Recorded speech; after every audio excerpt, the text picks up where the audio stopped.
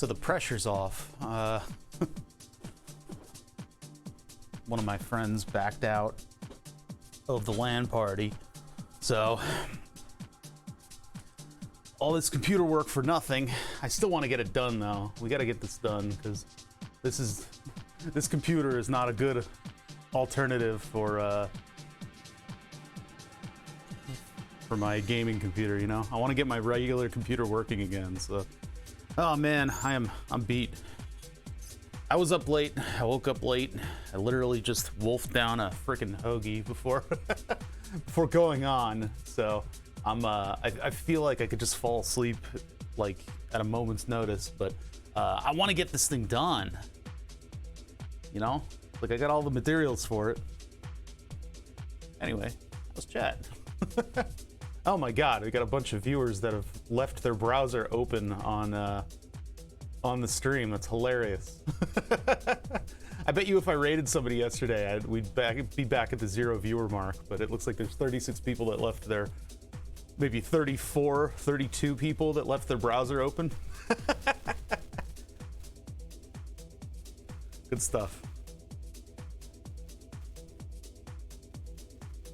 Need to be one of these streamers that doesn't need to use a face cam.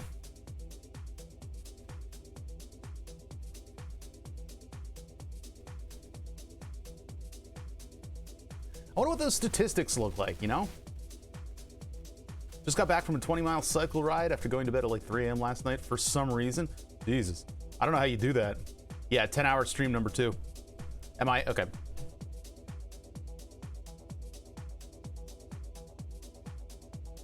Check, check. I mean, my voice is also a little weird today, but it shouldn't be scratchy by any means. Is that good? Okay. Hopefully no longer scratchy. I don't know what that is. I don't know why I need to just like unplug and plug back in and then it fixes it. Weird.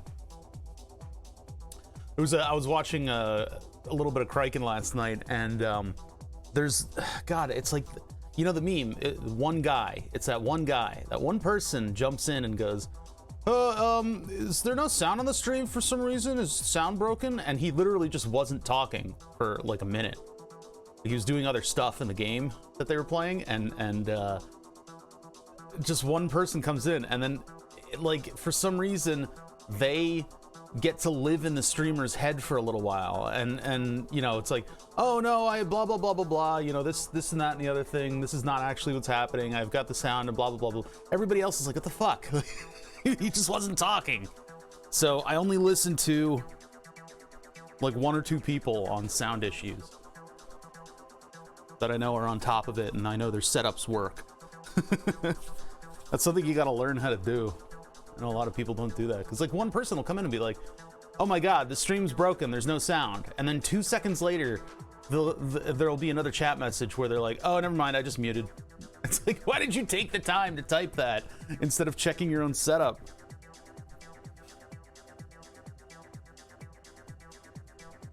Sound is difficult just because of stuff like that.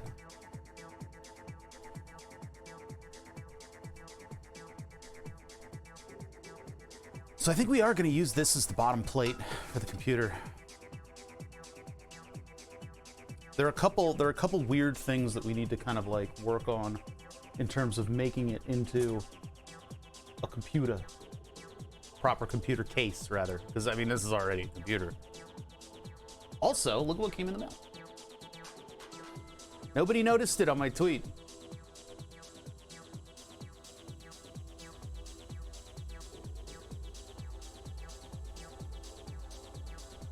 Tiny little fans. They're so small.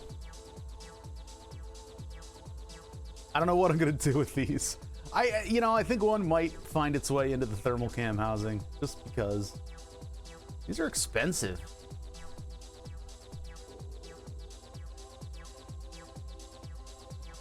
They probably don't move much air.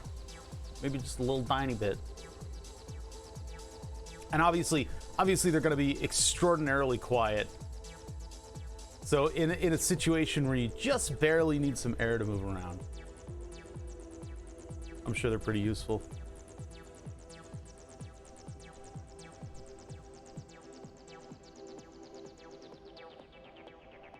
Heat up a fan blade. Spin it. Yay. Yeah, they are pretty adorable. It's like, what are you gonna do with this?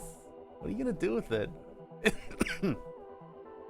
just a little 3-volt fan. But it's so tiny. It's, I mean, like,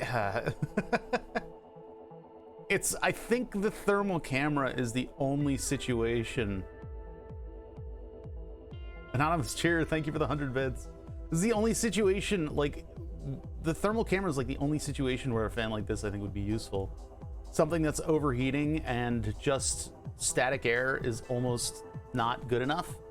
You just barely need to exchange some air with the outside world. Self-defogging goggles.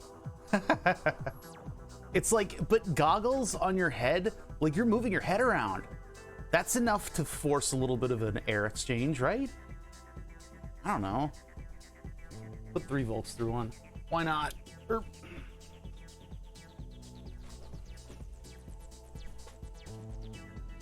I don't know what happens if you give him 5 volts though, because the only voltage that you really have access to in the thermal housing, the thermal camera housing, is I think 5 volts. I don't know what the STM32 voltage is. I'd have to maybe find a tap into that, because I thought the microcontroller would easily be 3 volts. Is that tape? Oh no, it's like a barcode.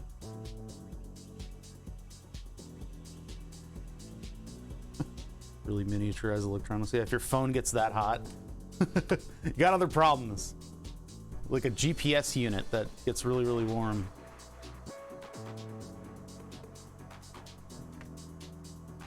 Before I even think about it, let's 10, 9, 8, 7, 6, 5, 4, 3.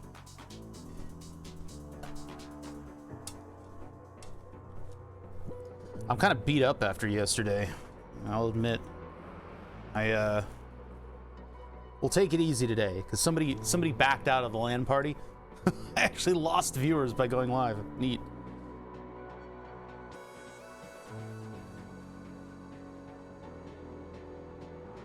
Oh, it's not on. Oh, that actually is pretty rattly. That's actually a pretty angry fan. Yeah, after all that, no LAN party. Yep. Friend backed out. There's a lot of vibration in this. I expected this to be a little bit more calm.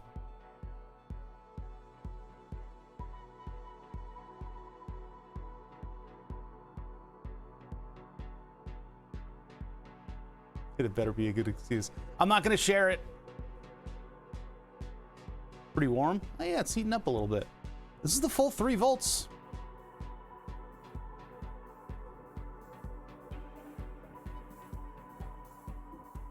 Yeah, the offending LAN party member will remain anonymous, as will their excuses.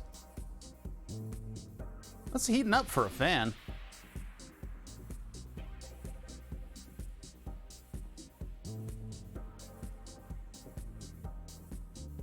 Finally, a solution for the hot ear problem. Yeah, I can make a pair of earrings out of these, right? No, Angry Fans is a totally different website.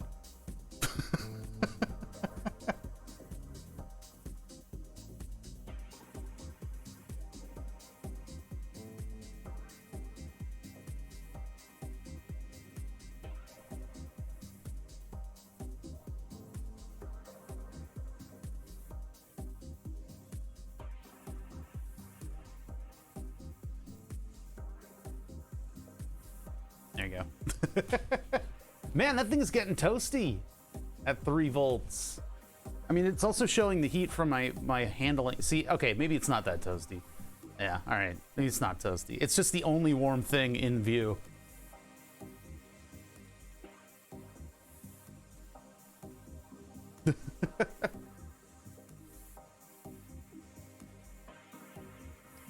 I don't think they're moving that much air. No, I don't think they're moving enough air to make a miniature hovercraft. It would be a challenge for sure.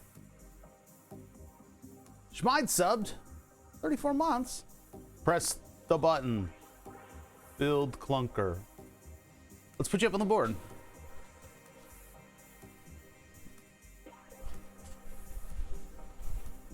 I gotta turn the board on. Oop.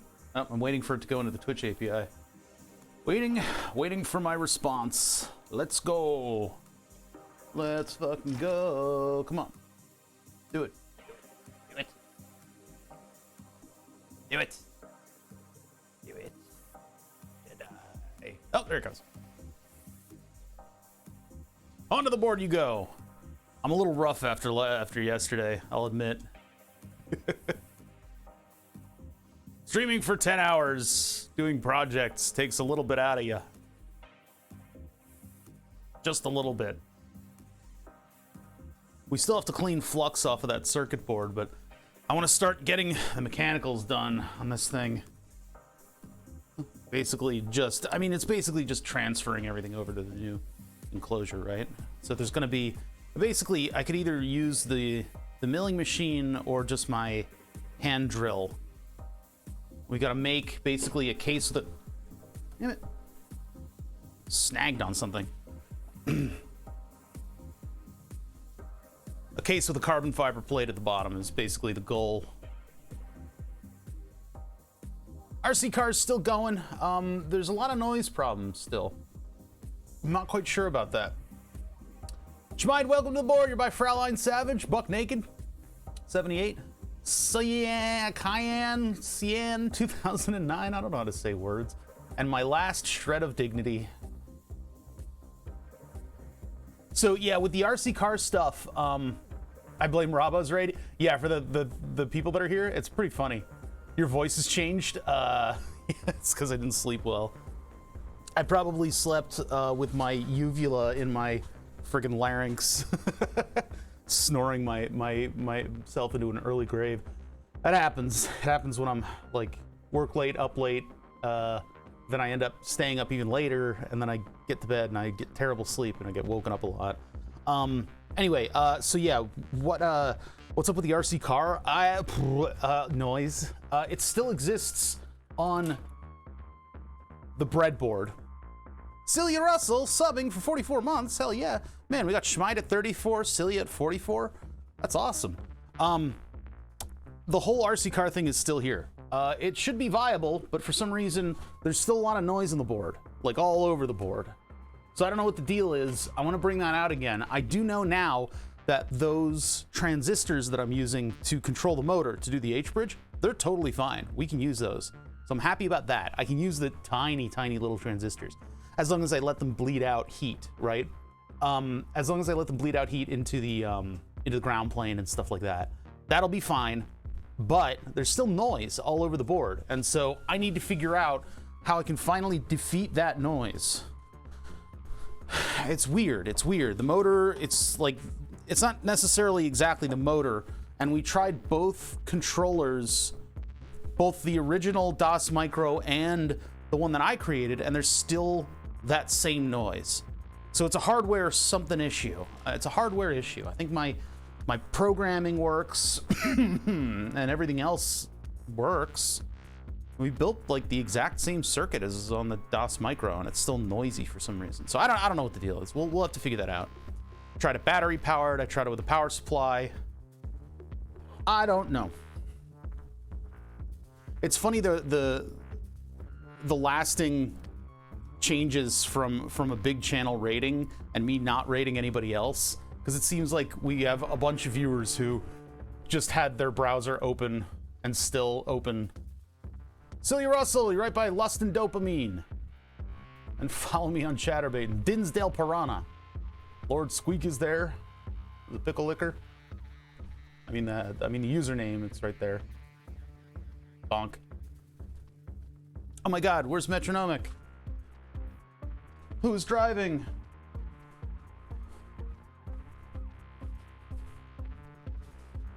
I don't know how I'm gonna make this plate mount to the rest of the computer. There's gonna be an issue. I wanted to go live earlier, but I was up too late. Slept way in.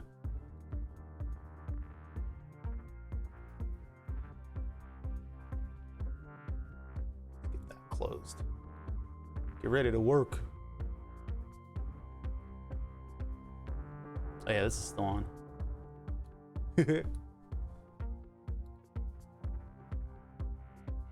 Mama fans and her babies, I know, right? There's nowhere in the computer that that's gonna be useful, these little guys. These are pretty much just like memes. Oh yeah, I didn't look at the cat picture that Celia put in as her sub message. Boop. Aw, that's perfect. I like the little feet in the picture too. It's mine. Cute. I'm gonna cough. Ugh. Okay. I haven't closed your stream window since yesterday. Me neither. I meant to stream much earlier, but yeah. My body was like, nah, we're good. So this might sandwich into the housing as is.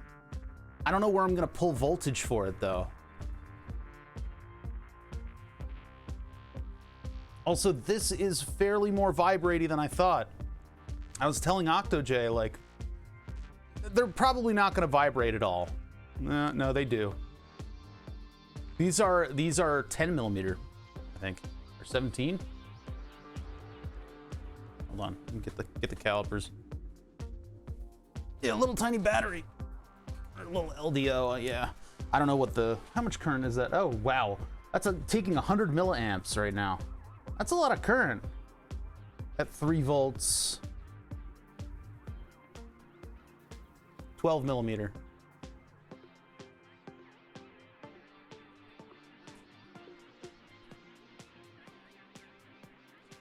I didn't really get them for the thermal camera, but I mean, they could work for the thermal camera. I didn't actually buy them for any purpose other than memeing. But, you know, hey, maybe they'll work out for that. That's like 1.2 centimeter. Checks out, yeah. Pretty crazy. That's like 0.00. I'm not gonna recycle the joke. I'm gonna cough. Oh yeah, it was a good one. All right. I mean, I would love to stall all day and just not even work on this thing, because like I'm out of ideas. 12 volt, make it hover. No, I'm not gonna break one. They were too expensive. That'd be like just lighting a $20 bill on fire. Yeah, I mean, I guess you could mount it on rubber, like, you know, like a Noctua fan or something. Just 2 rubber bands. Just hold it up. I don't know though. I mean, look, mitigating vibration in a camera is not. You just wouldn't do that. You just don't mess with that. Like giving it 3 volts. I mean, maybe I could give it 3 volts and have a controller that slows it down or something, or I could give it a big resistor and then make it go even slower than it is right now. Just current limit the ever-loving crap out of it. If I slow it down, there will be less vibration. Right now, it's running full till. I know, yeah, just rubber bands. Or just, I don't know, like rubber caulk.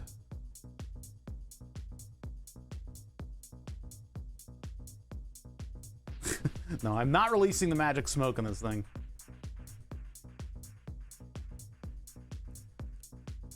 You can respirate far more air than this thing can provide. They do make tiny Peltiers, but Peltiers are awful, man. They're really, really bad at what they do. Like, a Peltier is like, there was literally no other solution at all whatsoever, so I'm going to use a Peltier, right? A Peltier is a cry for help.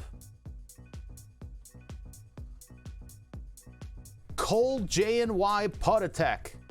Thank you for subbing for 3 months. Regards from Poland. Hey man, how you doing? Let's put you up on the board. Is it Koljny Podotech? Maybe that's how I'm supposed to say it. It's hard to like figure out how to pronounce things on the fly. Oh, my soda! I knocked it over. Put that back. Put that back over here. Okay. Because like sometimes the names are broken up like that, but then I saw you say greetings from Poland, and I'm like, oh no, I gotta read the whole thing at once.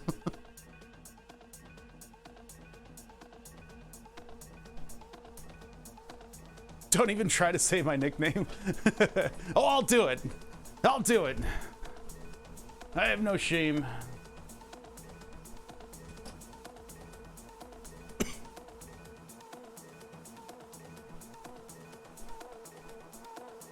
Thanks for the follow, Beckjo. All right, we'll get started in just a second here.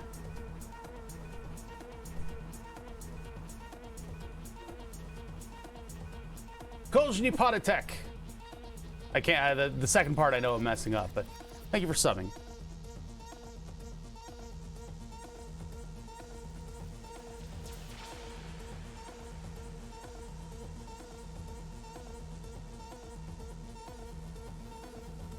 My mini fridge keeps my beer nice. Yeah, those use Peltiers, don't they? I don't care about your Peltier hate.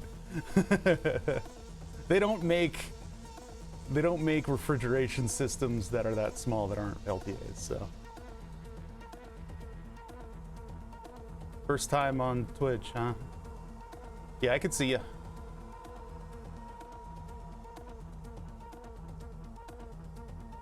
It is a first time chat. Following since 1 minute ago.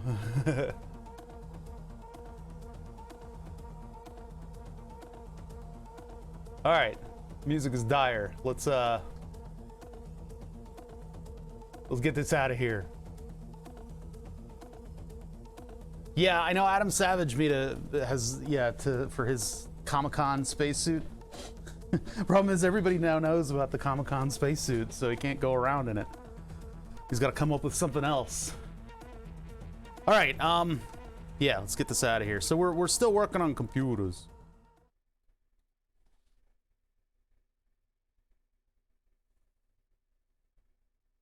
Ah, I got a weird noise. Hold on. Oh, that's this. Oh, that was so the fan, the tiny fan, was hitting up against the it was hitting up against the plastic of the graphics card and making kind of a weird scrapey fan noise. And I thought something in my shop is definitely breaking. Farhan, I have no idea, man. That's not in my wheelhouse. Man, I don't know. Anyway, I got the tiny fans, and if scale is always a tough thing to communicate to you guys because everything on your computer screen looks enormous, and I dedicate the entire screen to stuff, and so people see stuff in real life and they're like, man, that is tiny. These are 12 by 12 millimeter. It's a little over a centimeter by a centimeter. I don't, whatever inch degree it's in is cursed. I don't know. But yeah, these are tiny little fans. They're not really good for anything. It's like a last resort if your enclosure happens to be overheating and you have trouble getting air in and out of it. Thermal camera. Are you paying attention? Half inch. It's like a little less than a half of this section of my finger. Yeah, so this little thing right now is on. I've put 3 volts into it. It may look like on the thermal camera that it's massively overheating, but it's not. If I put my hand in here, everything will scale. And once everything scales the temperature to the 98.6, it's actually much less than 98.6, whatever the emissive heat energy that I emit. That was kind of redundant. Redundancy department redundancy. But anyway, I dubbed the beard eater.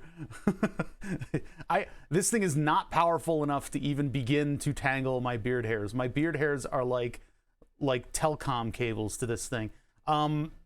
This is making a lot of noise right now because it's vibrating up against this. it is a little bit more unbalanced and vibraty and angry than I thought it would be.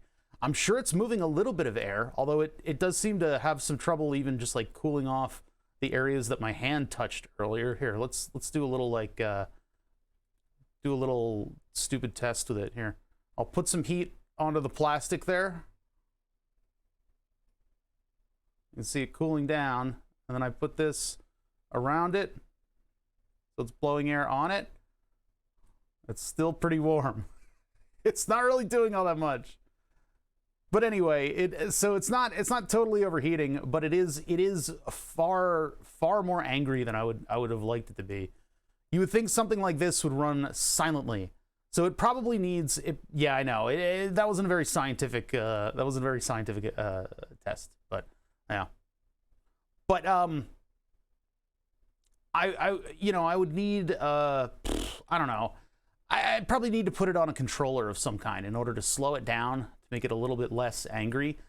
These are neat. One of them might find their way into the thermal camera housing if I can tune it down significantly.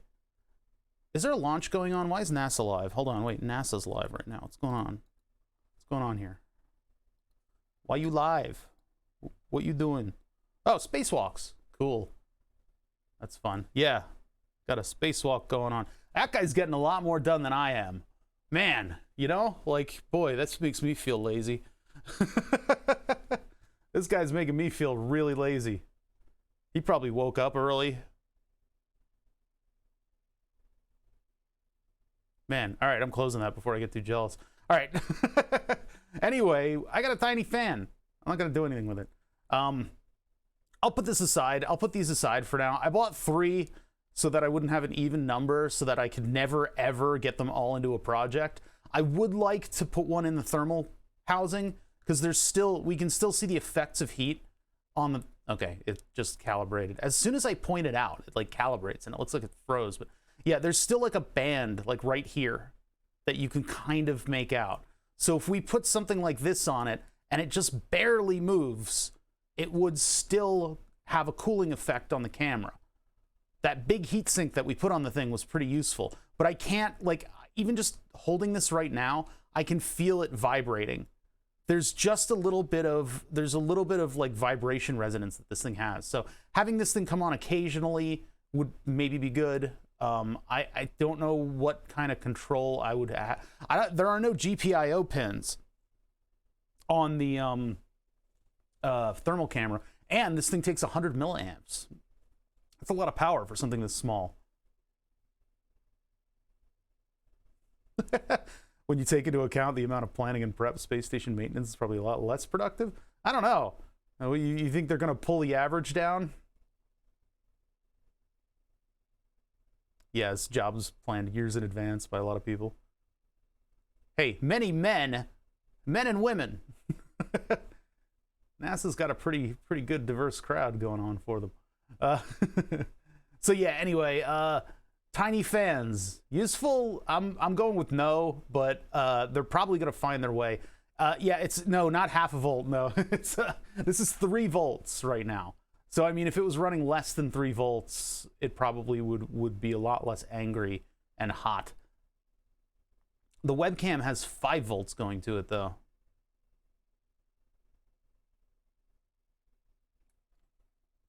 I was watching it earlier and everything was in metric except sockets. Why would the sockets not be in metric? What the fuck? Why wouldn't the sockets be in metric? I know it's an American effort, but like we don't do that. Like we still work, like Americans still work in metric. Everybody owns metric sockets. What the fuck? Can astronauts improvise? That's a good question. 3 volt, 100 milliamp is a lot for something that small. That's what I'm saying. That's what I'm saying. This thing is like power hungry. It's vibrating. I don't know. It needs some kind of a controller on it. Anyway, I'm going to turn that off. Oh yeah, this thing will probably, the power supply is technically off, but the power supply is a 50 volt power supply inside of the variable power supply. So it will run for, okay, it finally turned off. It would have run for a significant amount of time while that big capacitor on that power supply discharges. Like when I turn off my little power supply, it stays on for a long time. It's because there's a huge power supply feeding that thing, and it's got big capacitors. The ratchets are always Imperial. That's like, that blows my mind. Why would it? Why? It seems cursed. Oh yeah, the size of the you mean the not the what do you call that? The square bit on the ratchet is always Imperial. That is true.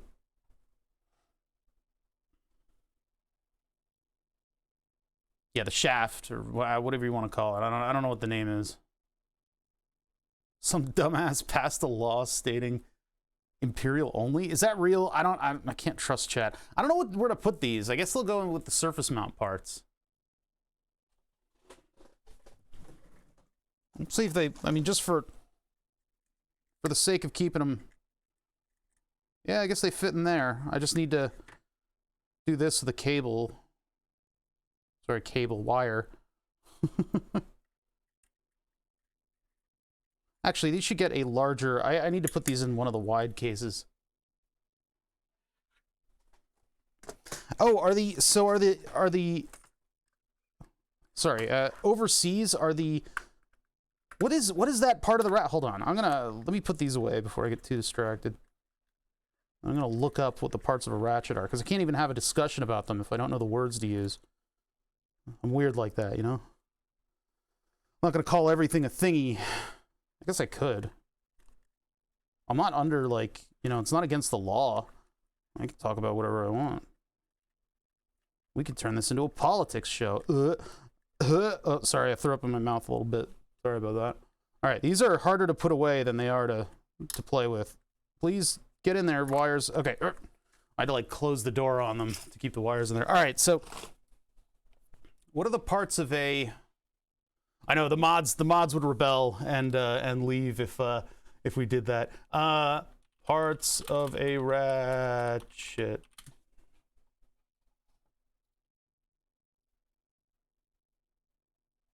No, it's not a Paul gear, but it's not.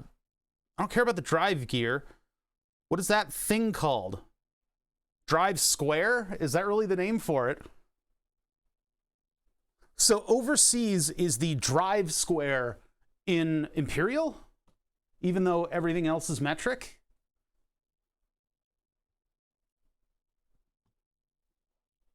Wonder if you could run two in series with a voltage divider to make a manageable RPM of USB 5 volt. Yeah, but then I'd have two fans. It would be cursed. Probably could. They draw 100 milliamps. It's insane. I could just put a big resistor on 5 volts and just current limit the ever-loving crap out of it. It's still a quarter, a sixth, and an eighth overseas. That is cursed. That's ridiculous. I did not know that. All right. Imperial wins. Ha ha ha. No, that's not that. Yeah, that's not the case. That's interesting though. That ratchet drives are in Imperial, in the land of metric. I'm gonna burp. Okay, I'm back.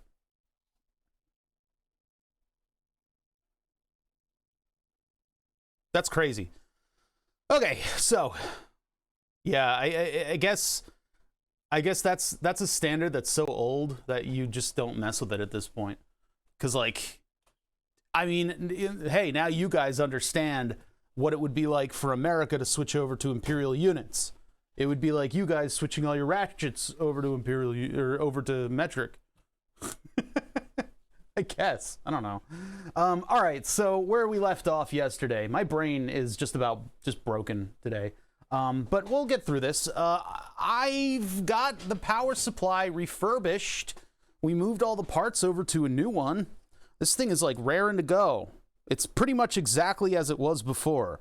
There might be a little bit more copper on these, and these are a little sloppier than on the previous one. I could spend some time to clean them up. I definitely need to get rid of the flux on this board.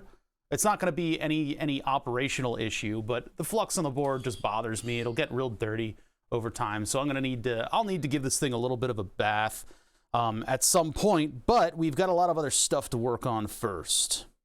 Got a lot of other stuff to work on first.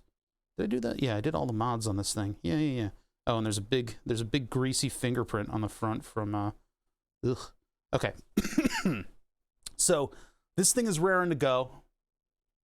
Rest of the computer we know works. It's my for Christ's sake, it's my regular computer, right? So the rest of the computer is raring to go ish. We need an enclosure for it. So previously on, oh bother. Previously I have a case for this thing, and it is made out of Makerbeam, and it is a big square. It's a big VCR size square. We're gonna try to put it into this. This is where, I mean, this is exactly the same size as the other case.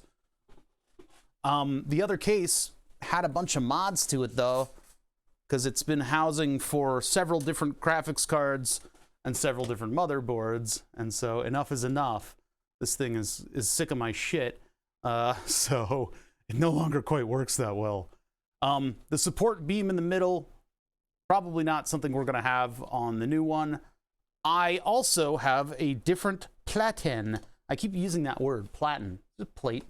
A different plate to go in. It's carbon fiber. I got this from Hobby King. You can buy these. It's like a $36 carbon fiber sheet. It looks awesome because it's not shiny. I like that it's not shiny. I like this a lot. I really like this material. I wanted to like fully skin the PC in this, and this was actually going to go as the plate for my gaming computer, but the one that I was trying to build with new parts instead of just cycling my computer into a new case. That's why I abandoned this project so long ago. But it turns out somebody uninvented the concept of graphics cards, and so nobody can buy them anymore. So I'm stuck with this. So I got to make this work in a new case. And it'll also, as a result, be a quieter power supply, because previously that power supply, this is, by the way, this is a custom power supply that I built myself. It creates a lot of 12 volts, and then I have this little converter right here that turns 12 volts into all the different voltages for the motherboard. See, it turns out as technology gets more and more advanced, it's not using as much power as it used to. So a 140 watt voltage converter is enough for the entire motherboard. Everything else is the graphics card, and the graphics card runs on 12 volts. So if I do a big beastly 12 volt power supply, that can feed voltage to everything else, and it's fine. This computer's worked for, well, since 2013. This version of it. I had a previous version of it before 2013, and it still worked. So yeah, anyway. So yeah, I would like to get all this stuff in here and placed. I just have to figure out how to make it not as clunky as this one. So that leaves us with this. Where am I going to put these parts while I'm not messing around with them? See if I can reach the ground. No, it fell over. God damn it. Oh man, I'm a mess today, guys. I probably shouldn't have streamed. This is cut to be exactly the size of the entire thing. That might be a problem. This might be a problem like this. Although, I mean, I could push the power supply outwards more, but I don't want this thing to be too wide. So like that look, that's a hot look. I know, apparently I'm a trendsetter, because now computers are 12 volts.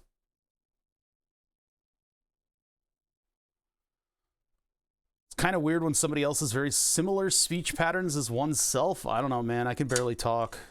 I can barely put a sentence together. But yeah, I love that look. That look is so cool. Problem is, it covers the entirety of this case. Now, having a little bit more width would be good. I could put the power supply all the way up against the side. I really don't want to do more machining on that heatsink, but it does take up a lot of space. Now, I have a setup where I can make a very accurate cut in carbon fiber, because right now, if you look at this thing, the way that I have it set up to mount, it's going to take up quite a bit of space, both on the top and the bottom. So, I mean, I could maybe bump this up so that it's all the way up against the top of the computer. I really don't, you know, I really want to be able to have a cover over this, because this is like, this has 300 volts DC on it. I really don't want to have that exposed to the outside world.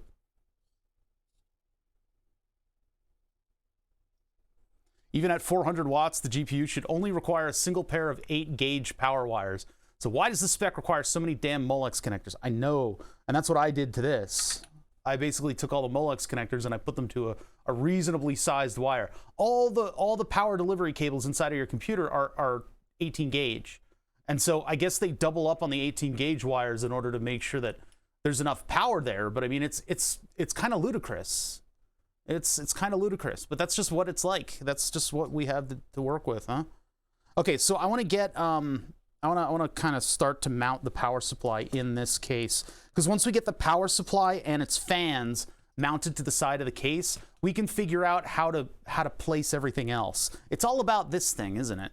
This is oh, you're so special, power supply. It's like I spent $1,000 on you like 10 years ago, and now everybody has to do what you say. Anyway, yeah, we got to get this thing mounted in here. So let's start with that. So power supply components. This, by the way, I rewrapped the cables for this. This has 3 wires going from one thing to the other. But yeah, let me get all this stuff out of the way.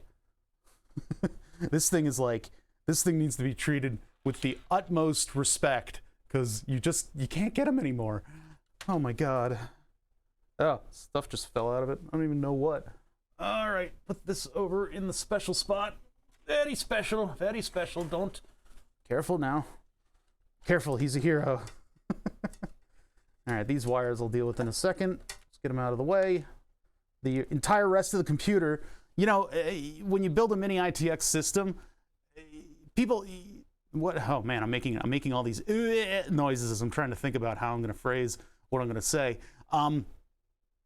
When they say that like graphics cards are like the new motherboards and you'll just switch out like processors and RAM, I'm starting to believe them, because this is probably about the same volume as the graphics cards are now. It's kind of ridiculous. I love having just like this tiny, like this is my whole computer right here. Pretty crazy. My 60 to 70-year-old square driver is the 1/50th of a millimeter of the size of the modern one. You mean the thing that, sorry, it's within, okay. Square driver is within 1/50th of a millimeter of the size of a modern one. So like over time, it hasn't worn or evaporated? I don't know. That's pretty crazy. Pretty crazy. Yeah, it's wild to me that everything is metric except that. Are there other things that are just like grandfathered into the imperial system in metric land? I'm sure there are. I know the Brits like pretty much interchangeably go from metric to imperial for various reasons. This is the part that I don't want to incorporate in the new computer. This is just a hard drive caddy. I don't need it. I don't need it. I don't use it. I thought I'd have more use for something where I can drop in hard drives, but I don't know. BTUs. See, I don't even know BTU at all. I don't know what the hell that is. I know British thermal units, and I've worked with them before. I've done homework with BTU calculations on it, various college courses, but I still don't, like, here's a BTU. Here's one British thermal unit right here in my hand. Like, I don't know what the fuck that is. I don't know what that is. All right, my hard drive over there, all those important parts. I had a little bit of room to work. Just a little bit. Please, please. So this carbon fiber plate is probably going to get scratched up as we work with it. It's heat like calories. Yeah. Conduit and cable size. Yeah, the gauge system of cable size is so weird. Just use normal numbers, you idiots. It's like, and then you get into larger and larger cables, and you have to have smaller and smaller numbers, and then you just double them up. So instead of having like 0.001 gauge, it's like 000. Triple caution. Sammy, you are breaking the car. Pay attention. Yeah, so anyway, carbon fiber plate. This thing is going to get dinged up today. I'm more in the interest of getting this working than planning it out forever. Boy, I wish I could water cool. This thing is so fucking heavy. This thing is a significant amount of weight. I'm gonna put this aside. These are the test modules, the ones that I supposedly blew up, although they might work. I'm not sure. I can't trust them. So I've fitted a big copper plate to this thing and then a water block from EKWB. So this is my theoretical water cooling setup that I was going to be building instead of this computer. But let's put that aside. This thing is like 2 pounds. I should get my scale and see how much it actually weighs. It's like a dumbbell. All right. When you get past quadruple zero, it's measured in KC mil, kilocentrifugal mil, where a mil is 1/1000th of an inch. Wait, whoa.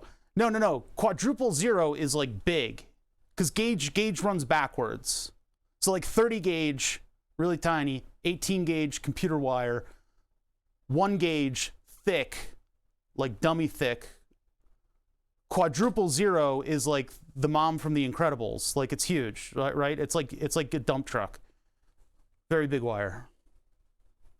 You're talking big. Mil is traditionally a fraction of an inch on like a circuit board measurement. Quadruple O is like a garden hose. Okay. God, that's so weird. Those units of measurements are very weird. I'm trying to get my mic cable in a good position so I can start moving around, but there's like stuff on the floor and I'm like kicking it around and okay, hold on. She thick like an HDMI cable. All right. I don't mean to cough like that on camera. I couldn't get to the stream deck in time. Hold on, I'm gonna cough. All right, I'm back. All right, so that plate is going to go on the bottom. This thing we need to have the power supply mount to somehow, and then we're probably going to have to cut a lot of the panel.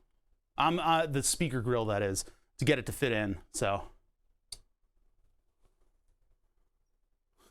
another thing that makes me rage is numbering drills. Yeah, I know of the number drill standard, but I don't trust it. I always just carry around calipers. Just use the proper units. You're living in a metric country, use metric. It's a lot easier. Well, okay, technically America is metric, but all of the public standards are not. Technically. It's, yeah. Where it counts, we use metric. But a lot of America is not really great at counting, so. so, you know, it's all relative. I hate fractional bolt sizes. Yeah. I think it was AVE defended Imperial at one point, just saying, like, if you need to double something, you just double the denominator. And it's like, well, or you just double the number. Like, when you get into 2600 amp services, you're working with 750 or 1000 KC mil in parallels. That's just another standard that, like, is hard to it's hard to conceptualize, right? All right, so let's get to mounting this power supply to this thing. Trying to find all these bolt holes. One time we messed it up. Come on. I mean, NASA doesn't use Imperial, so I don't know why that mistake even happened.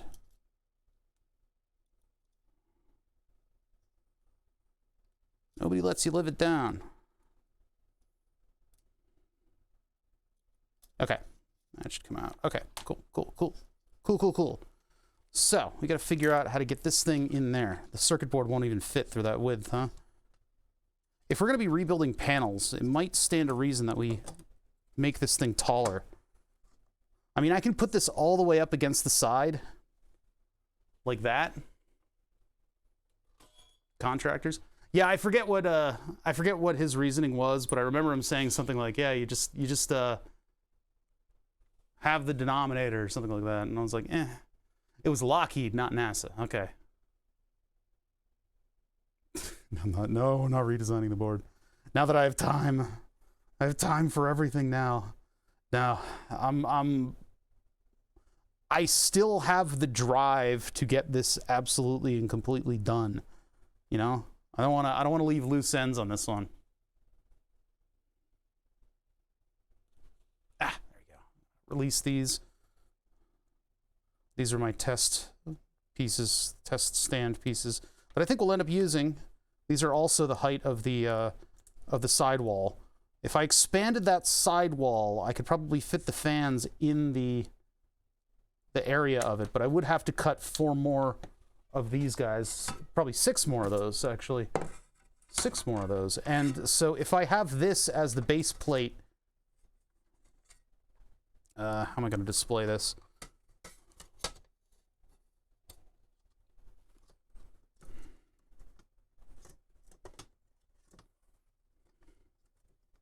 Uh-oh.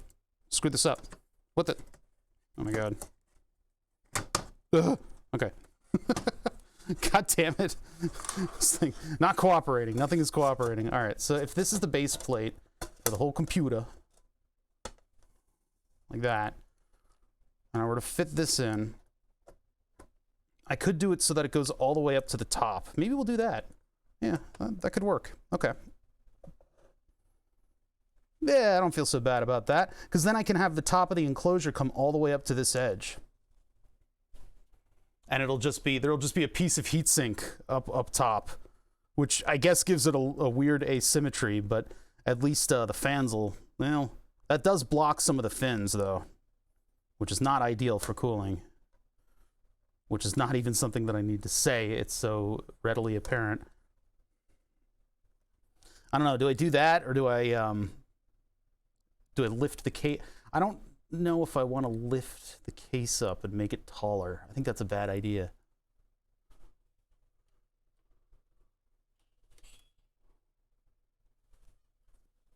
I gotta make a decision here. Gotta make a decision. This is already more heatsink than the other one had, and I mean, if I really want to, I can push this up this way a little bit and give it a bit more of a gap, and then that actually does get used. Yeah, wish I was a baller. Okay, we'll do that. So this pushes all the way up against the top of the case, and then there'll be a little gap here, and then I'll have fans on the outside of the case, which that's not great, but I can't fit everything otherwise. But that means that I've got a nice flat plate for everything, and everything can mount to that, and then we need a new plate for this side. I could actually use the one from this side and put it over here. All right. I'm liking it. I'm liking it. So we need a way to mount this plate to the bottom. This will pretty much just attach itself with the corner cubes that I put on it. And then I'll have to figure out how to have the vertical piece. Maybe they'll only be attached at the bottom. Let's get the top of the case off, and then I can attach those things at the bottom. And I have no idea how I'm going to mount this plate. We'll have to figure that out. Maybe modify some corner cubes. Yeah, maybe the corner cubes, and we mill them down a little bit, so that they'll only cover half of this, and then I'll have a place to put a fastener through everything.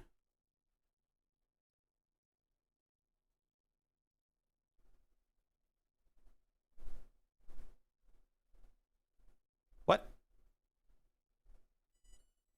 You can buy a whole forge? What? Chat is like in their own little world, aren't you? Okay. The hoagie that I ate is starting to, the sugar in the hoagie is starting to be processed by my body. So that thing has to yell at me. All right, where did the hex key? There it is. So this thing's coming up. Actually, while we're doing that, I can put the grating in the top of the case. Although, wait, I'm gonna have to modify it. It's gonna have to come most of the way, but not all the way. Oh man, this is a weird thing. This is a weird thing that we're putting together. What does the PSU do for standby? It makes a screeching noise, so I actually like unplug my computer when I'm not using it. It doesn't really have a standby mode.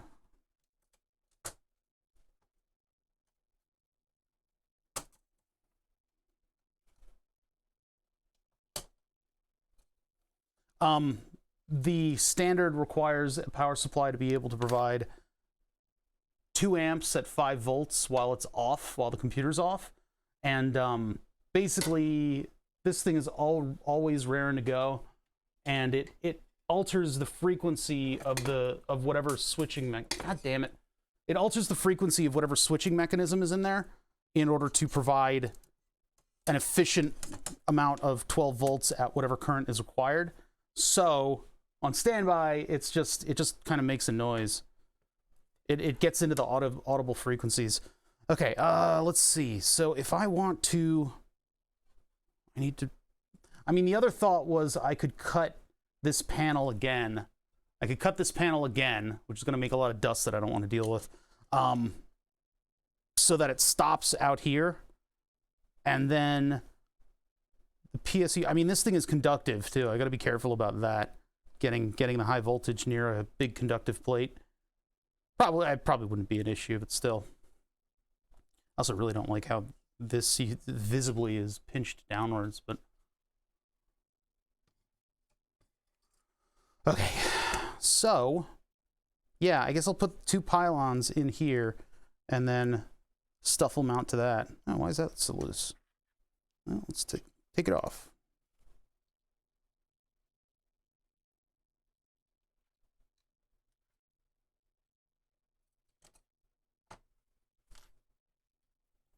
Did I do a decent job on that? Yeah, I guess there are threads there.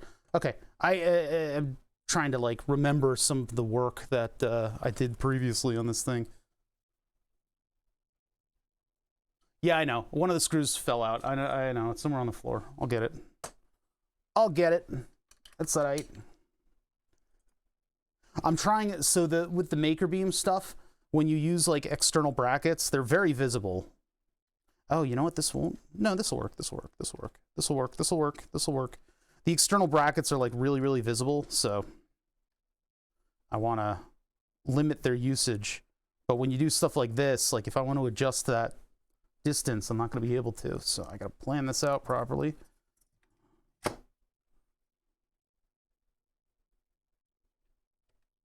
So the question is, I think I want to give it just a little bit of space here.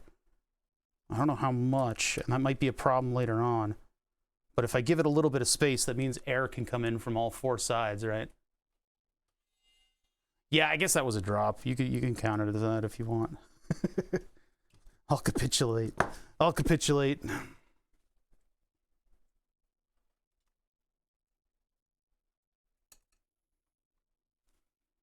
Oops.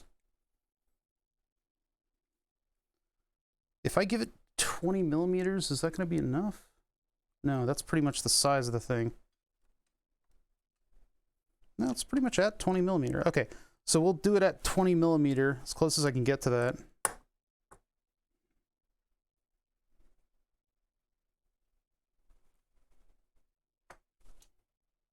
All right, pretty good.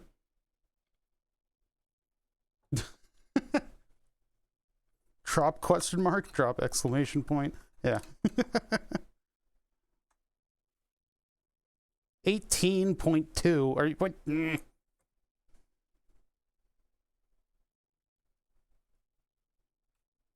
Get that at an even 20. 20.7. Close enough for me. All right.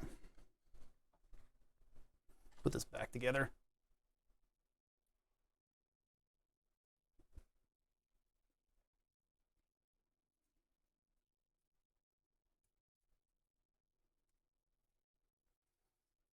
Really, it'd be less stream suicide for me to actually do what we normally do on Fridays, which is take stuff apart and talk about how they work. It's much more much more exciting content than me sitting here pondering about bolts. But I need to put my computer back together, so I'm gonna do this. What's up, Dr. Young?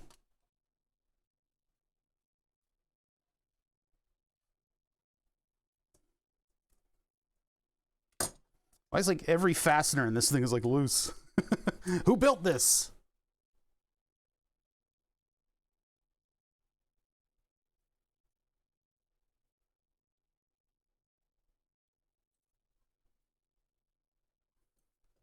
All right, that, and then I'm like finding hardware already on the desk that I can use for this. You guys are like right above my head. I almost bumped my head into the camera. All right, so that, see, the thing about Makerbeam is that it's got this extrusion profile, and then you have these flat cap head bolts that have like, they have like pieces of them ground. So you basically just drop the fastener in here, and then you have a screw post that you can work with. So that's what I'm doing. All right, so I get that. Here's this. And I need to put 20 millimeters on the clock. Making this case real weird. It's getting real weird, folks. I thought somebody was home, but it's just the dishwasher. Making noise.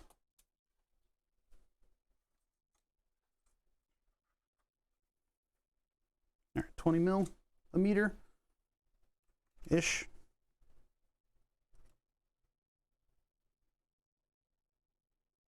Huh.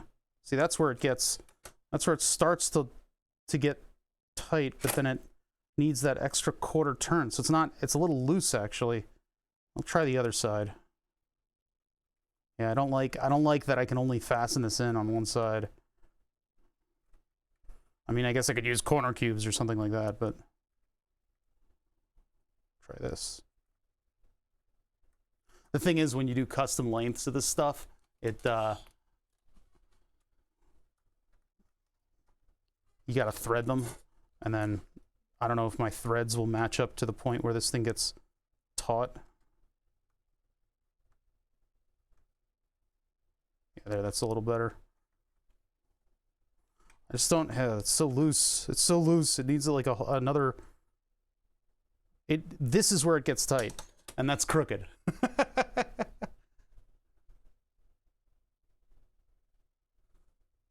Yeah, I'm not getting any glitchy issues. I mean, I guess I could leave it like that, but I think it'll, yeah, I could just move that by hand. Yeah, that's not adequate. And if I tighten it down more, it's going to damage the anodization on this. There's no going back. Throwing a washer under there, these are the height of the case. So that would mean that the whole case, this piece would no longer fit.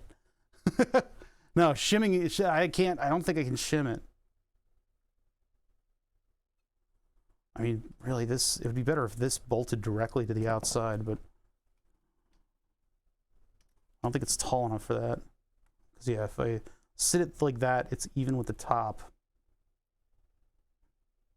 I have no other way to really attach this thing.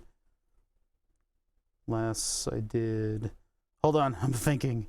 My brain is starting to be used for the first time.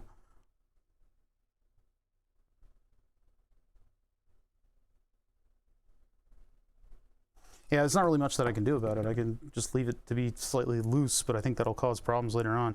Let's just, for the sake of just getting our ideas together, I'll just leave it the way it is. It'll be a little loose. Actually, it's a lot loose. Is that set at 20? No, it's at 26 now. Okay, set this at 20. Yeah, I actually did just try that, rotating the screw. I mean, I don't know. 20 is there. Wrenching it down is not a good idea. It's just permanently loose. Are the screws, I don't think the different screws are cut differently either. I think they're probably all cut the same because they go through the same factory process. So I don't know if, I don't know. Okay, anyway, without tightening that up, I'll just leave it loose for now, just so we can get an idea.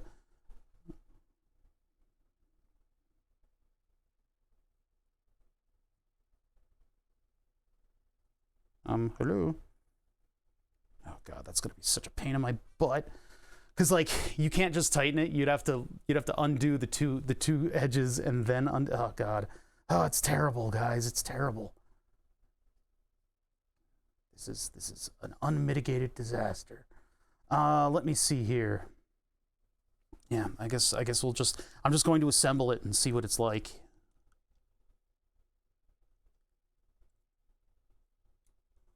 So without fully undoing that, I need to partially undo it.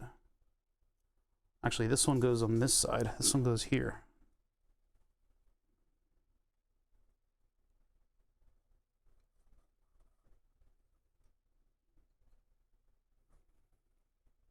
I'm not putting in the other end yet. That's going to cause problems. I can kind of maneuver this. No, I can't. All right, I can't maneuver that, so I've got to do them both at the same time. Okay. That one's going over here. This one's going over here. Jeez. Oh wait, it's backwards. Hold on. It has to face this. Okay.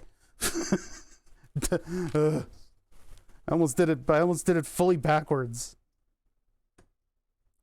Yeah, it's so annoying that this one doesn't tighten up. Yeah, the only solution that I have is like, I don't have shim stock. I don't have shims. Actually, I might have some in one of the drawers. But yeah, I have some shim stuff. Maybe I could find it and use that to make just a little shim washer. Or I could look around in the shop and see what I've got, because I might have a shim washer somewhere. Maybe I could just get shim and be one with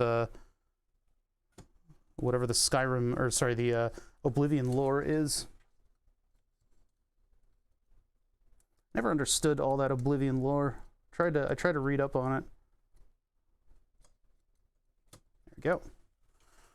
Okay, so that, but it needs to be as tall as possible. I think that's how I'm gonna do it. Just all the way up on those posts. Let's try it. Let's try it. We're just trying stuff out. Did I do the power connector upside down? I think I did. I think maybe I need to flip it the other way around. May have to resolder that power connector, because I think the tab is on the wrong pole. It's supposed to be neutral up top. Yeah, let me I want to check that over in just a sec here. Make sure that I get all my I's and T's dotted and crossed. Cross your I's, dot your T's, right? Let's see. Where's the... Oh, yeah, I need this whole piece. And then load is which end? I think the black wire is load. The white wire is neutral. These are also labeled on the connector. Yeah, load is the black wire, which is top tab. Oh, now this thing moves with all the frame rail. No, that's correct. Neutral is the white wire. Load is the... Okay, yeah, that's correct. Never mind. I got it right. I had a 50-50 on that one. Got to make sure with an advanced power supply that your loads and your neutrals are going to the right spots. Otherwise, bad things can happen. All right, with that mounted there, I can get this in. Looks like it's already shifted. So this is the stumbling point on the build last time we tried this. Yeah. Everybody wants the streamer to be the bumbling idiot, getting stuff wrong all the time. But I'm not. See, that's, I mean, in spite of this thing sliding, which we can correct later, that's in there. That's pretty good. It's not quite all the way up. I would rather have this thing in the middle, which means we have to cut the carbon fiber plate, which is a pain in the ass.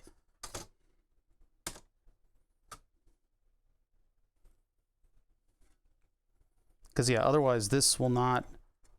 This needs to go and be level with this beam. I can't do that unless the power supply is up more than it is.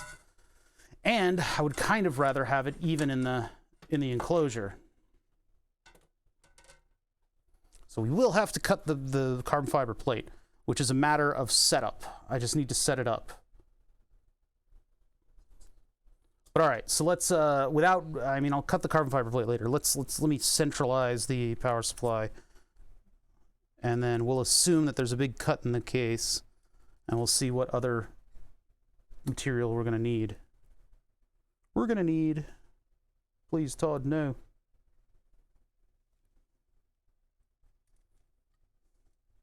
The only problem that I have with that is if there's a cut in the case, that means that the power supply is floating out in the breeze.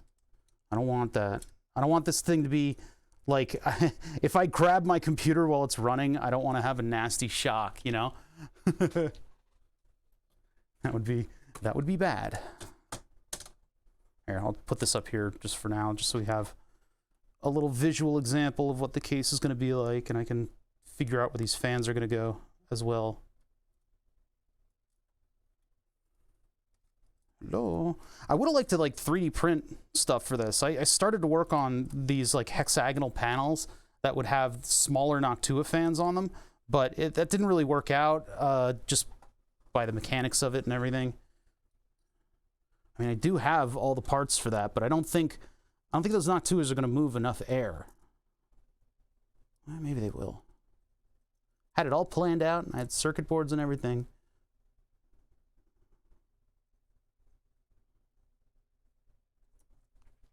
I think maybe they looked a little too professional next to this. I can go get one. I forget where I put them.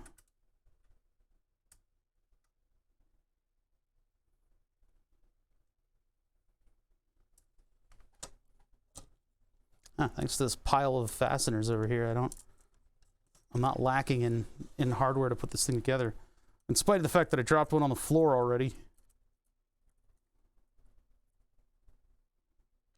I don't know if they'll move enough air to really cool this thing, but I can go get them. We can take a look.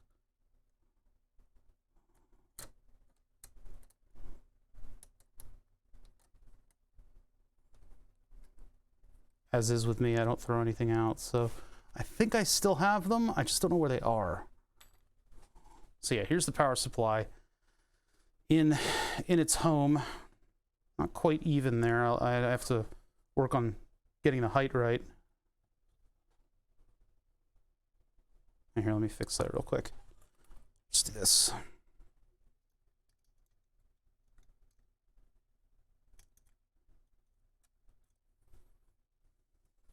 Oh, and then this one slides forward. Thanks, buddy. Appreciate it. That was very nice of you. All right, so tighten this thing up. I may have to use some other, well, some other fastener in order to get that thing to not move, because it's currently just like rattling around in there. Shocking yourself is an integral part of the home building experience. Well, I'm not building a house, am I? This ain't exactly a house. Why is that not tightening? There we go.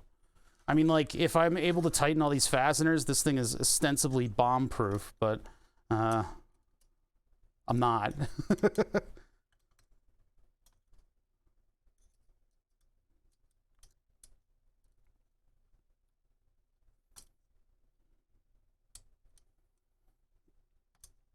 Yeah, the problem with trying to, like, taking it out and then tilting the screw is that tilting the screw means it tilts a quarter turn.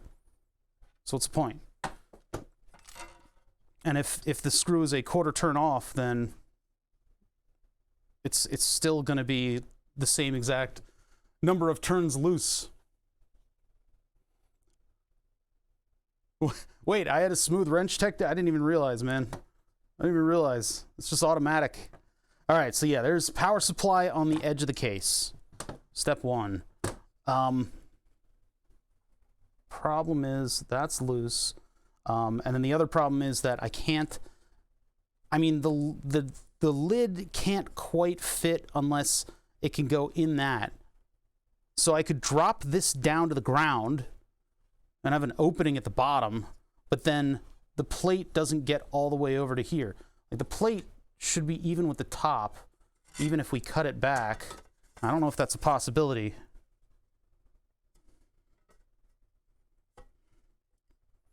Yeah. Damn it. Work with me here, plate. Damn it. Stupid thing.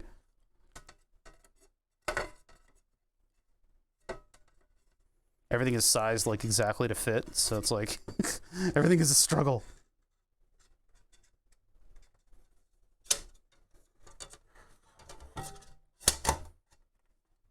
If I went all the way up to the edge of the power supply here, which is really not good.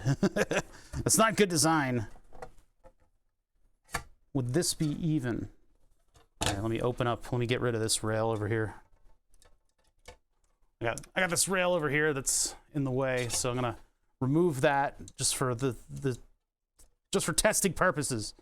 Jeez, I can't even talk today.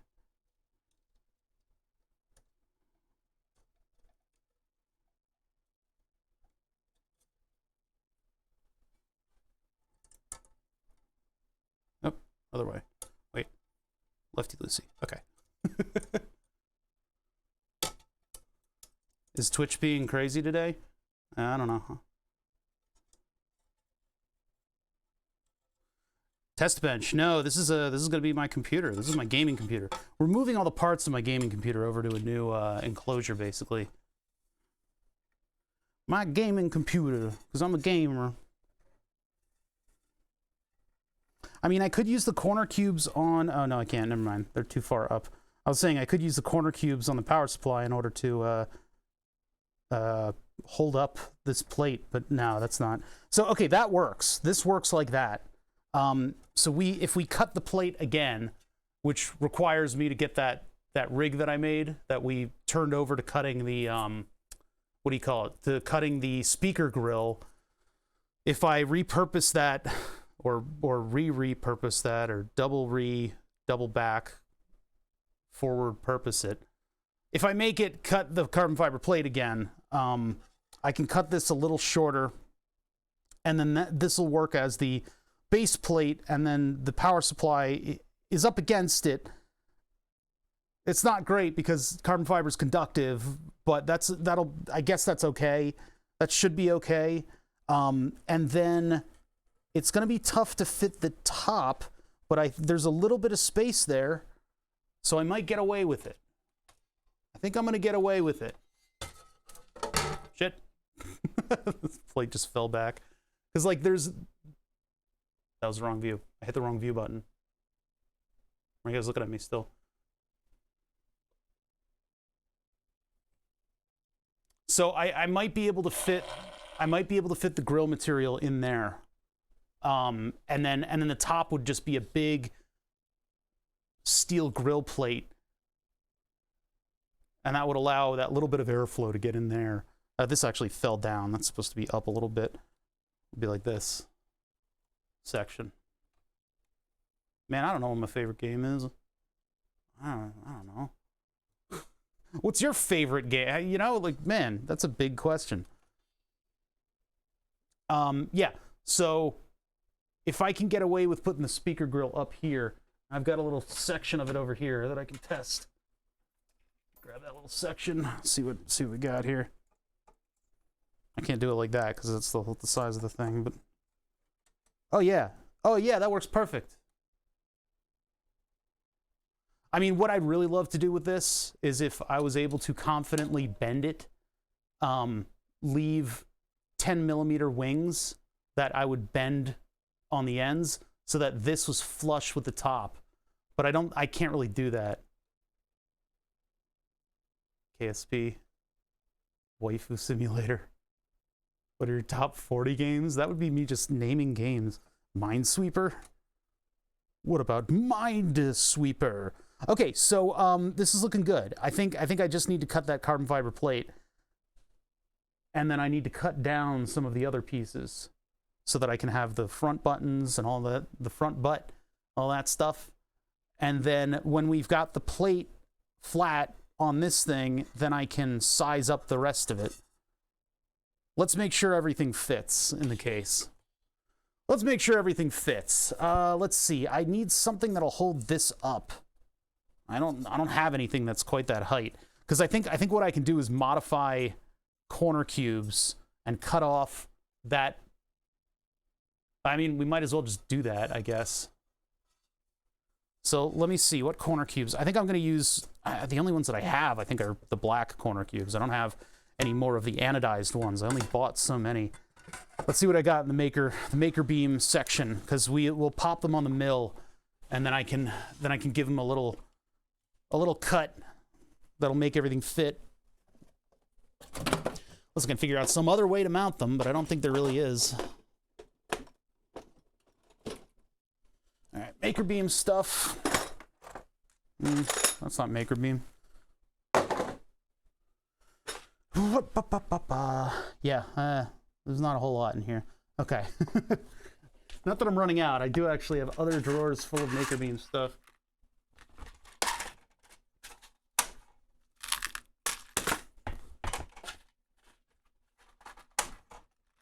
There's all the corner cubes. None of them are the lightly colored ones, so we'll have to modify some other ones. And then here are all the brackets. So yeah, usually you build this stuff with external brackets. I'm going for something that looks cool, so EGA Golf. These are some weird games you guys are. Sky Roads. Anyone remember that one? Probably not. A little too obscure. You just got your first Makerbeam set. What are you gonna build? Anything cool? Yeah, these things are pretty useful when you're reconfiguring stuff a lot. They're decently strong. All right. So by the way, here are the additional feet, because remember I broke one yesterday, so now I've got a full set. Ho ho ho! I have a machine gun now.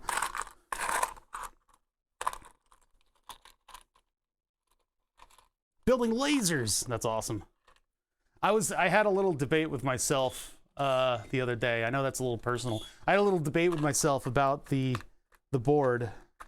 I was thinking, I wonder if the laser carriage should be like a Furby.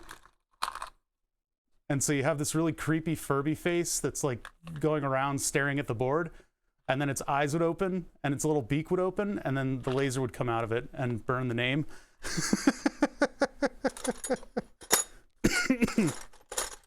I'm gonna go for a bit more of an industrial look on it, but in the back of my mind, I'm always gonna consider whether or not I want to actually do that.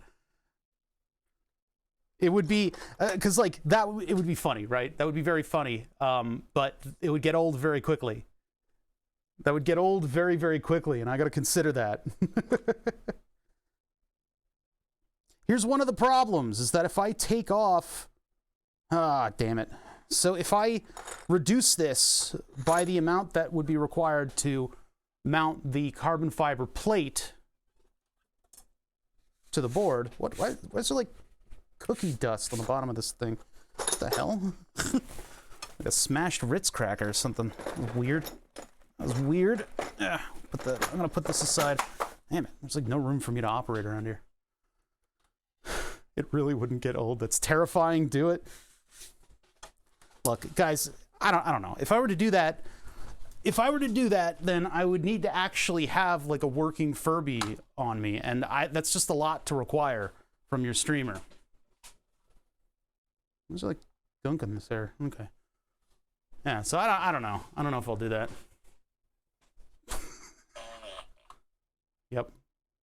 Yep. Oh yeah, it's kind of cursed on thermals, isn't it? I went on eBay. I probably should get more than one, but cold like its heart. No, he's warm. He's a real boy. See, he's nice and warm. Except for the face. The face is a void. Oh, it even has a tilting base? Huh. So I guess it like tilts around as it horrifies you utterly.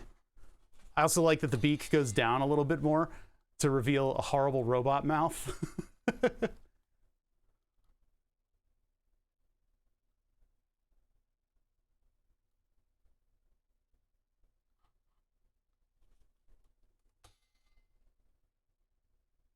Anyway. This thing is creepy. But yeah, having it open the mouth and then having the burning laser come out of it, that would be kind of hilarious. The beak is not that visible though. I thought it stuck out a little bit more. Put the fart machine inside of it. So actually, that is not a bad idea either.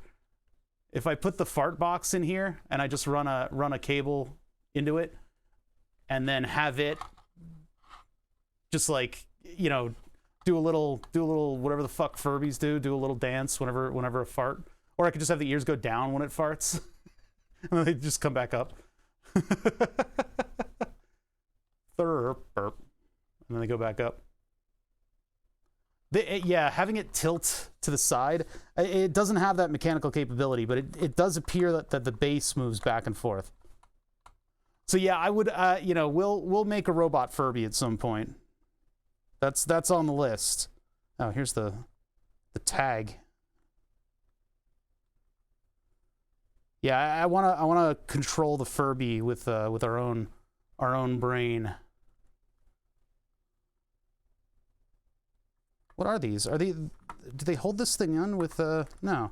There's like one tag over on the side of this thing.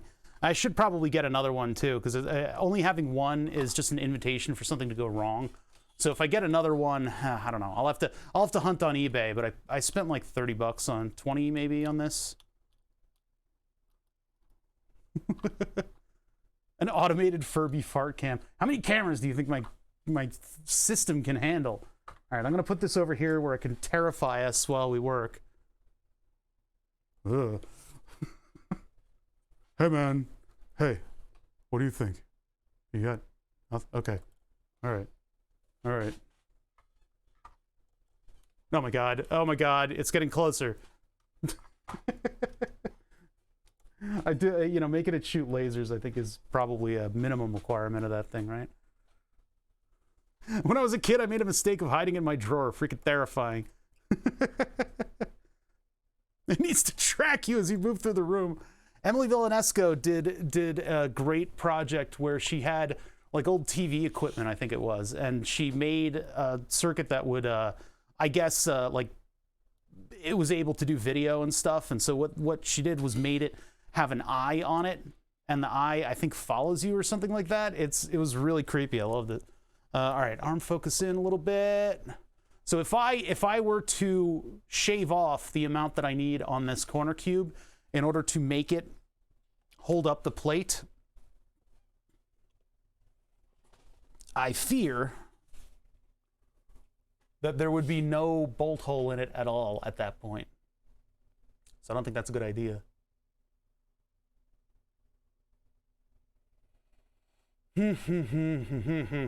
So how are we going to do this?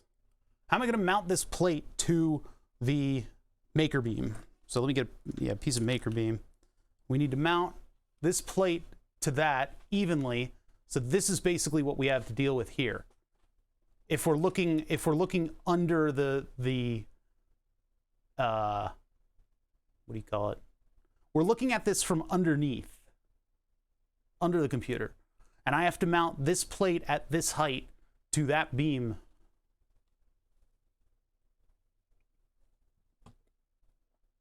This is where the ideas kind of started to run out. Ran into something that was difficult to do, and then I gave up. Just like you should. Always give up, chat. That's what you should do. I could make something out of epoxy.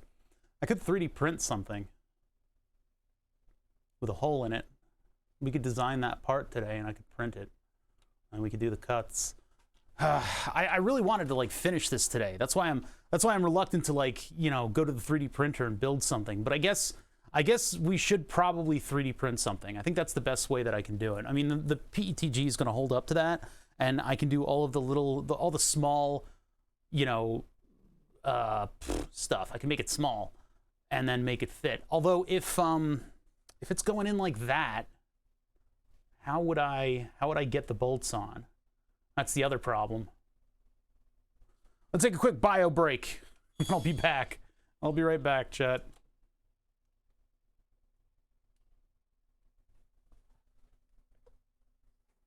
Where's my BRB? Boop. And then this. Yeah, you guys get to stare it out for a little bit.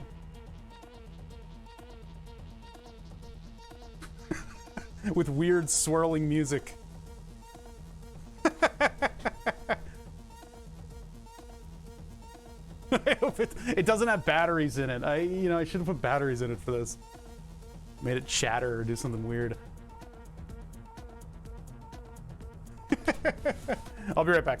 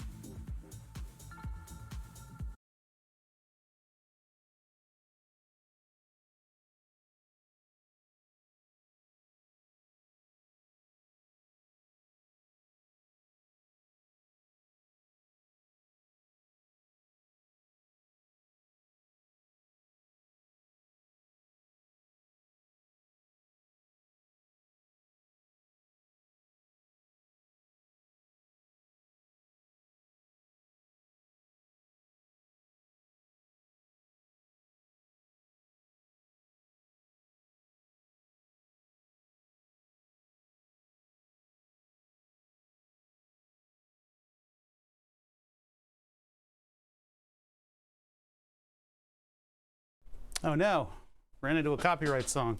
You guys still alive?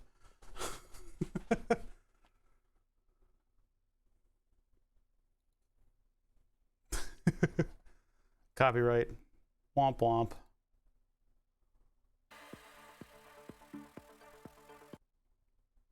Oh, it's up early. All right. It just says we're still here. All right, good. devoid of all heat. All right, so my thing is that I need to mount this plate to this beam. I don't really know how. I don't have any good ideas. How am I going to do this, guys? Because this is the tough part. You know, brackets aren't really going to do the right thing here. This hardware, this bolt to the side needs to be inserted into there, and then I can't turn it. I can't do anything else with it, you know. This is a tough one. This is a tough one. It's possible that I could do something in Fusion 360 to try to make a piece of hardware. I mean, I could make maybe something that fits into that side loosely and just has like a top bolt hole. It would basically just be like a horizontal bracket, but it would have a little cut in it. I wouldn't want it to permanently fit into the, well, I guess I could do it so that it fits into the side, and then it's just got like a plate sticking out. I think that's the only thing I'm really going to get away with here.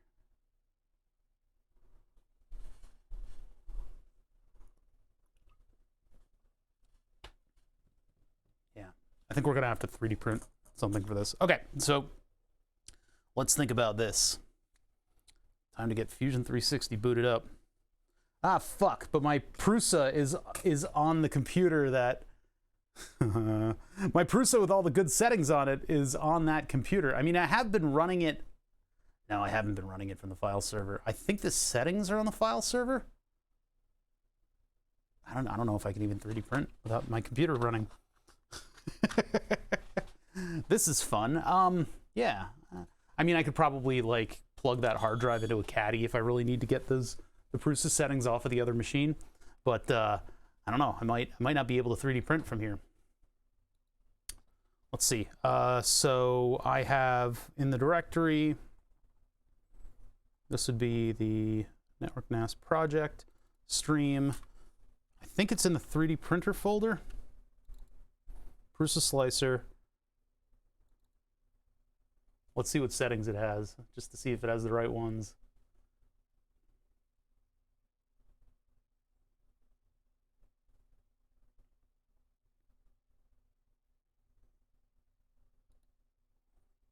It does not have the right ones. It's got some weird build plate here that's not the one that I have. And yeah, nothing is configured. All right, well, that's fun. Well, I can, while the computer's out, I can grab the hard drive and put it into a USB caddy and then grab the Prusa directory off of the other machine. Let me get the hard drive caddy that I've got, because it's an M2, so I'll need this thing. When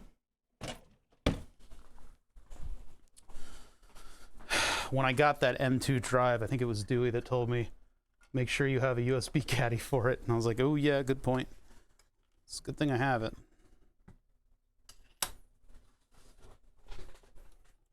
Yeah, let's get the settings off of Prusa, and then we can do a little Fusion 360, and I can make kind of a thing that will essentially, oh god, somebody's fucking with a sliding door.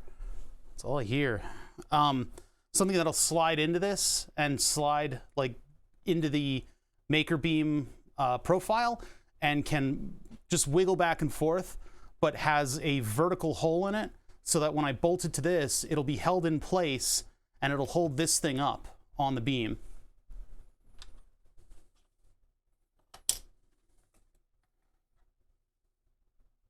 Wait a minute. That's the storage drive. That's not where it is. No. No. It's in this one. Mojo's Evil Plan just subbed with a Prime for the first time. Hey, thank you so much for subbing. Let's put you up on the board. Hey, what's up, man? ADHD Degenerate is in chat. You guys should check out his actual pyrography streams as opposed to my fake pyrography that we're about to do. As soon as Mojo Jojo's Evil Plan goes onto the board. There it is. There he is. And we're walking. And we're walking. There we go.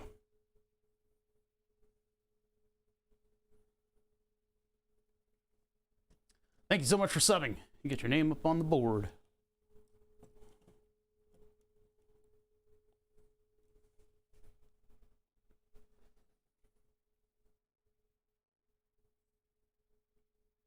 Eventually.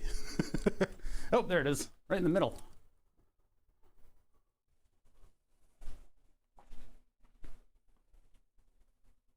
Ah, you're right on top of Epsilon ping.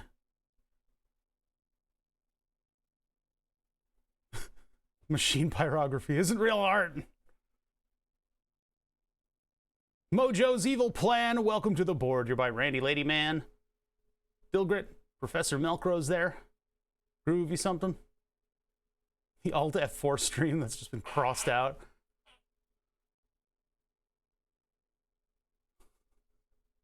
Your first time chat from viewer. Wait, this isn't hecking fart asthma. I mean, there are farts. Welcome to the board. Thank you so much for the sub. The new Prime sub. Well, it might not be new. It's just Twitch isn't telling me anything about it. I need to get a different hard drive caddy because it's on the 500 gigabyte SSD. So hold on, I'm gonna grab. We're trying to grab my Prusa because I don't have the settings for my 3D printer, and I need to make a part for this. Man, you'd think I would have something that can just clip onto the back of these drives, but I don't. I have this giant caddy, USB 3. I don't know if I need to give it 12 volts. I hope I don't. I gotta find a USB 3 cord. I thought I put all the cables with it. I guess not. What the fuck is this stuff? All right, hold on. It's never easy, right? It's never easy. So you've got this thing. I don't know if this is overkill. This giant thing that I can drop the drive in. I think I have another one. Hold on, I gotta find it. I gotta find all these cables and stuff. Yeah, this one's a little bit, well, this is just about the same thing, but... And this one, interestingly enough, has the old terabyte SSD in it still. The one that failed. It failed me. Digipartner. The fuck? Cable mattress. Sorry, every time I see Cable Matters, which is the like home Amazon brand, I read it as Cable Mattress instead of Cable Matters. Do you need an external power supply for these? Will these not work without one? I think they won't. This one is the power supply for the larger one. So I got the power supply, and then I need the USB cable. I happen to have one sitting over here. Sorry, I know you guys can't see what I'm doing. I'm trying to enunciate everything that I do. USB 3 might be able to supply. I don't know. Hey, Soapbox Rocket, thank you for subbing with a Prime. Let's put you up on the board. What's that? Gonna get a haircut for the first time since the end of March. Oh my God, it's such a difference. Like moving your head around is gonna be a trip. I'll tell you what. All right, let's put the Prime sub up on the board. Remember, if you have Amazon Prime at all, you have a free Twitch sub. But the economic maxim is that there's no free lunch, right? If you got that Amazon Prime, you're already paying for a Twitch sub. So you should use it. Use it on your favorite streamer. Use it to turn my laser on. My hairdresser's gonna wreck her scissors. They're just gonna shatter.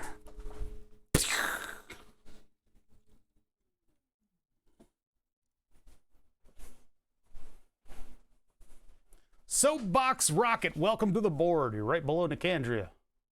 Sorry, yeah, that's the regular Nicandria, yeah. Sorry, I used it on Amaranth. Hey, you do you, man. Whatever you want to do. Soapbox Rocket, welcome to the board. Thank you for the sub. I had it saved since March last year.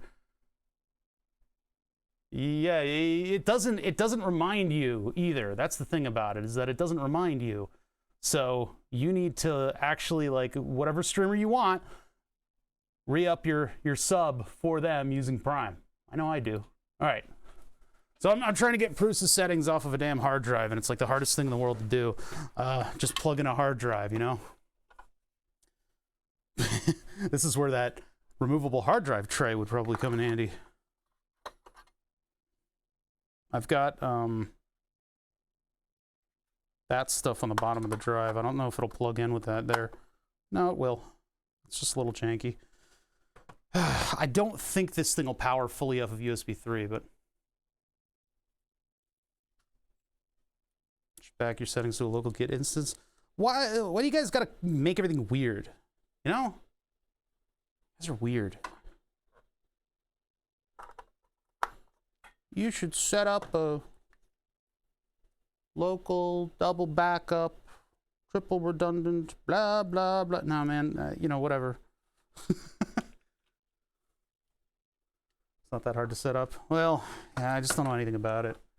I don't know anything about that kind of stuff, and it's overcomplicated. This is like the one time when I don't have access to this drive.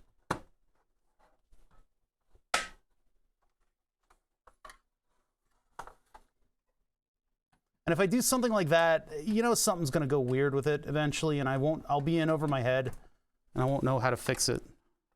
That's how these always work. That's how it always happens. Power. A. Okay. This is also a drive copier, although I don't find myself copying drives all that much.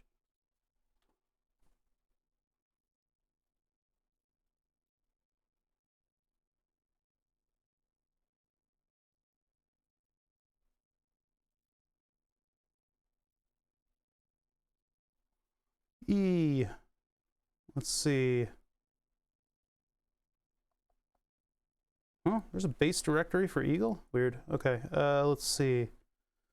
We are going to the desktop. Oh, geez. Where's the desktop? Users. I don't have access. Oh, great. Now, where's the... Oh, God damn it.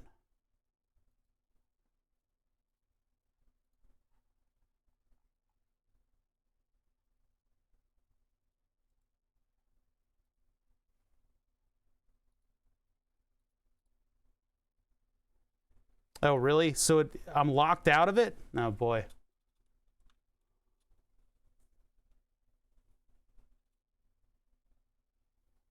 Need to open up File Explorer in admin mode? Huh.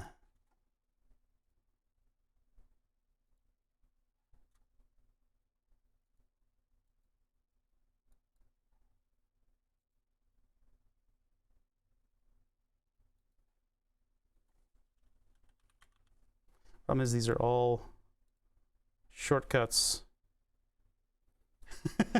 Control right click. All right, thank you.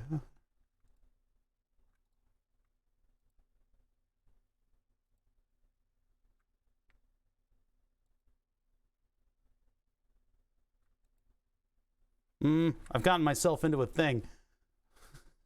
All right, I'm just gonna Google how to open Explorer in freaking admin mode. Open File Explorer in admin mode. Astrozar, thank you for following.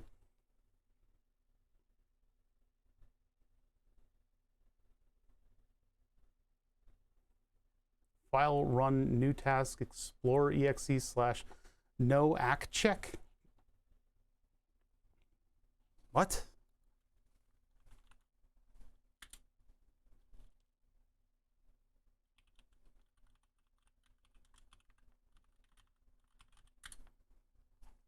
That was wrong. No act check. Yeah, that's what I'm typing. What's that loud clicking noise? Oh, it's the shutter for the Oh, I need a space in there? Doop. Ah. Yep. So, new local disk. Users. Still doesn't let me in. I think maybe that's the wrong. It's not under default, is it? No. It would be under my actual account here, but there's nothing in that folder because there's no access to it.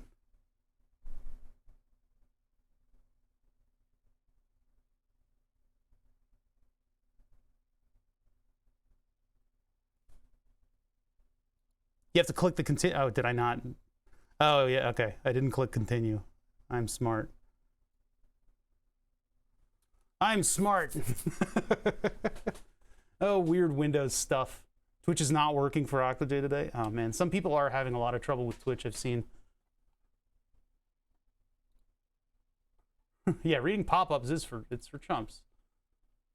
This is taking a long time to figure it out.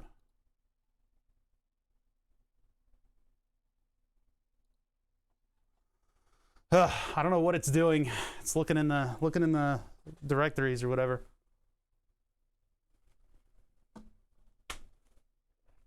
Usually when it takes this long to do something like this, it's like an error is going to pop up. Twitch has been spazzing out lately. It'll give you the old network failed refresh. Yeah, I've been getting that a lot. I feel like it's their ploy to run ads. In my deepest, darkest conspiracy theories, it feels like what they're trying to do is have you refresh your browser and then you get another ad. Oh, it's updating all the files and giving permissions. Oh, God.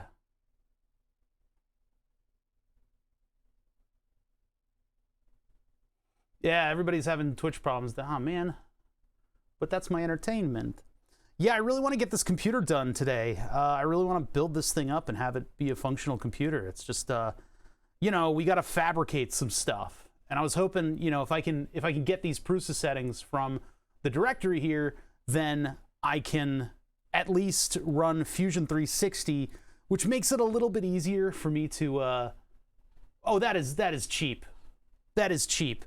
It went all the way up to this, and then it went into the little cancel box. So the bar is the whole thing. It's not, that is, I thought it was going to end at the end of this thing, but no, it kept, oh, my, you bastards, you absolute fucks. That is such a There's I guess a lot of directories in the user directory, I guess. It seems a bit overkill. Why am I treading in very dangerous territory? What are you talking about? What's in the folder? I must know.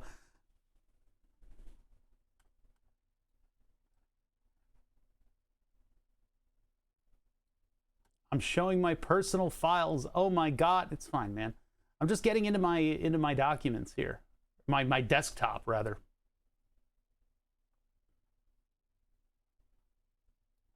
Please. Please, come on. Just let me in. I just want to see the files. I just need to copy Prusa.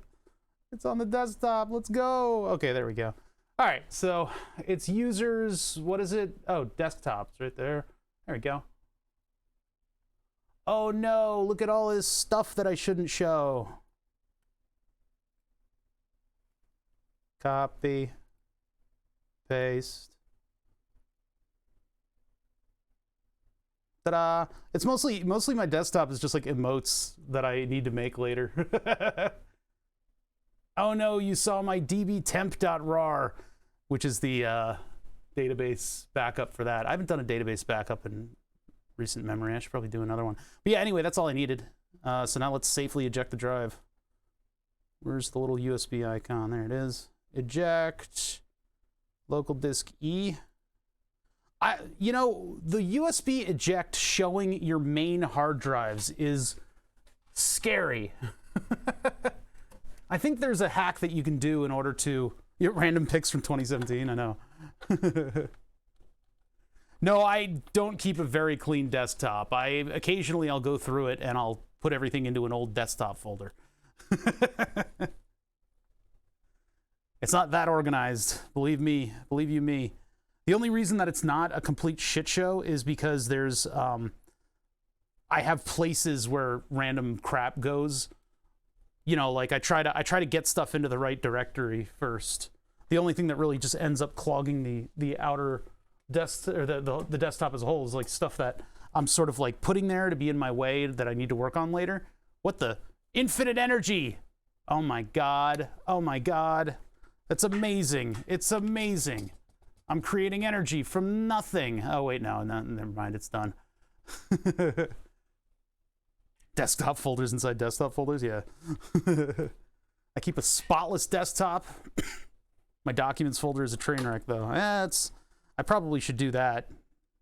Having that central location for, you know, the files that make your computer yours is it's a good idea, because when everything fails, at least you know where to go to recover everything. All right, how am I organizing this? Just like that. Hey, milk.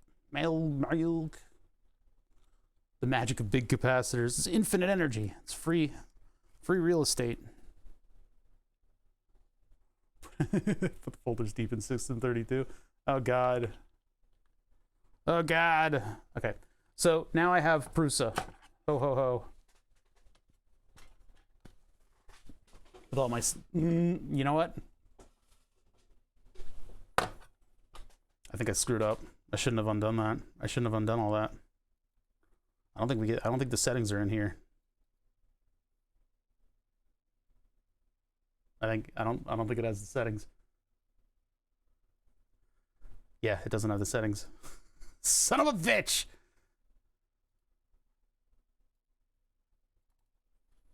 Well, let's get the hard drive out again. Let's do all that we just did. We'll just do it again. Just do everything again. Let's just get it all back together. Didn't get the right directory. Didn't get my files. Didn't get my stuff. All I did was transfer the exe over. Super smart.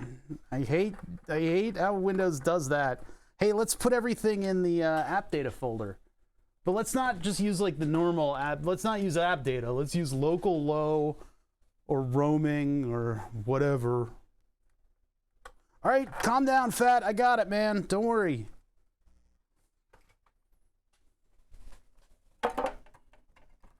He's using a computer. I know this. Let me tell him stuff. How do I plug in USB, chat? How do I do that? How do I plug in a USB cable? I forget how to do it.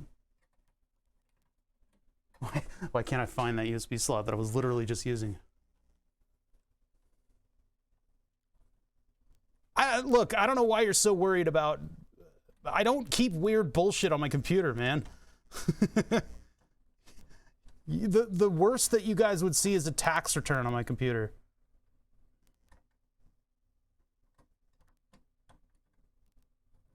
There we go. Jeez. Got a real lesson in USB superposition there. It only gets you there if you're on your own machine. The % app data thing. Oops, shit, that was bad for it.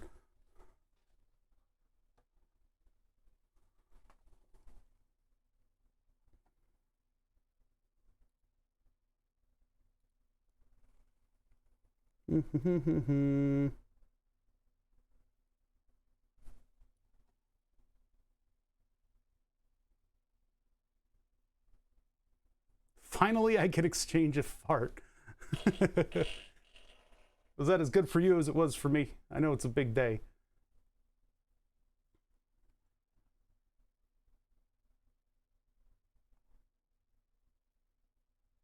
Are we not showing hidden files anymore? Is that what we're doing now? Fuck, shouldn't app data be in here? Users, username, cache origin, blah, blah, blah, blah, blah. App data. App data should be in here. Oh, there it is. I just wasn't seeing it. Probably local. And then Prusa. It's not in here. Check that again.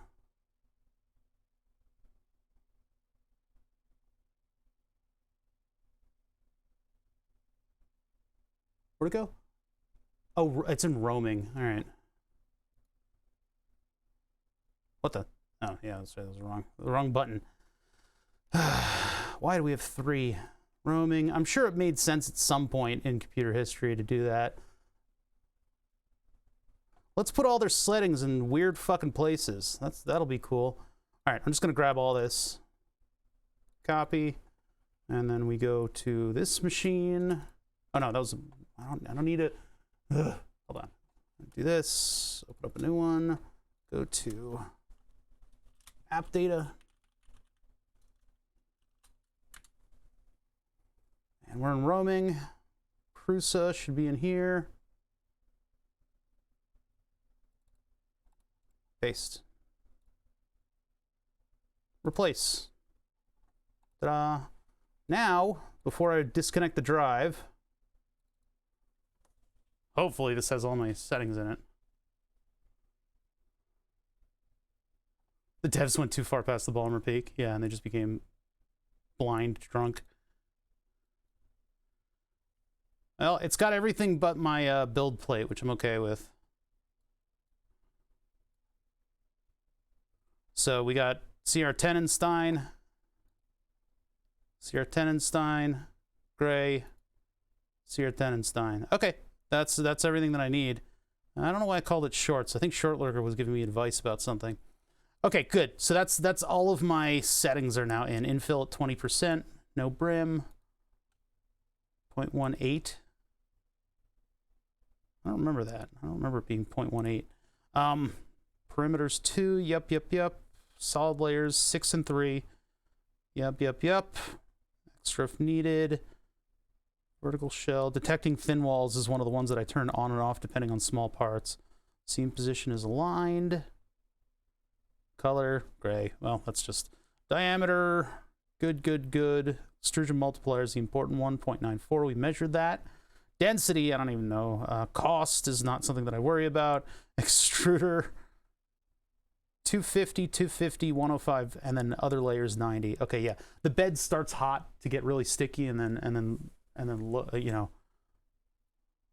lowers the temperature in order to keep the print on there but not have it melt.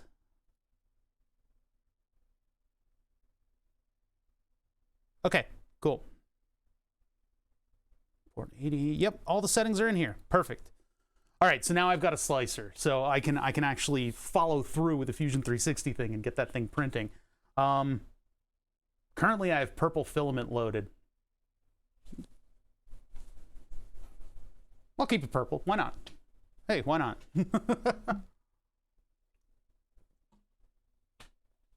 I was talking about why there's so many app data. The roaming versus local makes sense on a domain where people could be logging into different PCs all the time, but not on home desktops. If you log in with a Microsoft account, you're domain controlled. Yeah, but that came later. They didn't have big Microsoft account login, you know, servers and stuff back in the day. Back when they were figuring out all this dumb architecture. It still's annoying because it's like, even in, I don't know, there aren't that many scenarios where you're logging into a bunch of different machines every day. I would call that the exception, I guess, you know, for your average user. But who am I to judge? I'm not a computer architect. All right, let me disconnect this drive. Make sure that I disconnect this drive and not one of my hard drives. Local disk E, eject. Safe to remove. Turn off the caddy. Unplug the USB. Twitch, I give up on watching streams. Oh man. Yeah, sorry to lose you, Nightmare Joker, but if Twitch is being an asshole, I mean, that's fair. I lost one of my twisties. Darn it. All right, get this thing out. Look at this. Ready? Ready? Infinite energy. Look at that. By the way, I've started taking the advice of Adam, Mythbuster Adam. I forgot his last name suddenly. To get a label maker and then label all of your power bricks so you know exactly what it goes to. Because this one on the back, it said DigiPartner, right? DigiPartner, and then this brand for this thing is not DigiPartner. It's Cable Mattress. Adam Savage. Yeah, why couldn't I remember that? Cable mattress, right? It's cable mattress brand, and then the power brick says DigiPartner, because this is an absolute just fucking mess of company names that they're putting together to give you these third-rate, shitty, rebranded parts. All right, now I'm going to coil the cable up, get the zip tie on it. We're going to boot up Fusion. And then I got to find a profile for Makerbeam, which shouldn't be all that hard to do. Find a profile for Makerbeam. We got to just lay down a plate that's the thickness of the platen, and then I need to figure out what the attachment point is going to look like. Yeah, they can't even put their own label on it. Yeah, it's like, oh man, what a mess. What a mess. And then you search through the drawer and you're like, well, this one is a different brand. Like what? That goes to a different thing, right? Nope, that came with it. All right, get this stuff to the side. This mounting of the plate on the platen has been the stumbling point on this project so far. I've just had trouble getting that together. I mean, there's a chance that I could just machine it out of like a piece of aluminum, like a couple, but then I'd have to make a couple of them. I guess if I made a long aluminum bar and then no, I haven't tested the PSU yet. I feel like it'll work. I think it'll just work fine. But I need to get the fans on it too before doing that. So we can do that in a little bit. Maybe once I get the 3D printer fired up. Yeah, so what I'm looking at here is trying to mount the plate to this. And actually, that doesn't work. Hold on a minute, what the fuck? How did this seemed like it fit, but it didn't. Oh yeah, that's right, because it goes up here. Right. Never mind, sorry. Yeah, so I need to make probably like 4 or 5 of them so that this plate can be suspended as the base of my computer.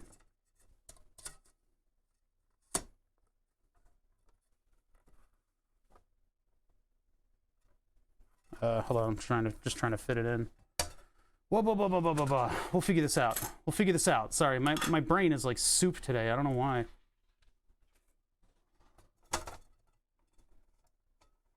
But for those of you that don't know, I was doing all this work to get ready for this LAN party, right?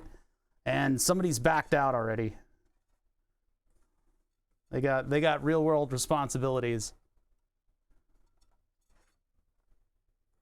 I don't need COVID to brain fog. I already got it. All right.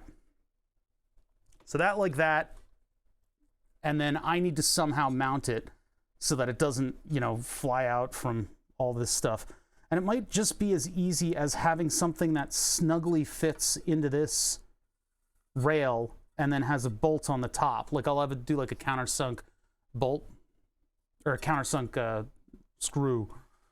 So it's nice and flat, and it mounts to whatever block is underneath. And if it's just a block, all I need to do is support like 1, 2, 3, 4, 5, 6, and then like 7, 8, and that's it, right? That'll hold up the entire PC. Because I mean, the stuff that goes in here is going to be kind of heavy, and it's also going to be partially overlapping the rail in the back because of the peripheral connectors. Although I could move the motherboard forward, and that would put it fully on the plate. Yeah, maybe I'll do that.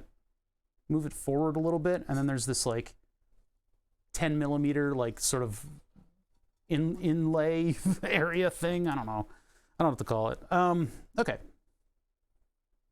Yeah, I just need something that fits snugly in the Makerbeam profile. Let me just use it. Hold on. Let me just get a scrap piece of aluminum. Maybe we don't need to use Fusion 360 on this. Sorry, I'm waffling on these ideas. I can't help it. Trying to do right by it, Yeah, wait a minute. I can make these out of metal. Why make it out of anything else when you can build it out of metal?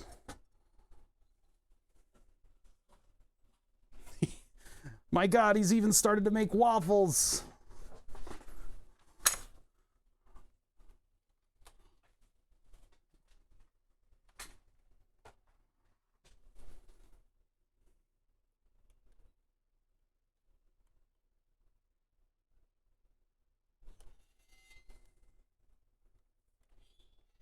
What color? It's just going to be bare aluminum, but it'll be under stuff, so you won't be able to see.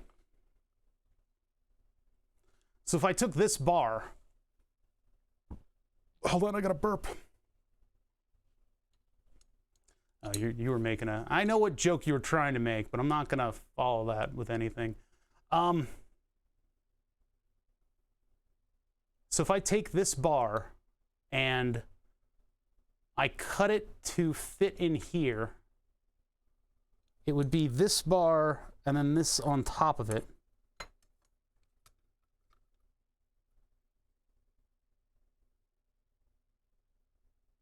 Maybe I need a thicker piece of bar, or I could put like a washer under there to just space it out a little bit.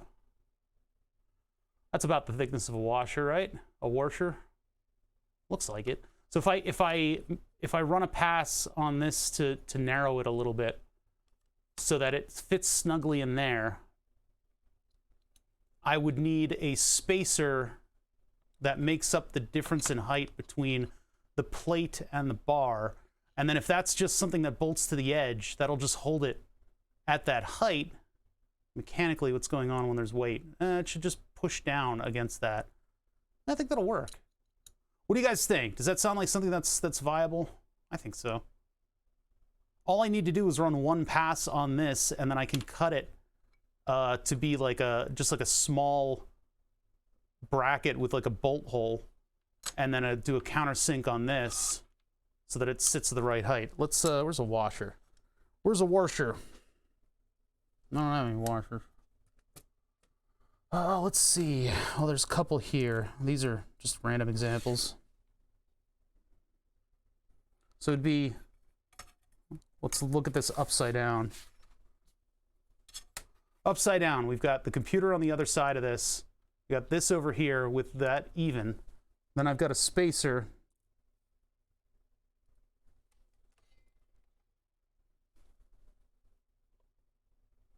Yeah, I think that works. I think that gets it to the right. Oh, hold on.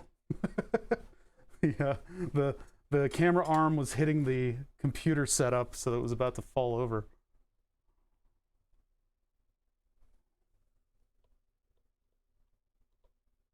Sorry, I'm moving focus in. So all I need to do is do a pass on this thing so that it fits in, because I think that gets me to. It would need to be two washers. That's getting into spacer territory. I don't like spacer territory. The spacers are very territorial in this sector. So, yeah, I think this is going to be the winning idea here. Is that I'll do a quick little machining pass on this thing so that it fits in here, and then I can cut little sections of it, and then pop a hole in it, and that'll be what holds up the plate.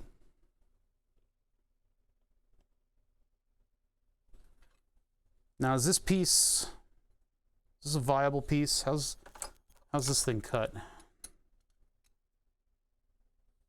Well, that's really rough. That's uneven. This is not a good piece. I can still make it out of this stuff, though. So I basically need to clean up that end and then do a pass here. Is that even? No, it's not. It's not even at all. Hold on, wait a minute. Wait just 1 minute here.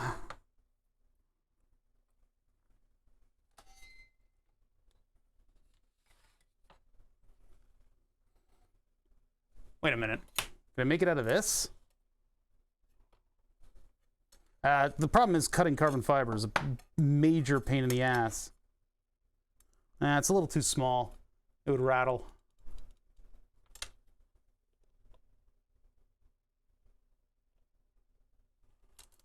Which is kind of unfortunate. It would actually be kind of funny if I could make it out of carbon fiber. But I want to cut as little carbon fiber as possible because it's nasty stuff. I can drill through it and stuff, but like the dust is not something that you want to have around. All right, so 30, you guys can't really see that very well. Why? I'm having a lot of trouble with like focusing the cameras today. I don't know what the deal is. Okay, so 30, what is that? Well, I'm just looking at those notches there as we move across. That's actually pretty good.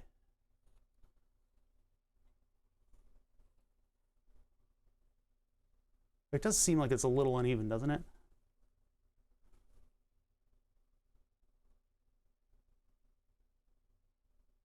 One there.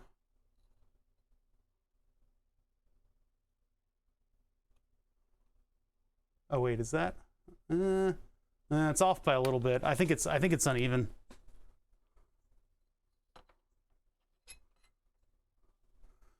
Make a spacer to fill the gap. I don't want to involve too many parts in this. I mean, if I machine the block, then I can make the, what is it? 6, 7, 8 fasteners that I need. So if I can run it along one edge, like run the end mill on one edge and just get it a little tiny bit more narrow, it will then fit in here and take up enough space to hold everything, right? And then I can cut bolt holes on the back of this thing and I can thread them, and then I can have a countersunk bolt come in from above that'll hold the plate basically to the outside edges. That's the idea anyway. I don't, you know, making it out of carbon fiber is not, it doesn't need to be made out of carbon fiber. It can just be crappy aluminum that I've machined. But I don't need like a special shape to have it like, you know, hold on. Yeah, I could 3D print it and make them out of plastic. Now that we've already committed and have the Prusa on this machine. Actually, it's gonna probably be a lot neater if I do it on. Oh, but then threading it. Well, I can have it go into the 3D print. Yeah, all right. Because that'll take like 5 minutes for the 3D printer to print something like that. So I can let's measure it and do it in Fusion, and then I'll make it out of plastic. No. There you go. At least we can show off all the capabilities of the shop today, you know? Doing it this way.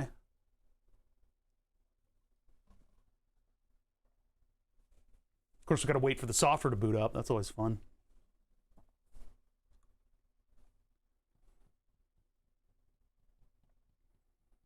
You know, whenever you're ready. VW Insanity, 4 months with a Prime. Hey, there we go. Let's put you up on the board. Well, I'm gonna wait until I hear the board start to move, and then I'll go over to the board. Here, and then this would be PC projects. RC cars, webcam housing, computer. I mean, game PC, it's sort of, but let's just like, I don't know. Let's just make a new one. Oh, here we go. VW Insanity. No need up there a few. Listen, I don't think you know how this works. You don't have any say in the matter. GDPR be damned. CDPR be damned. PCMR be damned.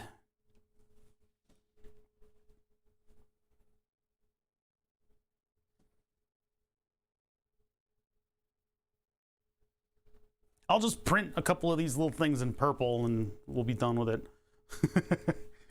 Then I got to figure out where they're going. I can probably do that first.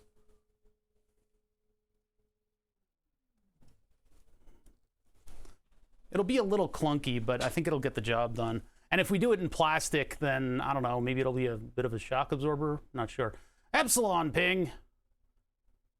15 months. Get my on there. All right. Well, VW Insanity just went up by LeChuck. And oh brother, which is what everybody thinks my name is. But let's get Epsilon Ping up there for the 15th month. 15 months.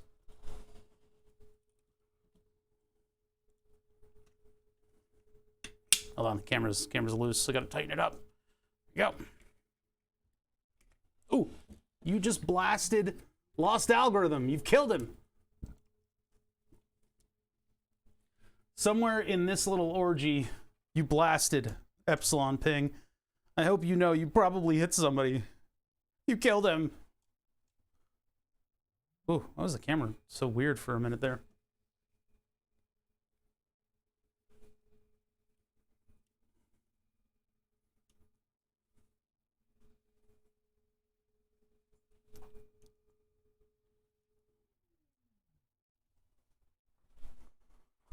Up onto the board goes Epsilon Ping, right by the SWK. Lunk Will, Azzy G, and the ass-eating slasher. Gotta watch out for that one. I love how Naper Talks and XXX Gaming TV, XXX, they look like, they're like framed really well with one another. They're both center justified with the other one.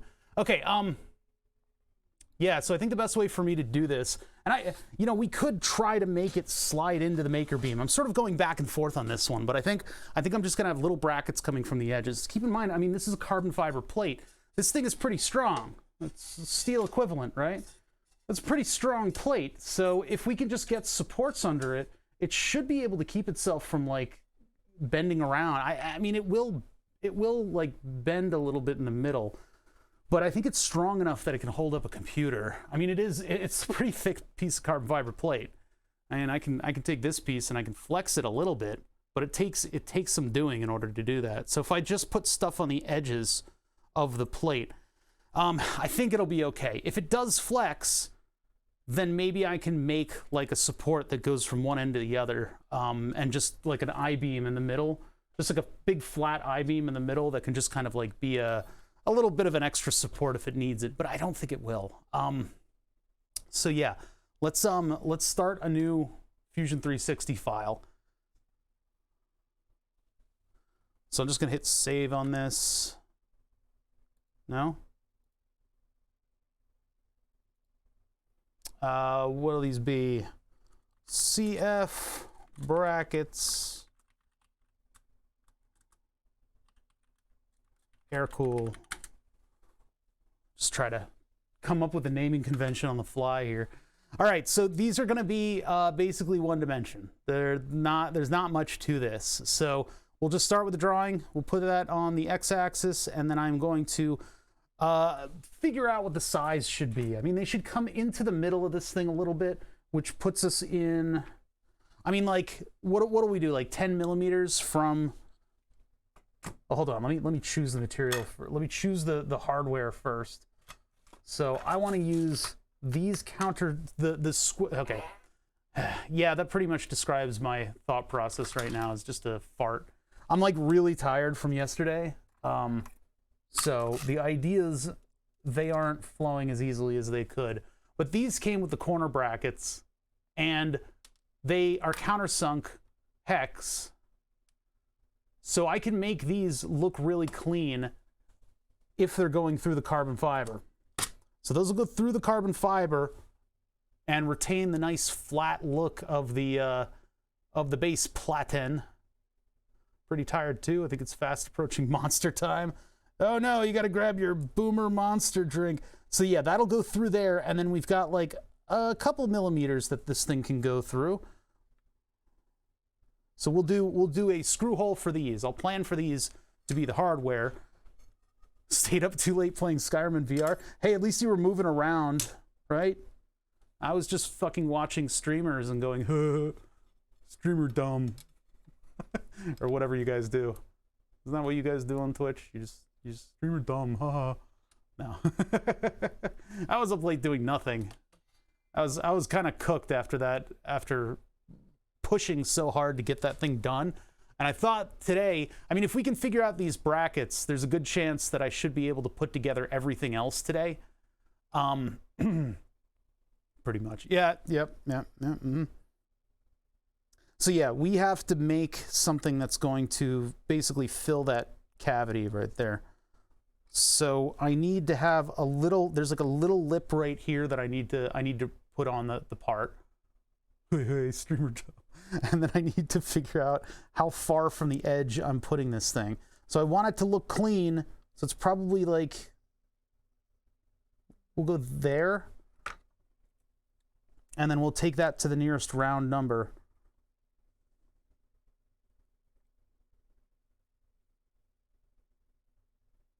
So that puts us, well, we'll want the thing to be supported 9mm. So let's do 10mm on it.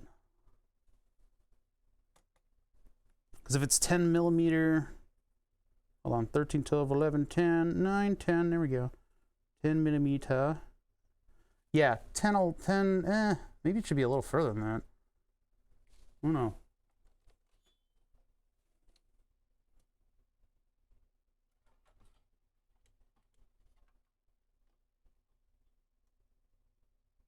Anyway, so yeah, I think 10mm, and then it'll 10mm is a little small, don't you think?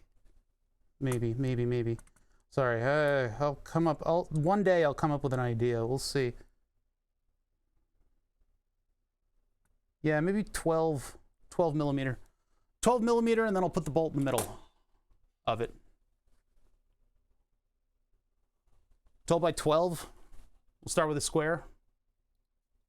Start with a square. I mean, the Makerbeam is 10 by 10. And if I make that 10 by 10, that's almost a cube. That's almost like the corner cube. It's almost like a modified corner cube. Yeah, let's do 10 by 10. No, that's not. No, Groovy sent me other stuff. I bought that on eBay. I figured it was about time I had something like that around here. And I was saying earlier, it would be kind of funny. I think we have an idea of what we're going to do with this, but this is probably what we would have been fooling around with today. I had two ideas involving this ridiculous fucking thing. One of them is that I could make this the laser axis for burn the subs, and so your view would be. And the problem with that is that you can't quite see the whole face, but have it look around and move around in parallel to the board, and then have the eyes light up red, and then the beak opens and a blue laser comes out of it and burns the person's name on the board. I think that would be hilarious with all the expressions that you could do with this. But I think what we're gonna do, with it is put a microcontroller in it, right? We're gonna take over all the functions on it so that I can make it do, all the weird all the creepy Furby shit that it does, and possibly turn this into the fart box. So this thing can do a little poop dance or whatever when it farts. I think that would be a really funny use of this thing. Brah, brah, brah, brah, brah, brah. I don't know though. We'll figure something out. There's all kinds of creepy shit that I can do with Furbies. I think I need to get more of them. Because I only have one. What's up, this cacophony? Yeah. So I think making this thing do like a little poop dance. Yeah, the base also, it tilts only in one direction though. But I mean, I guess it can probably do, the tilt based on whatever fart it's doing. But yeah, we'll have to get into this. I bought this from eBay. It's an eBay buy. But not today. I need my computer to work.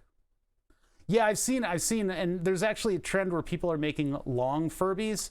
So they're extending the Furby out and making it like a snake. Creepy. Creepy, creepy, creepy. All right, 10 by 10 is the size of the corner cube already. And then I need that to stick into the Makerbeam. By what distance?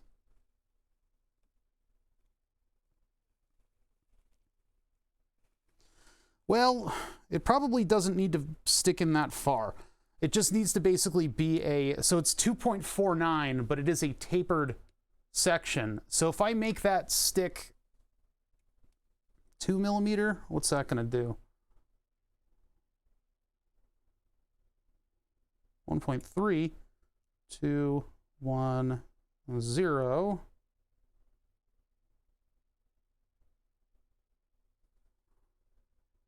Well, that's 1mm, and that's enough. 2 millimeter, am I going to run into anything? 892, 2 millimeter. That won't run into, it almost does, but it won't. Okay, so we can do 2 millimeter on this wing. So it'd be automatically the 10, and this one would be 2.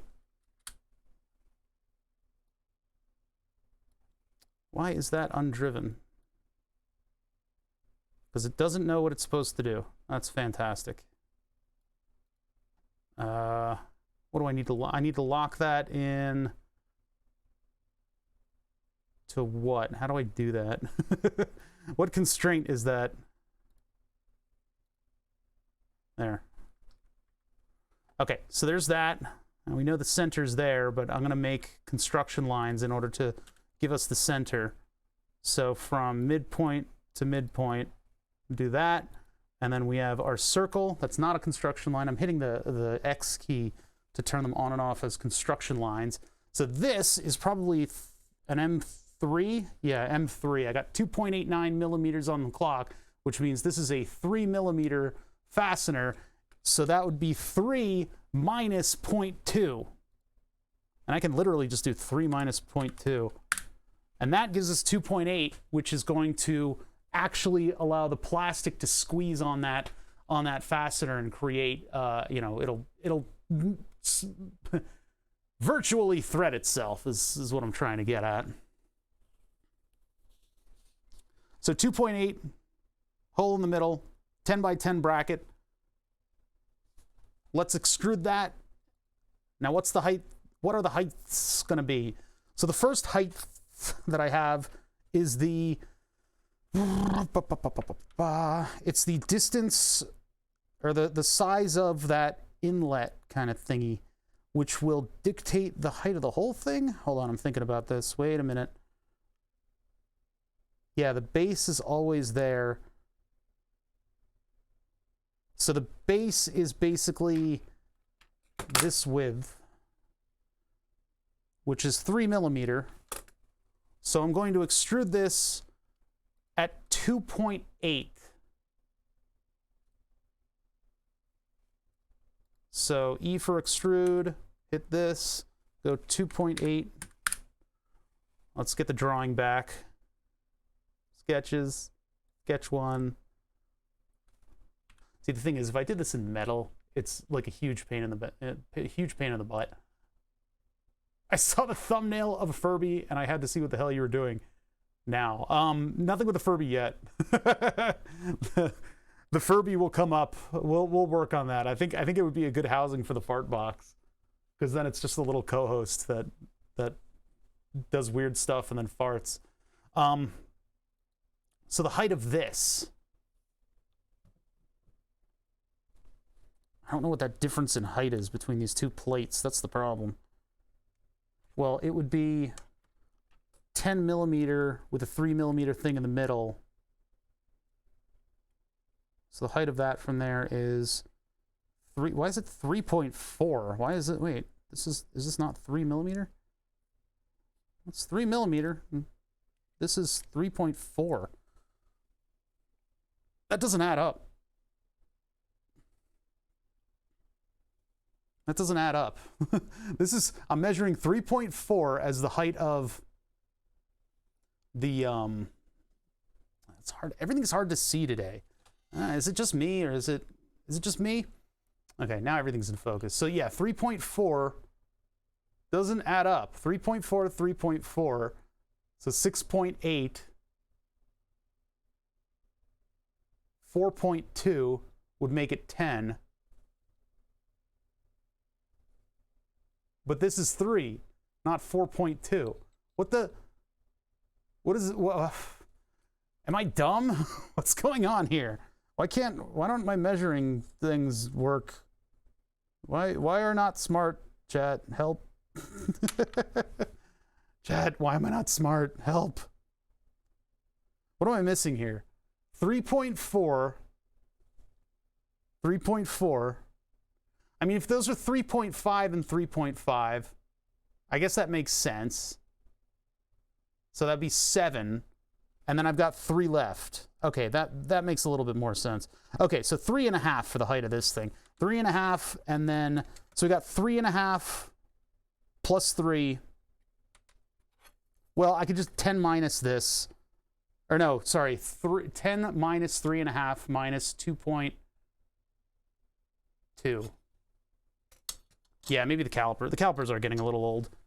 10 minus 3.5 minus, what was it? 2.1. Probably 2.2. That looks like this. That's more of a step than I thought that there would be. Yeah, it's definitely there though. Inner measurement is hard. It's very angle dependent. Yeah, that might be it. That might be it. Maybe I'm not dumb. Or maybe I am. So if I print this, oh man, it's hideous, isn't it? Well, we can knock in the edges a little bit there. I can do a fillet.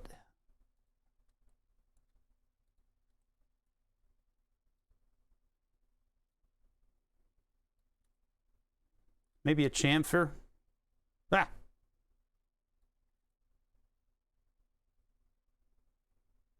I don't know why it would look like this. That's dumb. Canceled. Chamfer. You and you. And then just pull it in a little bit. That looks hideous. It looks utterly fucking hideous. Maybe everyone's dumb for a few minutes a day, and the dumbest thing, you can't choose one. I don't know. I don't believe you. Man, that looks dumb. Looks really dumb. All right, anyway, well, okay, that's fine, whatever.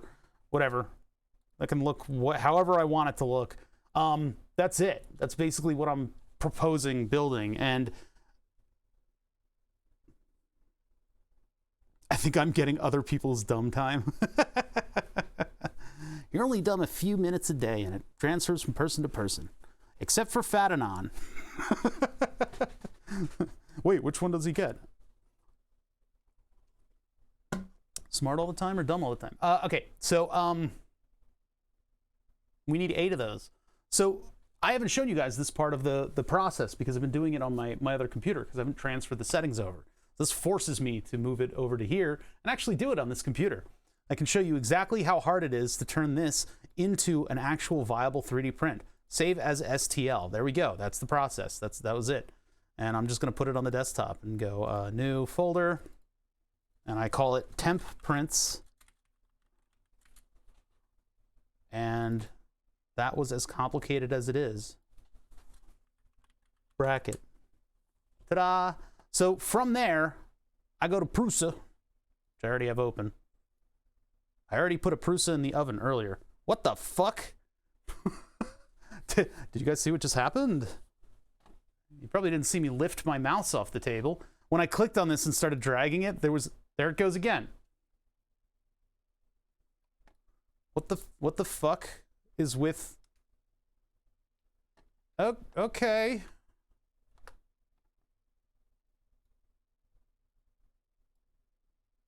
That's weird. It doesn't do that on the other copy. Something is like majorly affecting it. Anyway, temp prints.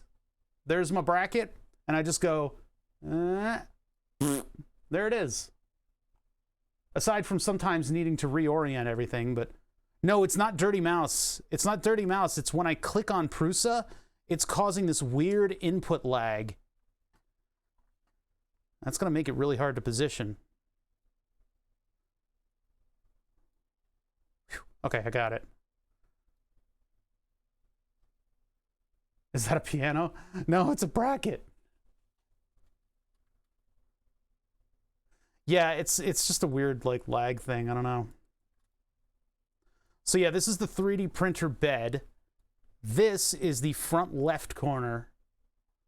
The good prints always happen on this side. So I'm just gonna move this over here. And then I just add instance. So I need 8 of these, but actually right now we need to check to see whether or not this is all my measurements are good. I don't want to keep printing 8 of them every time I try this. So these are going to be purple because that's just what I have loaded up in there. And I guess we'll do... If I do 1, the layers are going to be coming in so fast that it's not really going to print correctly. So I think I do just need to do all of them at once. But then how long is the print if I do that? Let's see what the print time is. Because I'm going to have to, you know, I'm going to have to do adjustments to this thing. 2, 3, 4, 5, 6, 7, 8. And all of the, I mean, I might even add additional ones on this just to make it take a little longer between layers. And this'll do. This'll do. So I cluster them up like this. I don't put them too close to one another. I'm going to print on the bare bed. I'm not going to use any supports. I'm not going to have any rafts, nothing like that. It's just going to print straight on the print bed. Nobody's going to see these parts if I do this part correctly. So they could be purple for all I give a crap. So let's slice it and let's see what this thing reports. Now the timing on this is not going to be totally accurate. It says about an hour, so I think we can do this. If I go into stealth mode though, it's going to take about an hour. So let's just go ahead and send that to the printer. Now typically what I do is I click the send G code and then I have it immediately start printing. So I need to clean the print bed off because what was on there before was actually the thermal camera housing. We can play with that for a minute while this thing does its job. So I'm going to turn on the printer, which means I need to reboot Octoprint. I have terrible trouble with Octoprint and not connecting. Now there's already Elmer's glue on this thing, so I have a feeling that the print is going to stick just fine. If the print fails, I'll have to wash it. Why did we make the tiniest little bracket? Oh man. I've been going back and forth about how to mount the carbon fiber plate to the base of the computer. So the tiny little bracket is going to hold up the plate. So this is, I mean, even though I'm printing 8 of them, this is a test to see what whether or not my dimensions are correct and they'll fit. There's just going to be little ears that sit off of the side of the board. So Octoprint. Luckily, I've got the IP address already ready to go. But I got to remember my user and login. Fuck. Oh, father. 1, 2, 3. No.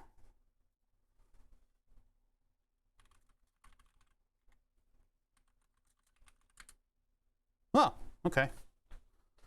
A more complicated password. Hunter2. Okay. We are actually connected.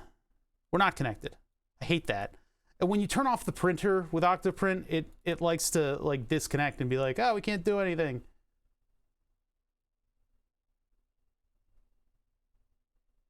Oh, I can't connect. And then you're like, no, do it again. And then it connects. It didn't used to be like this. I think there was like an update or something. Anyway, so from nothing, my normal old Octoprint setup, what I'll do in Prusa is just go send it and start printing. And then that's where we're at. It's so close to Control P status is what I call it. Control P status meaning that you don't need to do anything to get a perfect print. You just hit Control P.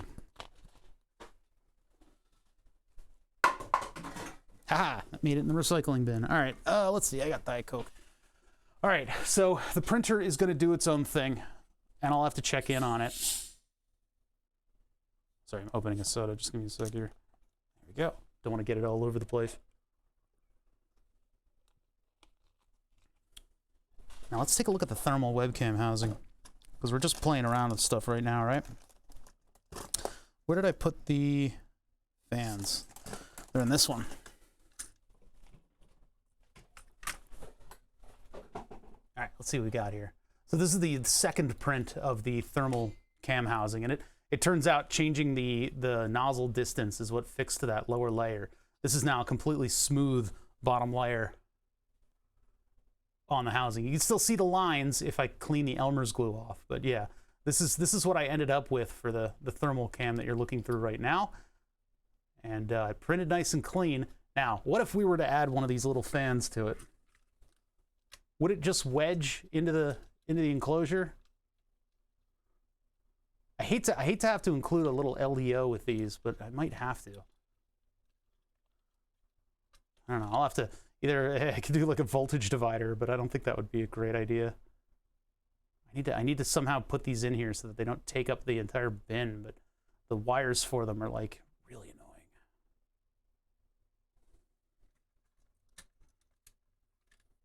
God damn it. I can't win. I can't win this one. Fans, you jerks. Close enough. These things are so small. It is annoying though how at full speed it will rumble. It'll kind of like rattle things around. The question is it going to be wedged in there? Because if it is, I guess I could just throw one of these in. Nah, it's pretty loose. It actually has a lot of room. I guess we could have predicted that with the what do you call it? With Fusion. Need to balance the fan blades. Oh god. Yeah, so that's pretty loose in there. I mean, it's not rattling around right now because there's a straight piece of plastic holding it down, just from the 3D printer being a little bit bad. Here, give me that back. There you go.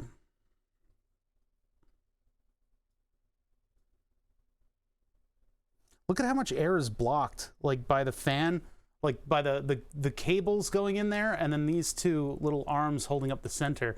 It's blocking a significant amount of the airflow that this thing could possibly have. And actually, I would probably have this exhausting this way. So it's pushing air down and out and in from the sides. Basically, removing heat from the big heat sink. But yeah, I'd have to come up with something to hold it. I mean, I could just put like two little pieces of foam on either side and wedge it between those posts. 12mm magnetic tip fan. What? Magnetic tip fan. What's that? Oh, you mean those ones where the center is like almost open? Right, where it's the outside is what's moving the fan. Yeah, I know. These are cute, but I don't know how I'd power it. I guess I've got 5 volts over here, but this is at 3 volts. This thing is like screaming. So how would I mean, I guess I'd really want to lower the amount of current going into that fan. I'd want this thing to barely even be moving at all, right? And I guess I can alter the 3D print so that this has like a slot that it just kind of fits in. What'll happen when you give it 5 volts? It probably gets hot and moves faster than it should. I don't know how much that's going to kill the life of the fan, but these things were like really expensive. Like they cost about as much as a regular fan. So I really don't want to blow one up. Make it scream until it goes ultrasonic. It'd be like my power supply for the computer, which is what we're desperately trying to get done today. Is it anything useful though? Yeah, I mean, I don't want to give it 5 volts. A big resistor maybe. Maybe it would run with 5 volts if I current limit it a lot. Because I mean, the fan controllers are nothing very complicated, right? 2 fans in series. No. I want multiple. This thing shouldn't even have a fan at all to begin with.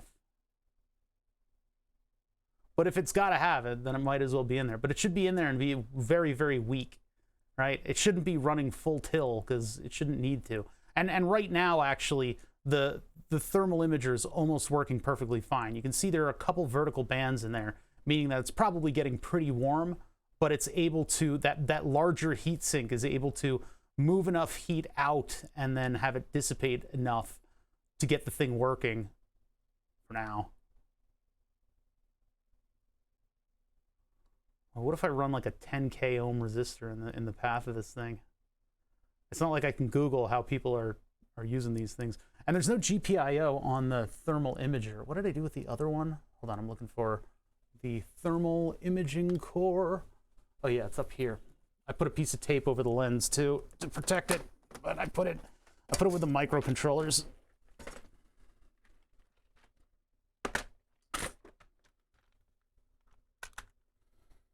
Here, we can just look at the webcam portion of this.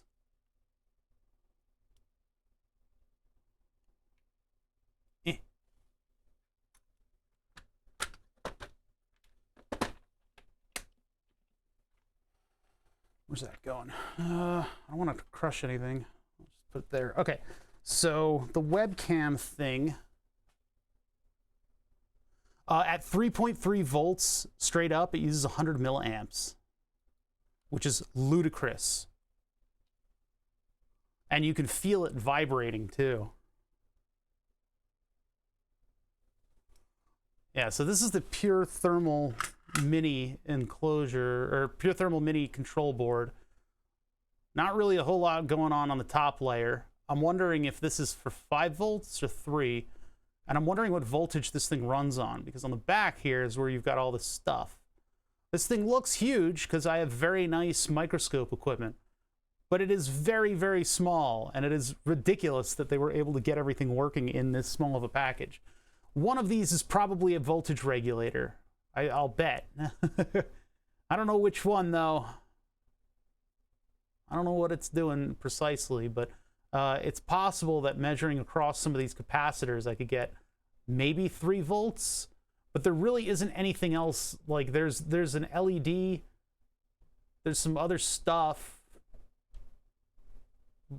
I'm sure there's probably available pins.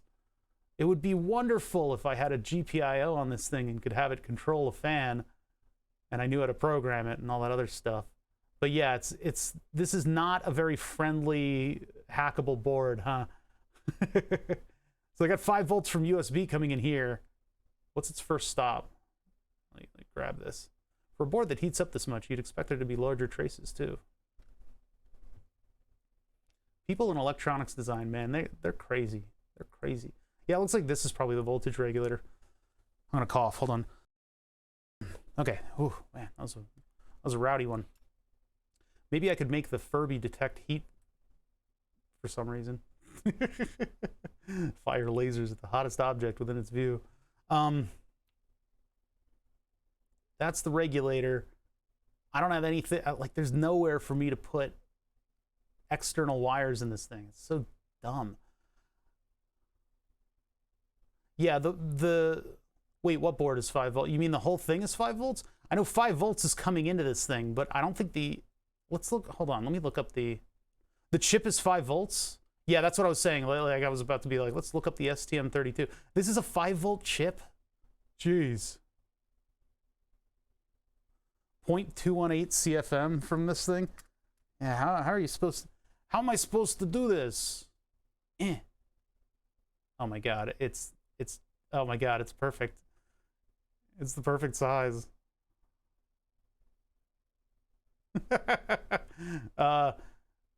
STM32F. Let's look that up.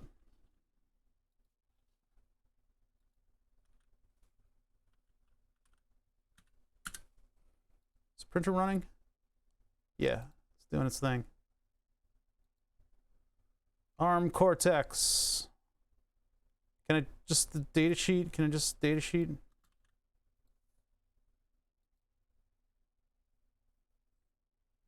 "32-bit ARM Cortex does a lot of things very quickly. Clock reset supply management from 1.8 to 3.6 volt application supply I/O. So it's a 3v3. It has 5 volt tolerant I/O, which is nice. It's nice to have that, because otherwise you screw up and then blow up a microcontroller and you have to make your whole test setup again, cursing the gods, wondering why they gave you multiple voltages. So at least there's that. But yeah, it's running. Damn it, that fell on the floor. I meant for that to go next to the milling machine. You guys probably got to see most of that. Drop. Yeah. Rest in peace, Tiny. You know. Luckily, the Teensy's running 5 volt compatible. So you can, like, for a general purpose microcontroller in the shop, it's just, it won't work out. Like, the reason you don't have non 5 volt tolerant general purpose, you know, testing microcontrollers is because the ones that aren't compatible with 5 volts will get blown up. And then it's natural selection. Anyway, so yeah, this is the chip. It is 3 volt. The thing is, I don't know if whatever voltage regulator they're using is gonna be compatible with whatever voltage regulator they're using is going to be able to take another 100 milliamps. So if I were to put this oddly well-sized fan and couple it with this chip, then I would need probably another 3 volt regulator in here. And actually, I'd probably want a regulator that I can put below 3 volts. A 0.5 watt resistor to 5 volt value between 68 and 100 ohm IMO. So a 0.5 watt, though, that's a big resistor. Am I going to be creating more heat in the enclosure where I'm desperately trying to get rid of heat? But I also don't want to run it at full current. Running it at full current, this thing is like wobbling around. It's like shaking around. So I don't want it to, I would want it to be limited a little bit.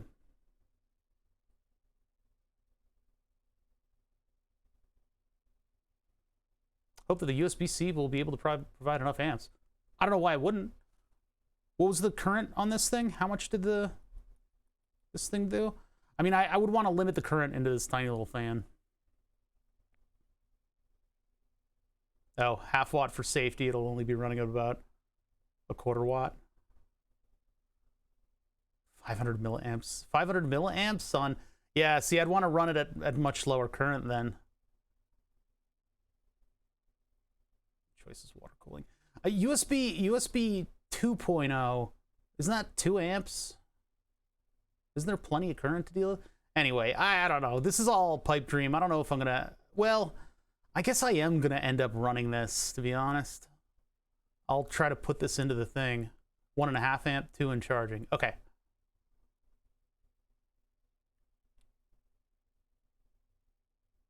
I'll have to like see how I can make a little thing on the 3D print that'll hold this up.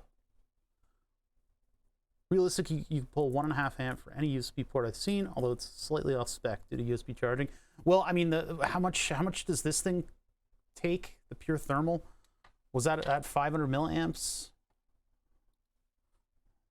Pure thermal mini. Data sheet. Didn't we look this up yesterday? Blah, blah, blah, blah, blah, blah, blah. MA. Oh, that's right.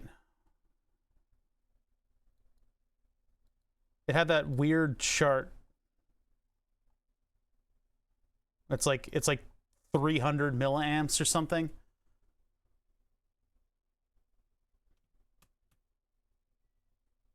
So yeah, it would take it close to the spec, but there's plenty leftover power. As USB would be fine. It'd be fine.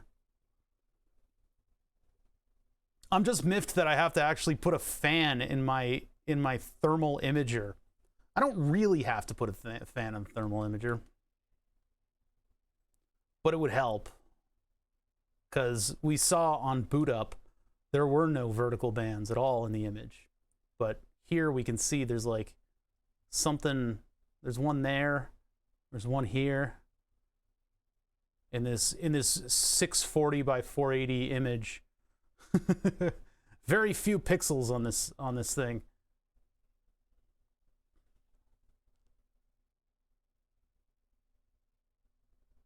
But yeah, anyway, that's for the future. I could try to like foam mount the thing in, and then it would probably be good if I put a voltage regulator on it. I don't know if just dropping a hot resistor on this would be a good idea. I would rather, because I've got little 3 volt voltage regulators. I've even got large ones. That's not as big of a boast as I thought it would be. Probably don't have them in this kit, but I do have some very tiny ones. Got all the voltage regulators over here. Yeah, some of them are not viable, but I'd have to find a good one. I could even drop a Zener diode on it. What is this fan and why is it so small? It is. I think it might be the world's smallest brushless DC fan. I got 3 of them from DigiKey, and the thought is, well, I mean, mostly I just got them to meme because they're hilariously small. Yeah, and they're stupid expensive too. It was like 17 bucks or something. Actually, it was more than that. But they're a Sunon UF3C3 fan. They're hilarious. They're super tiny. But I was thinking of using it with the thermal imager because this thing makes a lot of heat. And that heat causes visual aberration. You can see all of the weird stuff going on. Yes, it also blows. Yeah, it's a very tiny fan. This is 12 millimeter by 12 millimeter. I'm gonna burp. Muted that.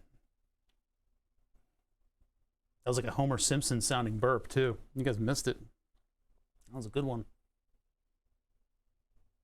What's the noise profile of this like? It's okay, so you can kind of almost hear it. It shakes. 16.5K RPM, really? So it does actually kind of like wibble wobble in there. And it to the point where I had it sitting on my graphics card and it was going full tilt and it started to tap it and it made enough of a tapping noise that I thought something was breaking. So like it's a pretty extreme little fan. Too much, in fact, for something that's supposed to be like a piece of studio equipment, something that's supposed to film stuff. So in order to mitigate that, I'll probably run it at less than full power. Passive cooling is what we're looking at right now, and there's a little bit of the banding. It really, I mean, the camera really should be passively cooled. I'm not comfortable with putting a putting a thing. It's waterproof? How? What? So you can see in the reflection of the ruler, you can see the webcam, and it is dissipating that heat pretty well. But there's still a pretty big concentration of it.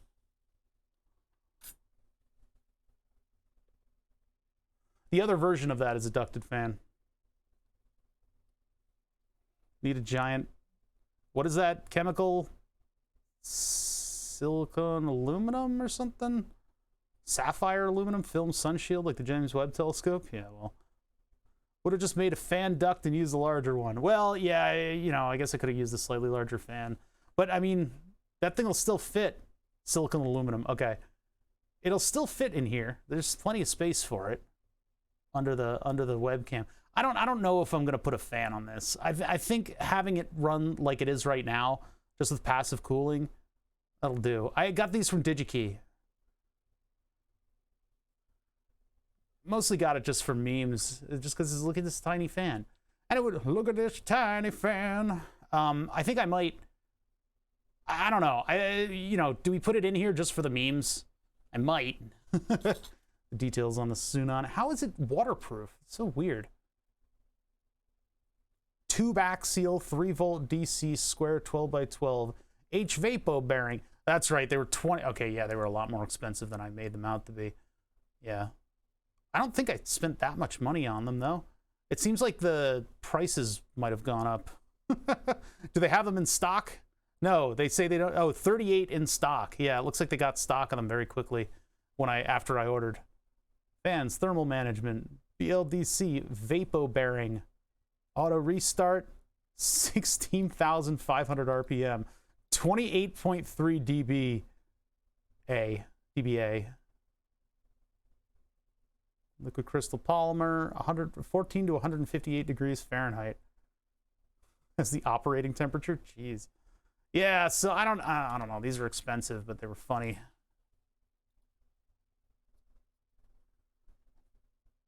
German telecom uses fans that tiny and they're really expensive and hard to get a hold of. Yeah. Yeah, I don't know. German telecom, I don't know what else. Yeah, telecom equipment. Something very small that actually needs a little bit of active airflow. The thermal imager is the only thing that I can really come up with that would need a fan like this. It's neat that we actually have an application for it. There is a fly in here, and it's all I can see. All right, anyway. Check on the 3D printer. What is the 3D printer doing? Well, looks like it's going well. We're like one layer in. You guys can barely see it just because of the, it's so bright over at the board. But yeah, those are printing all right. Look at him go. They're all laying down in purple. Plavatos! Thank you for following. I'm gonna have to drill these, the holes for these things. I'm gonna have to drill correctly. That's gonna be the tough part. Purple gang. Yeah, it's just the filament that I happen to have loaded in, right? So yeah, that's doing its thing. It's doing its merry little printer dance. See, the image looks fine over here now because that thing has so many lights on it. Okay. No, the print bed isn't clean. It had glue on it for these the thermal enclosure prints, but it's fine. All right. So that's all said and done. I'm not gonna mess with the thermals anytime soon, but when I do, I guess we can take them into Fusion, and then I can create sort of more of a like a fan thing. I don't know. I could literally just do 2 posts that kind of hug the fan on either side, and that'll be enough to hold it there. It's like kind of an extremely hardcore fan considering the specs. It's so weird. I guess you know, the better design would have been if I got one of the little blower fan versions of this thing, and then I could have put it in the space under the thermal imager, and then it would just kind of like be an exhaust vent out the side. But I think having this thing like right in this space with, I don't know, something to hold it up there. I mean, I could even make like something that inserts. Could I make something that inserts into there and holds the fan? Hold on. So instead of the bottom grating, there would just be a little fan blade. Nah, the hole's just a little bit too. I mean, it would be a friction fit.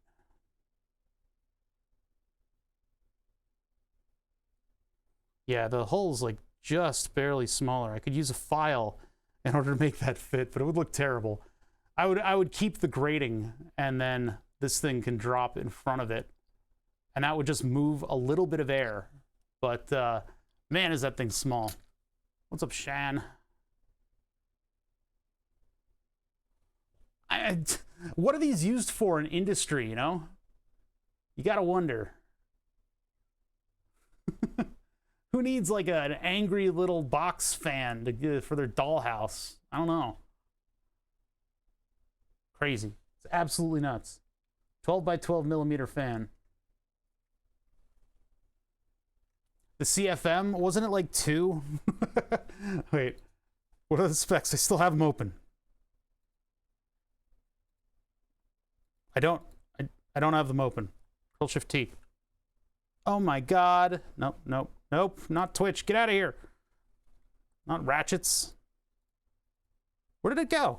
Did I open it in a different window? Yeah, I did. Oh, it's over here. Let's see. CFM.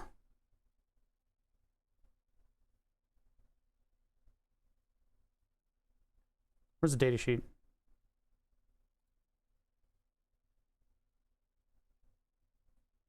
What are they going to list as the application? Oh, they don't. Maglev motor fan. What? Wait, Maglev motor fan. Yeah, on a Raspberry Pi, you can put a much larger fan. You have a math exam after 12 hours? What do you mean? I don't get the phrasing. More than 20 ohm between internal stator and lead wire. What?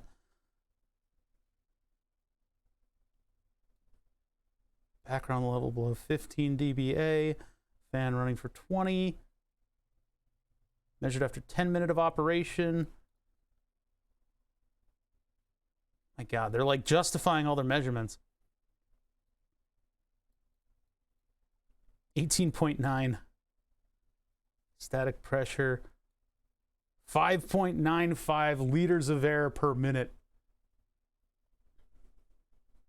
Maglev bearings. What? Yeah, but like maglev motor cooling fan is what they called it. Is that what it does? It's so small.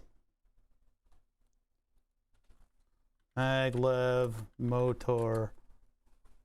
I mean, I would think it wouldn't need a tiny little fan. Hey, wait a minute.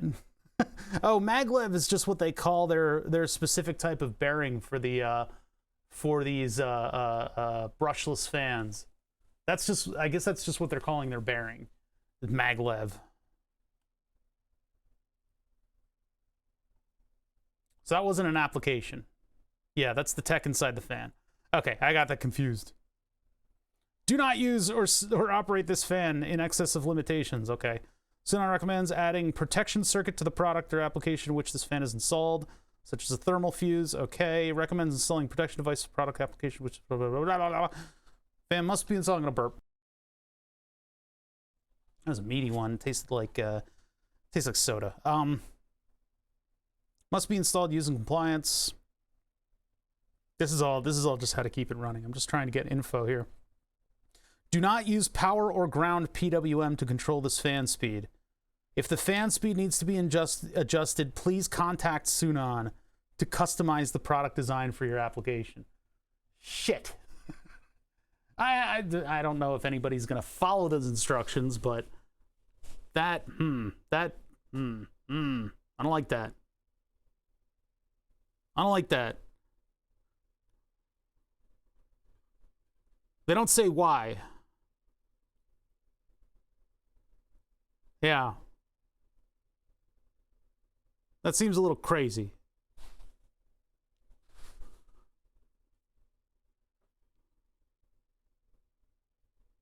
If you use PWM, the fan can shut off after a couple seconds due to auto restart logic. Yeah, they don't say to undercurrent it, though. What if you can control it via current limit? Maybe? Yeah, maybe the bearing won't work. I'm not sure. Critical extreme environments, including non-stop operation. Wait. Non-stop operation. Call Sunon. What the...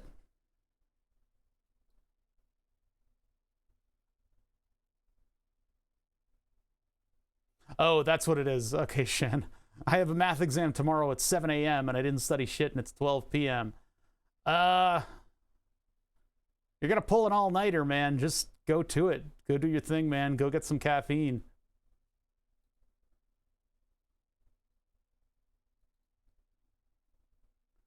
With PWM, the fan electronics thinks the blades are stuck and it starts stopping and jogging them every few seconds. Okay, so that messes with its restart logic. I've seen fans with restart logic work under PWM environments, but maybe the controller was also like savvy. They really want you to call them. They're pretty desperate to get a phone call from you. All changes, modifications, blah, blah, blah, blah, blah, no changes, modifications. This fan will be shipped in accordance with the attached specifications unless Sunon and the customer have agreed to otherwise in writing or as specified as... What the fuck? This is ridiculous. What is with all these very... It's very specific about weird stuff. 3 other. 1. Please call us. We're lonely. We really just want to talk to somebody. So if you'd contact the distributor or Sunon directly...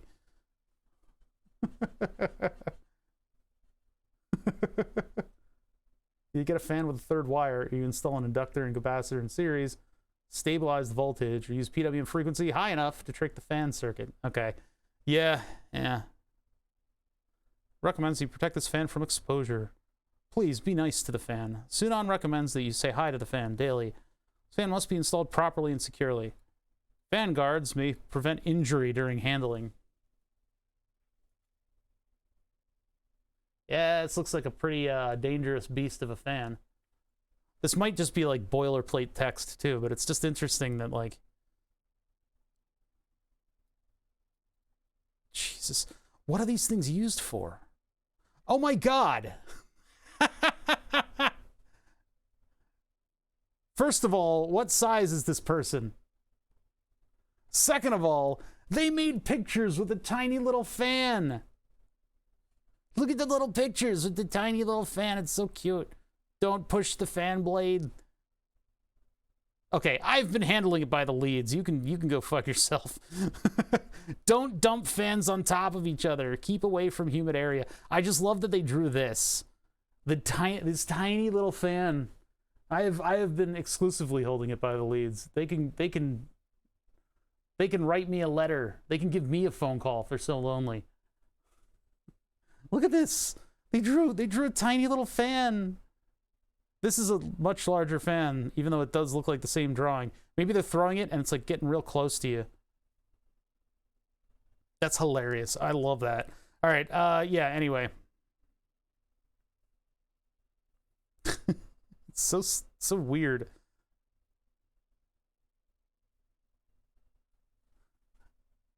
Oh, polarity protection. Dust water test fan needs to be spray put, blah, blah, blah, blah, blah, blah, blah, blah. In a situation where the fan is locked by an external force while the electricity is on, an increase in coil temperature will be prevented by temporarily turning off the power supply, electrical power to the motor. The fan will automatically restart when the locked rotor condition is released. Interesting. Yeah, what a weird data sheet. Very strange one. Yeah, Vapo bearing or maglev. I don't know, man.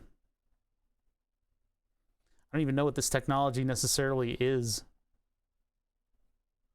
Probably not anything that you can find online. It's probably something stupider than what they claim, and then marketing got a hold of it. I was having fun with the Sunon Auto Restart maglev fan recently. Did you put? Is that why you're talking about the PWM stuff, Niano? You know that it will just screw it up if you give it PWM. It's a shame because this thing runs so hard that there's clearly vibration. Like you can feel vibration from it, and I don't want vibration on this. So that's why I think I'm going to try to keep the thermal camera with an open air cooling. That's a good fav. Yeah, that sounds fun. If you got it to run with PWM, I wonder if I could run a higher frequency PWM and probably control it with that. But I don't really need it to be controlled. I just need it to be slower, and I think maybe a big resistor would probably do it. More or less, we're kind of in a holding pattern right now because I'm waiting for the 3D printer to finish making the brackets that we're going to use for this thing. I'm going to fire up the little fan, put it up against the thermal camera, and see if we get... Vapo and maglev are two different Sunon things. Okay. Here, I just love that. I love that Sunon drew fingers handling their tiny fans. Like, so they went to like an artist and were like, "Hey, we need a technical diagram." Oh yeah, I can do that. I need somebody to hold like a ridiculously tiny fan. Oh, how big is the product? It's 12 millimeter by 12 millimeter, but it looks like a computer fan. I need you to have them like pinching it in like 3 different ways. I wonder if they have a drawing for their smaller 8 millimeter fan. It looks very different. Maybe. I mean, look at that. What are these used in though? If somebody can find an application, I would love that. So let's see. What I'm going to do is I don't want to like permanently attach it. I can just hold it up to the to the back of the thermal camera, and we can see if that makes a difference.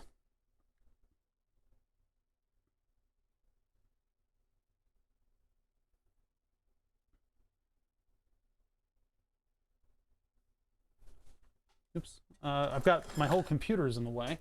Turn that on. I've got it set to 3 volts, so. Yeah, I can't believe there's a smaller one. There's a 3mm version. What are we what is being actively cooled like this, I wonder?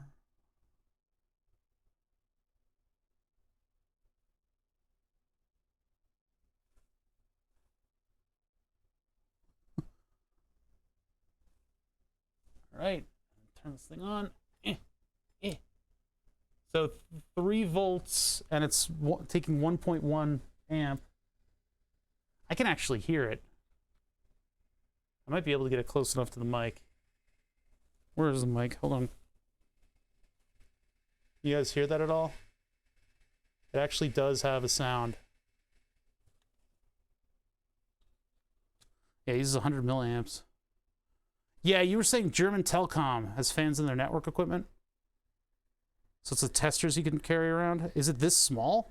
All right, I'm putting it up against... here, I can do... let's take... Copy this. Copy. And we'll go to this view. I'll paste it. There you go. So I'm actually going to hold this up to the thermal camera so that it's exhausting. Just like chat, it's exhausting. Yeah, fan-cooled cell phones. I can hear it. I can hear it making noise. That's real bad.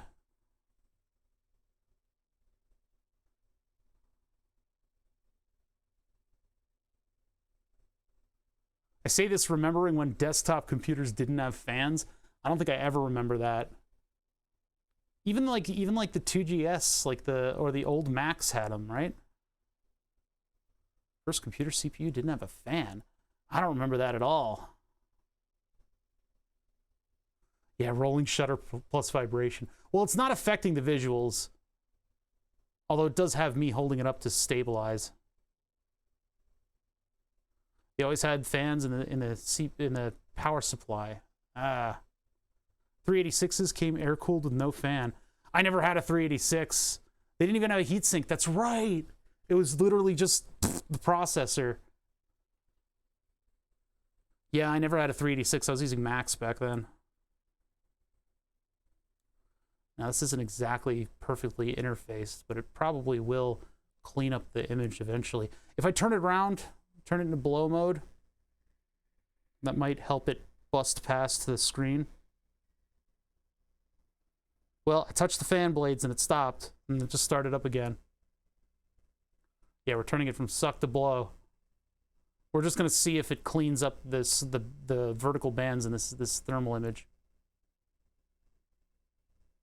I of course have to hold it here by hand. And this thing is running full till, so it's making like quite a bit of noise right now. Yep, it almost looked cleaned up for a second there, and then it just started up again. It just got gross again. I mean, presumably what this is doing is it's throwing a little bit of airflow on the heatsink, just a little bit.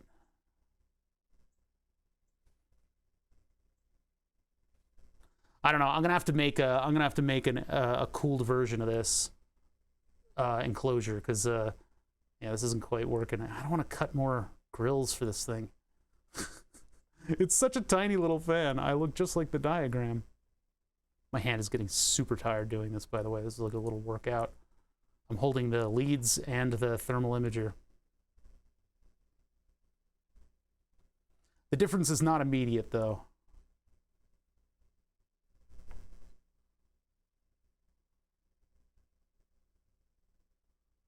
Yeah, I think even with the screaming fan, it's not that different. How much shake do you get if you're not holding it? I don't know. I know that my hand is being kind of a damper for any sort of vibration, but I can hear this too. This is not suitable for this application. I can hear this little fan doing its thing, So some other massively tiny thing that I want to engineer would benefit from this. It's so little air. I can feel it a little bit. You can kind of see it cooling my hand.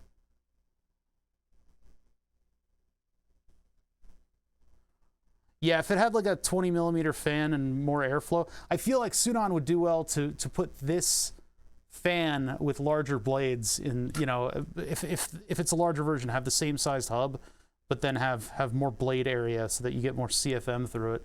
But I mean, really, it's pretty funny. It's a little meme. Look at this little guy. He's getting toasty. It's not really getting that warm though. Tiny fan. Wait, what are you guys still talking about? Which processors have fans in them? On them? The motor is a wimp. How dare you insult the motor?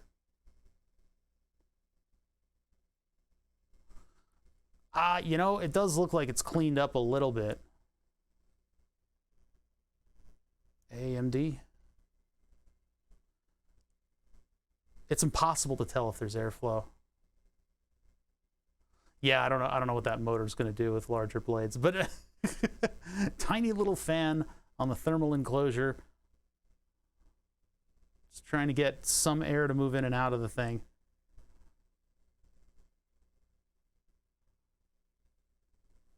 Would it work though? Would it, I mean, I'd possibly closing up some of the other holes in this thing in order to manage airflow through a particular area, because I feel like if it's blowing out of the enclosure, there's not a lot of air is going to get in. It's going to come in through the side and just miss what it needs to cool. Blow in, not out. That's what I'm doing right now. Yeah, I'm blowing in through the grating, and then there's the heat sink at the back of the thing. So I've got it leaning this way a little bit. So it's actually supposedly blowing down into that heat sink. Just trying to see whether or not it's making any difference. I think it needs to be over a longer amount of time. I think that's the problem. So I can't just hold it up and expect it to start working. And I do not want this fan on the thermal imager because I can hear it. And if I'm not allowed to slow it down by means of PWM or anything like that, then what do I do? Single ply toilet paper to see if it blows. I can feel the wind off of the back of it. It's very subtle, but it's there. Turn that off, move that all the way down here. Go back to this view.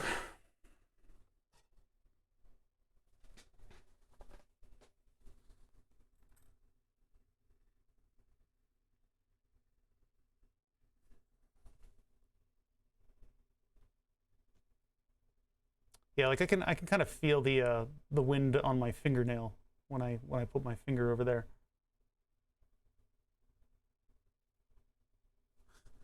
I don't. It depends on whether or not I have a gaming computer on Saturday, which I don't know if it will. I don't know if I will at the pace that this is going so far.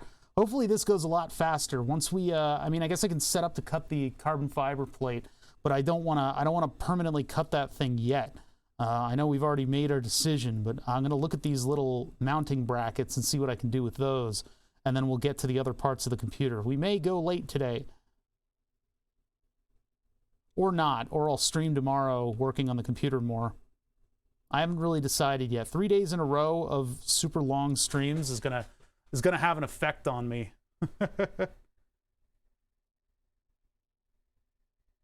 How dare this fan be so cute? I know, right?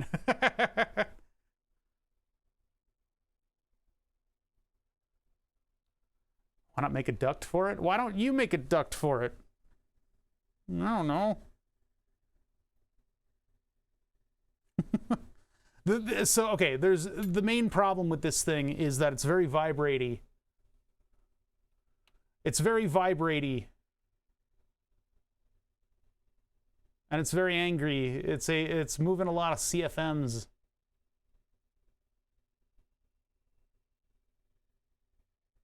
No, I'm not gonna make a duct for it. Don't.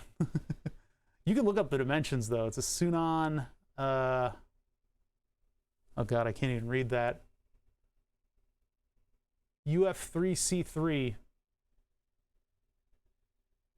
Sunon UF3C3. Yeah, it's an attic fan for a dollhouse. Here. I don't want you to make a duct for it because I'm not going to use a duct for it, but whoop! I clicked on the wrong part of clicked on the wrong thing in OBS. So suddenly I'm caught here with my pants down. There you go. Ah! Sunon UF3C3.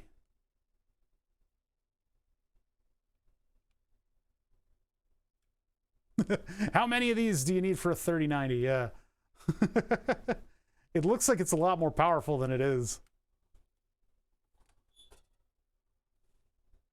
I don't know what in God's name you would be doing with a fan like this. I mean, telecom equipment that absolutely positively needs a little bit of air running across it. Maybe if your Nokia cell phone is getting a little too hot.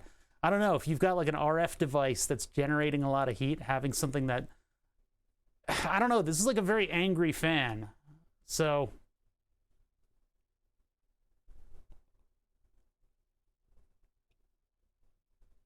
yeah, that is the number of fans you'd need to cool a 3090. I need some. I want one for my Eagle Cam that I run at night with an IR array. Ah. So my problem with the God, my thumb is like cramping from this. My problem with this is that like putting this in camera equipment, this is vibrating a lot. I can feel the vibration from it. 0.2 CFM. You know, if you need air exchange, but I would advocate running a larger fan. It depends on the size of what the camera is. The reason we got this tiny little thing was the discussion was how to cool the thermal cam, and the housing for the thermal cam has gotten a little bit larger, and so this barely kind of fits in the thermal cam, but it's a little too angry for it in my mind. I could use these larger dimensions and find a fan that would fit that, but yeah, the piezoelectric fan. I'd run 120 volts out to my those piezo fans are really cool though. It just kind of flaps. Squirrel cage fan? Yeah. Doesn't have enough RGB. We could you know, we could fix that. I wonder what fan the Asus. Oh yeah, do they have fans in those phones? That's crazy. Yeah, I mean, I guess if you absolutely need some air exchange, this is and you've got a very, very small thing, this could be your solution. Even though it's very visible on the thermal camera. Throw these on a clip-on for a hat brim. I love those visors that had the they were like 1980s visors, and they have LEDs on them, and then some of them have the little fan that faces in. Does that really move air? Yeah, a little bit. A little bit of air is moved by it. I can feel it. Not enough air to hold itself up. Maybe a little. Not really. I think the wires are what's holding it up. The wires are having more effect on its position than anything. But yeah, there's a little tiny bit of air moving. It's very cute. It's a very cute little fan. Use it on my 3D printer. Actually, a 3D printer needs more airflow than that, huh? All right, let me check on the 3D print. I need to go over there and see how it's doing. I think it's almost done.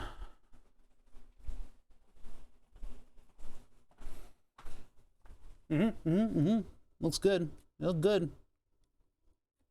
Good, whatever you are. Little weird little brackets. How close to done are they? I think they're solidly filled. I don't know if there's any filler material inside of that. I know, I need to fix the fan on the printer. I haven't done that. I need to find like a duct that I like, I guess.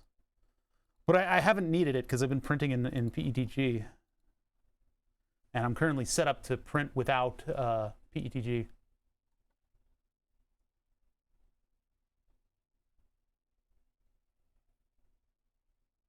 Did you tighten the forgotten motherboard screw? No. We haven't done that yet. I use a fan on PETG for bridging. Yeah, I haven't. I've used stuff that doesn't need bridging. So make the smallest hovercraft. You're not the first person to suggest that. No, I don't really think I'm going to use it on anything because I can hear it. I can hear it in the studio. And, you know, unless, here, let me turn the voltage down. 2 volts. I'll give it a second. Still running at 2 volts. Stall. Let's stall it. Oh, hold on. Stall. There it goes. There's the stall protection. And it starts up again. Okay? Can I hear it? Can I hear it? No, I can't. So running it at 2 volts might be the solution. I don't feel any air coming out of the back. It's not running at full tilt. I can still feel a little bit of vibration on this. Actually, no. Yeah, running at 2 volts might be the solution here, because now it's silent. The problem is, I've got a fan on me behind me. I've got a floor fan that's on me because it gets hot in here when I stream, and the lav mic luckily keeps a lot of stuff quiet. The lav mic does good at filtering out a lot of the noise from that and stuff. Not with VHP foam. Possibly, if the vibration is there, then I'm unhappy, but I can't hear it at 2 volts. So I can't tell if there's airflow coming out of this because there's a breeze on me right now.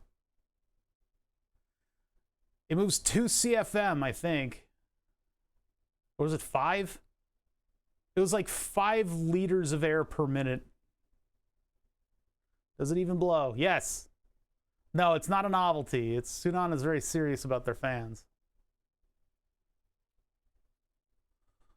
2 volts may be a little close to the startup voltage. No. If I stall it,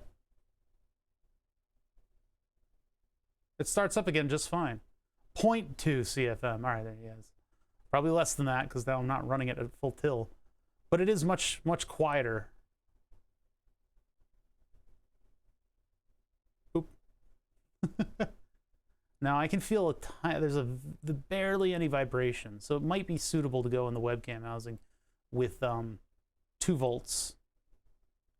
Crazy that they put a brain in it too. It's the same brain that they'll put in any other fan, right? What do you want to cool with this? You're looking at it, the thermal webcam. You can see there's little aberrations due to a little bit of excess of heat on the thermal cam. So if I have anything that moves air in there, then it might improve the visuals to look like when the webcam first starts up, which doesn't have these, see that like line of pixel nonsense? Of course, you can look at the thermal imager on the ruler right there.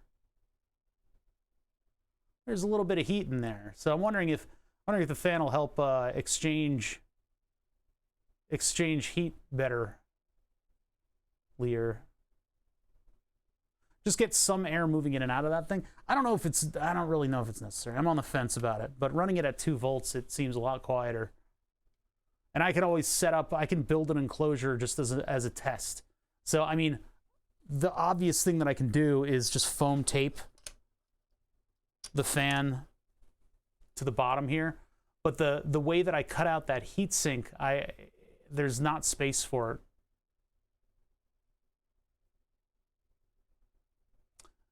Yeah, I don't know.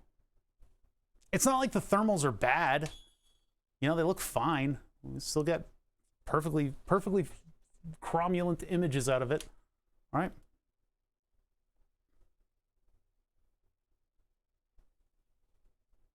Yeah. So but the thing is, like, it's so much cleaner when the camera's cool. I don't know, active airflow, it shouldn't need active airflow. Like putting like a different heat sink on it would be much better. 91%, we're almost there. We got 8% to go on this thing. Indeed. 8% to go on the print, and then we can start to work on the panel and stuff. In order to cut the carbon fiber panel, I've got to get the carbon fiber panel cut setup out, which we've modified but hopefully we can align the linear track on that thing, and then I can hook it up to the Dremel, and we'll lop off the remaining part of the plate. That's going to be loud, obnoxious, and dusty. It's going to be carbon fiber dust, which I'm not looking forward to doing that, but we got to do it.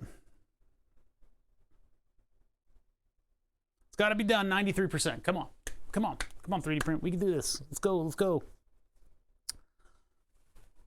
I got to let it cool down too. So I mean, we're a little bit further out than when this thing reaches 100%.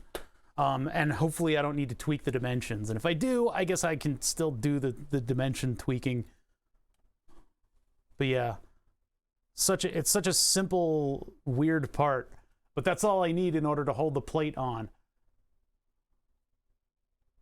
It's basically just like a stopper that will wedge the plate into the Makerbeam rail. I decided not to extend this down here so that it prints even easier.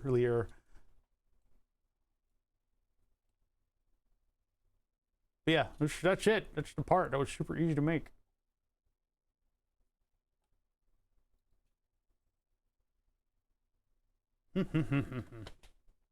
Well, I mean, we're gonna have to cut that plate, so I guess I'm gonna have to get that setup out here. So get out of here, tiny fan. It's adorable. It really is. Like, I don't know what you would use it for, but it's adorable. Maybe at some point I can mod it into the thermal cam and we could see what it does.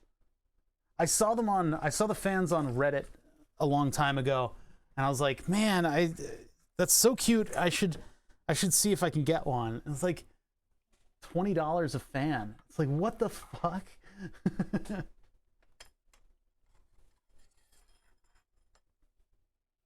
All right, let's see. So I need to possibly, I guess, just mark this.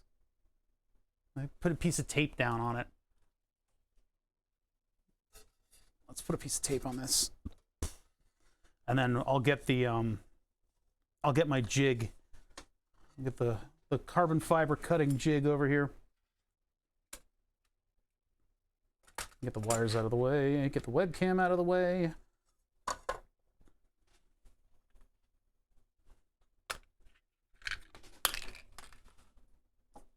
And some blue tape. I guess we'll use the big thick blue tape. We can use a big thick blue tape, right? You guys aren't gonna complain if I use anything other than the big thick blue tape.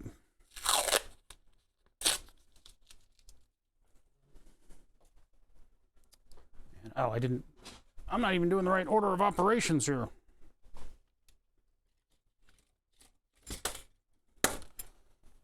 God, the problem with this shop is that everything's on top of itself. I had to double check the power button because there's giant capacitors in this thing, so it actually the screen stays on for several seconds after I turned it off. Oh yeah, that's the noise. That's the noise.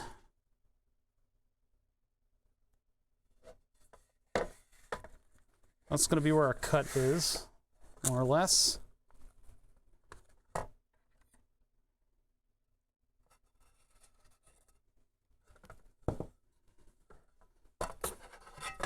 That's the first time I've had a nice flat tape line on this here masking tape. I gotta move that masking tape. I gotta put it somewhere else. There's no need for this wide of a roll. It does come in handy if I wanted to protect this during the machining process, but I'm not gonna put that much care into it if I'm actually trying to get this done. I really want to have a gaming computer at the end of all this, so I need to put my best foot forward and make progress on this build. Not allow things to hold me up. 3D printing something was a potential for a snag in the process.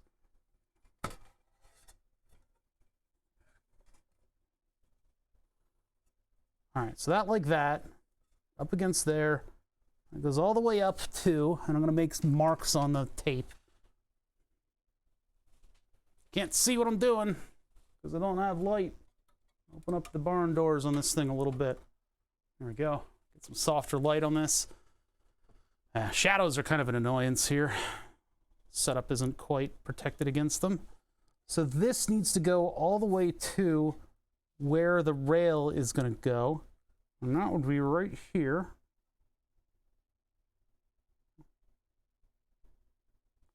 And then right here. And there's a wrinkle in the tape right where I need to make a mark, of course. There and there.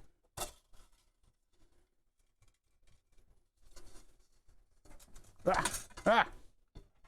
All right, you do you. You do you, enclosure.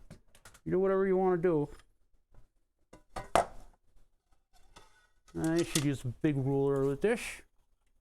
Yeah, this big ruler.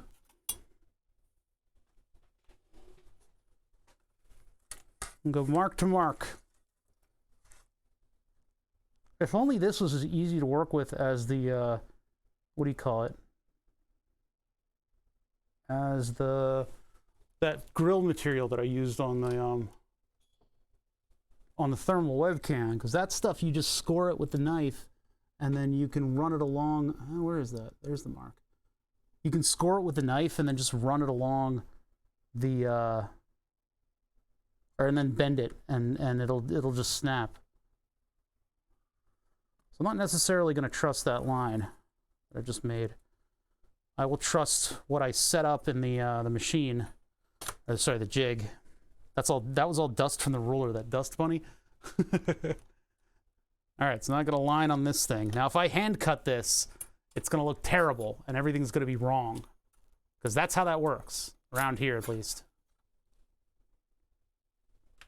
Oh, the print is done. Let's see if I can get the print. Yeah, I guess we can view it on this camera, but I suppose.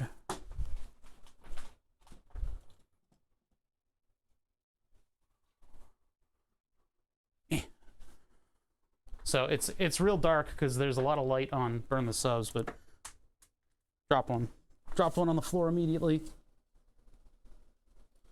I can use my special method of getting prints off, which is just a giant spatula. I gotta hold my hand over it because if I just swept this thing across, it would be very satisfying, but the parts would fly all over the place. Oh, that's gonna damage that one. Oh, damn it. They're still stuck because this thing is still warm. If I wanted them to just pop off, I could actually put this under a sink. Yeah, that one's really stuck on there. I should have given them more time. I'm okay if these are a little distorted. That is stuck. All right.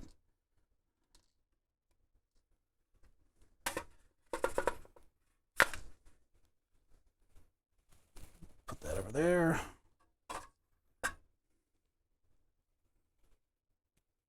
These look pretty good. They look pretty good. They work, they work. Might 3D print more stuff for this computer. Is that one? It's just down to this one. This one just won't move. There it is. Usually with PETG, what I do is I just wait. But since I'm streaming right now, I'm not going to wait for this to cool down. I'll wait for the bed to cool down, and then by the time, like if I have an overnight print, I'll come back to it and it will be popped off already. When the bed cools, PETG will just leave.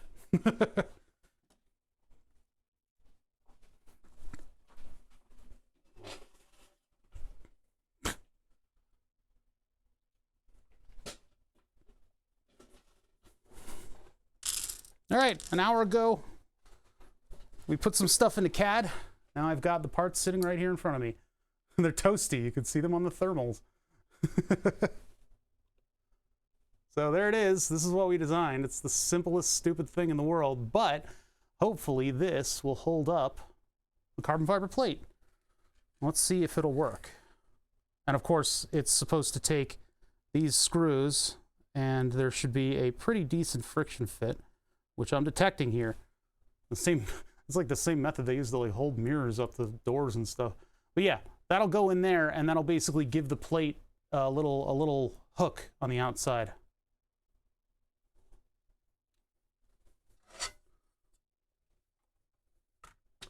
What, spray iso alcohol in it to what, like super cool it?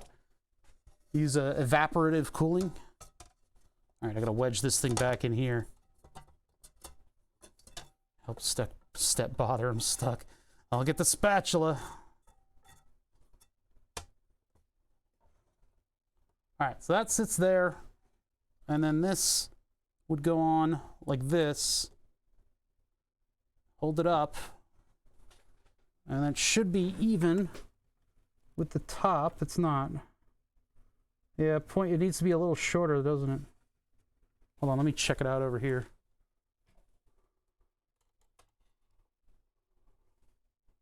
So this piece up against there, I'll do it here, like that, and then that up against it. It's so close that I think I'm willing to just accept it. Yeah, so there'd be like a quick cool and release. That's cool. Sounds cool. Sounds like a good idea. I'm almost willing to just go with this. How about down here? Does it work? I think maybe it needs to be a little lower. But I can redo the parts, or I can sand these in order to get it just right. I think one of the things is just like the width of the stuff on top. I mean, was that a little piece of plastic right there? You can find one that's a little bit more flat. Yeah, they've all got a little bit of funkiness that maybe I can sand out. Any of these super flat? Not quite. Not quite. Yeah, it's unfortunate that the working surface wasn't the same surface that was on the print bed, because the surface that was on the print bed is like perfect, and then the top layer is it's a little rumbly, and everybody would say you should use ironing because they learned about 3D printer ironing like last week because it got suddenly very popular. But I don't think it would benefit us here. Yeah, so if that's sitting flat, I mean, I can just sand it down a little bit or file it or whatever. So okay, so that's where we are with that. Before I start punching holes into this thing, we need to cut a little bit more of the carbon fiber off. We need to cut along this line that I've made at the top. Now, I don't trust this line to be perfectly flat and straight, but we will make a Dremel setup that's going to be able to cut that, which means I've got to break down the setup that can cut the grating that I was also going to use on this. Well, we just got to do it. Just got to do it. I need to get out of my own head and start fabricating stuff, which is usually where we are with these projects. It would have been nice if this would like float over the surface, but it's going to be right up against this plate. It's just how it has to be, I suppose.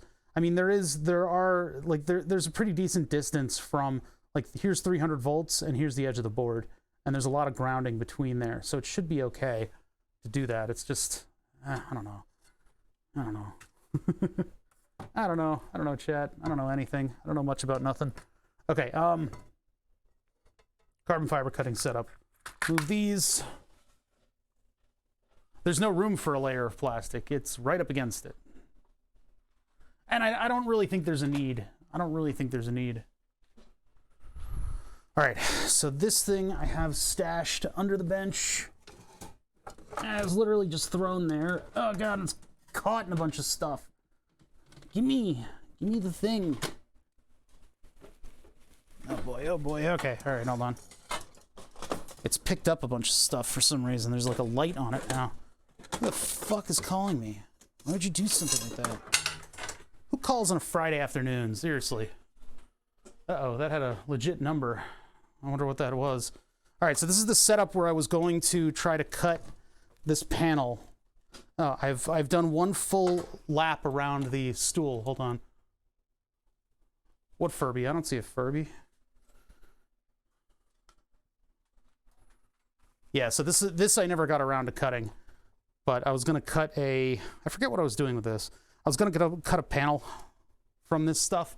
This stuff is crazy because if you if you start clipping it, it will make all these really, really sharp steel edges, and it can really screw up your hands. But yeah, I was gonna get this thing straight so that I could cut panels for, probably for the computer build, and we may need to use it later today, so as I get to cutting new panels for this thing. So I'm gonna put this grating aside, and we need to turn this back into my carbon fiber cutting setup. Which had, that had wings on the sides in order to hold the carbon fiber in place. Darn it. This is annoying. Okay. So what I need to do is replace this with the one that holds up the sides, and that'll hopefully keep it parallel, and it'll hold on to the plate. And then we adjust this, or we use, that's right, we use the micrometer against the edge of this to make sure that it's straight and adjusted properly, and then I can move that thing across. All right. Let's get to work. Get to work. I never got around to cutting that, the whole panel. So I need a full angle bracket. Let me go get them. One, and there's the other one. I've got a whole bin full of these little braces. So there's the other one. That's what I got to do. I got to replace the hardware with that. This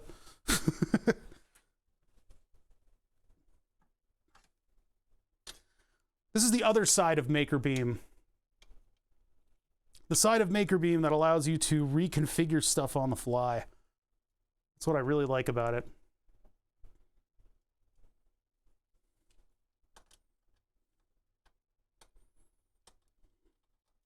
So yeah, we're going to cut away that little bit of the panel that we need to cut away, and then pop some holes in it, and I'll be able to mount the base platen for the computer, and then we can put the parts on top of that to see where we're going to punch holes for all the equipment. Easy peasy lemon squeezy, right? And then from there, I'll have to fabricate side panels. And I think what I want to do is just get the computer functional. I think I'm at a point where I just want to get the computer functional. It can be missing side panels for now. I don't really have a screen that I guess I could use the little HDMI screen with it. You just got Makerbeam? Yeah.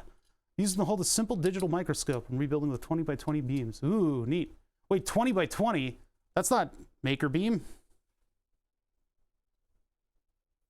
Yeah, the camera, the thermal camera auto adjusts to the hottest thing that it sees, which is me.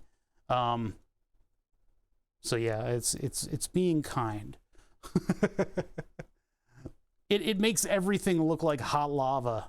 But what's cool is that you can see due to my skin's thermal emissivity, how much it thermally emits, you can see where the main vein is and stuff like that. It's a little bit warmer where all the blood is. All right, that's their second call from the same number. I'll answer this time. Hold on. Hello?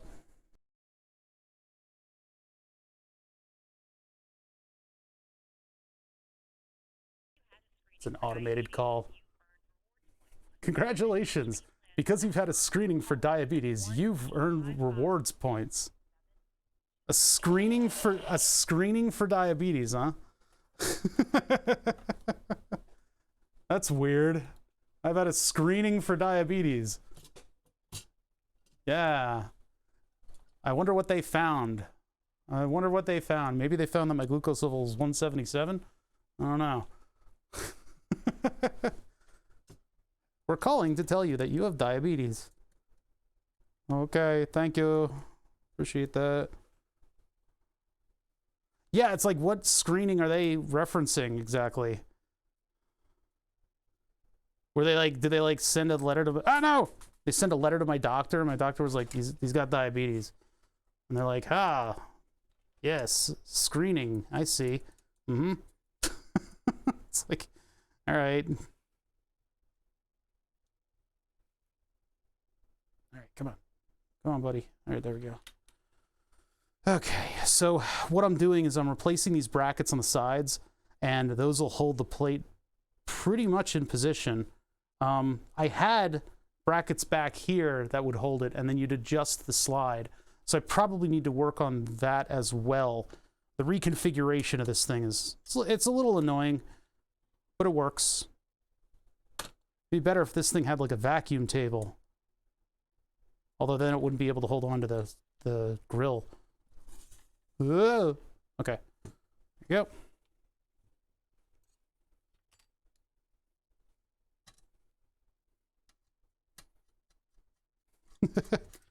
Doctor was like, yeah, I know him.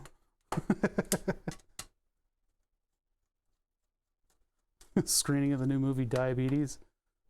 Sounds like a terrible movie.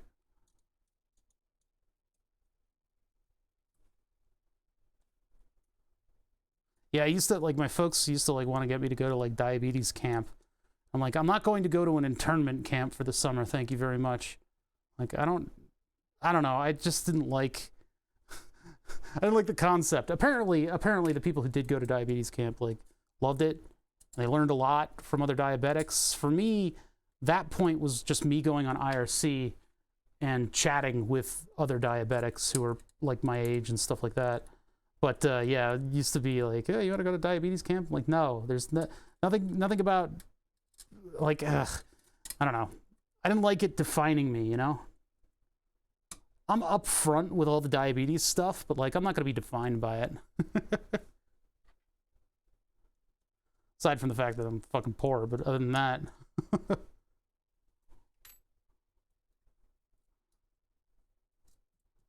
right, there we go. Redoing the Makerbeam so that we can cut plate. And actually, I don't know if I'm going to do the rear. I don't think I am. I don't think I'm going to put up the rear thing. Camp Diabetes sounds like a hoot. I don't know, man. It probably would have been. I probably shouldn't have had such biases. Such bias.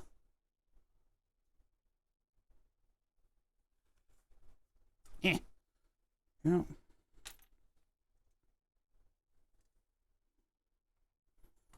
Okay. These were posts for drones, for an old drone frame, and they're just the right size to fit inside of that speaker grill. So I'm going to need those later, if not tomorrow when I work on the panels again. I got all this stuff all over the place. It's all getting in the way. Everything out of my way. I got work to do.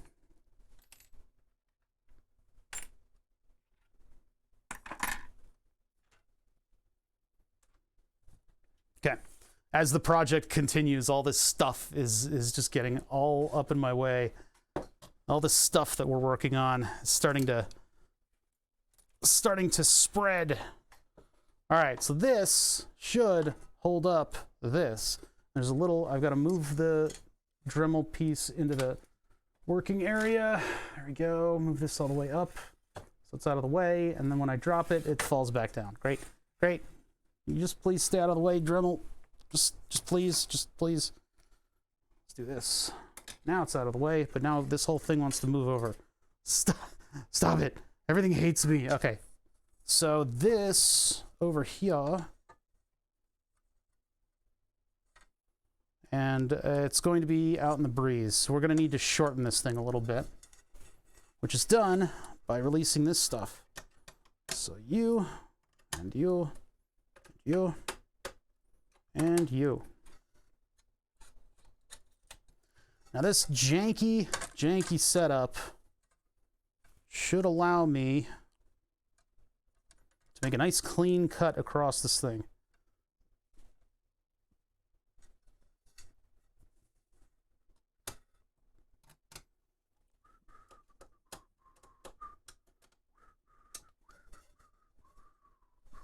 So what I'm going to do is, I think, what did I do before?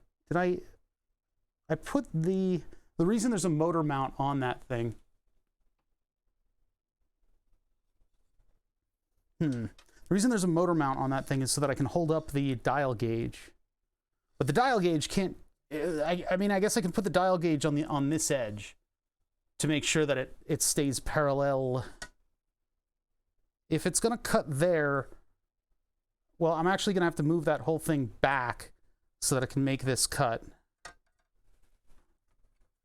So here, let me get this in here first.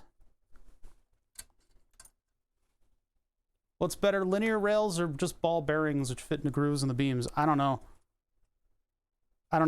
Burn the Subs 3 is going to have nylon rollers on the tube, on the 20 by 20 millimeter, 20 by like 40 or something millimeter beams. Previous Burn the Subs, the one that's up there right now, that has linear bearings. I don't know which one's better because I just don't know those things. I just don't know. I don't know.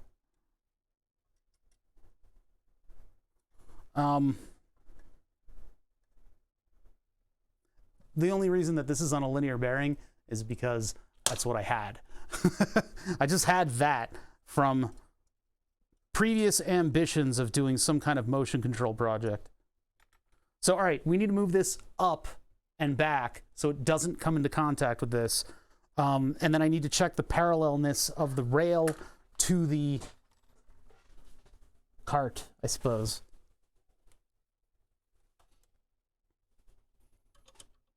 So this goes up.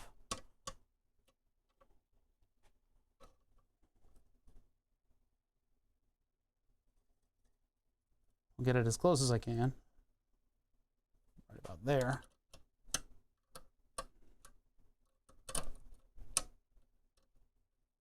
And then I need to move it back. That's not going to be able to move far enough back. Maybe. Hold on, let's see. Yeah, okay, so I'm only comfortable moving it back to there. It's going to bite off more than I need it to. If I can move everything forward a little bit, then it's kind of flapping in the breeze. But I guess I can do that. I can move this way a little bit. It has to, I guess it has to be like this.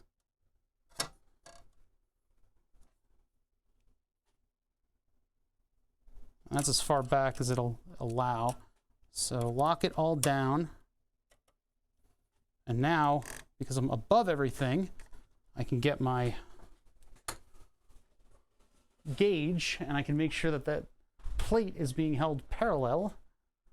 Where is it? There. No, that's the old one. Here's a new one. Here.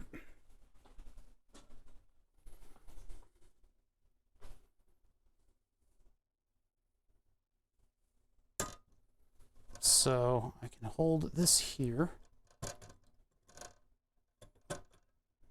Close enough, whatever. Just as long as it holds on. Oh yeah, you know what? I think I did it so I could do it like this. Yeah, there you go. Maybe that'll hold a little better. All right, so move that, move this, move the other thing, move all the things. Get the thing with the thing, and the other thing's there. Move that thing. This thing goes over here. Let's get that real close.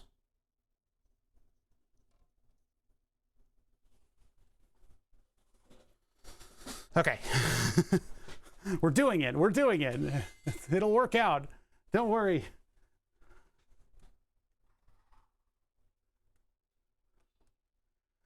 It depends. You can tension wheels on groove just right, but they also experience wear. Linear rail's good if you're happy with what you've got, and it'll last an eternity. Wheels on groove are more silent. Wheels on groove should have the same profile. Eventually they'll have the same profile because of wear. God. Plain steel bearing with no tire is probably not what you're looking for. Interesting. Yeah, I don't know. I haven't really dealt with wear on like my 3D printer. Is that eventually going to be a thing that I need to worry about? Oops, that moves it in the opposite direction. All right, very useful. Oh, careful. Okay. So what I did is I adjusted that a little bit so that I could tension this to have just a little bit of push against there. So right here,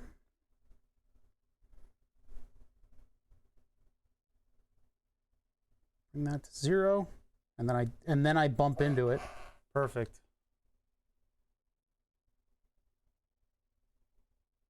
What pretty printer does Obother have? CR10S. It's been highly modified. Yeah, that's gonna deflect even when I just push it. Oh, yeah, and this is of course getting in the way. How solid is all this stuff? Not at all. Well,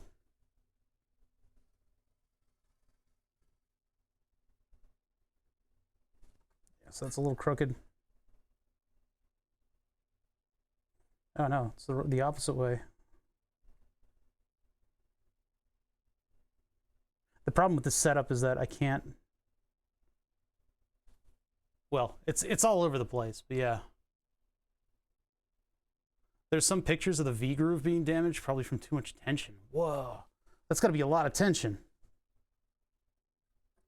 I'm tapping the back of the plate right now to try to see. Using something like this where you can get repeated measurements of you know exactly how your cut is deflecting, I think it's great. It really helps take your own idiocy out of the equation for the building of stuff. See, it almost reaches back to the same number up here. It goes all over the place in the path of the cut.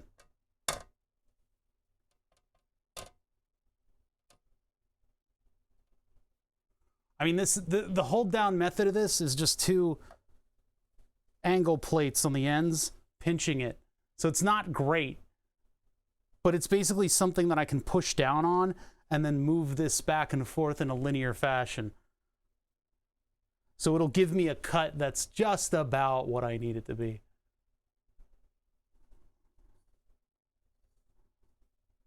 But like everything on this thing is like janky and shaking and wobbling around.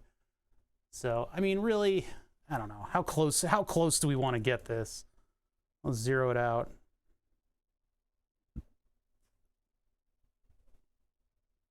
Move it just by the cart. I can barely get to that.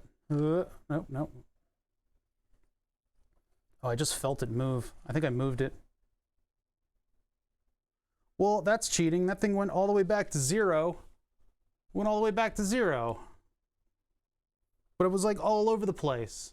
Look at it, all over the place. Although when I let go of the cart, it kind of wobbles, so it's a little wobbly.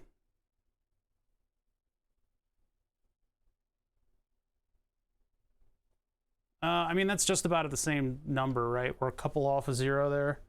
We come back over. Ugh, I can't. This is the that fucking thing right there. The drive, whatever, cable.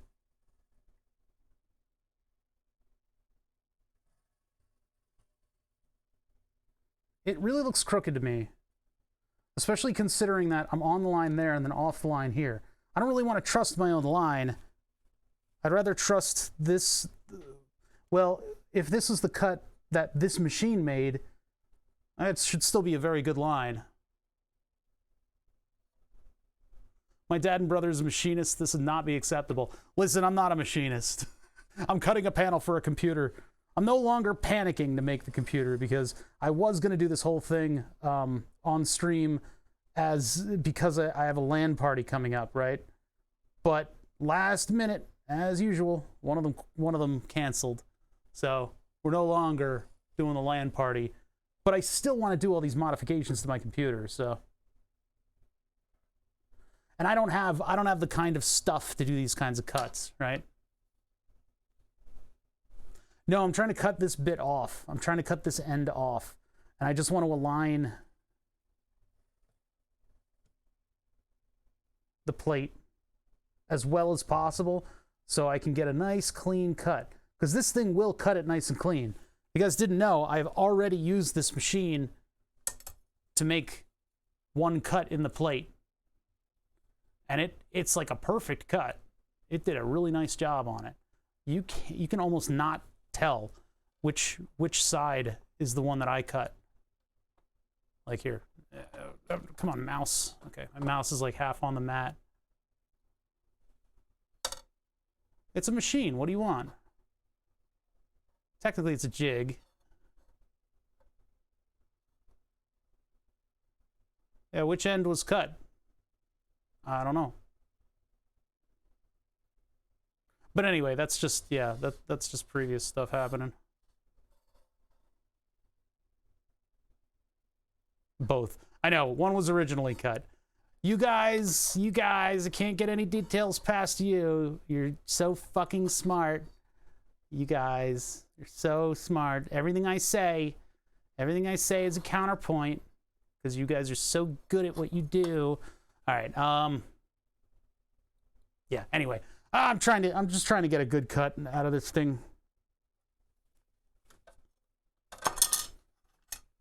Everything I say. Bet you didn't think about this, streamer. What about this? This is directly a counterpoint to what you were just saying. Got him. Cancel your Twitch. You're done. Okay, let me clean up the backdrop here because I've got all this bullshit sitting over here. I need more freedom for this line, so this thing I'll put up on the computer. These parts are gonna wander over to the milling machine. I gotta keep them safe.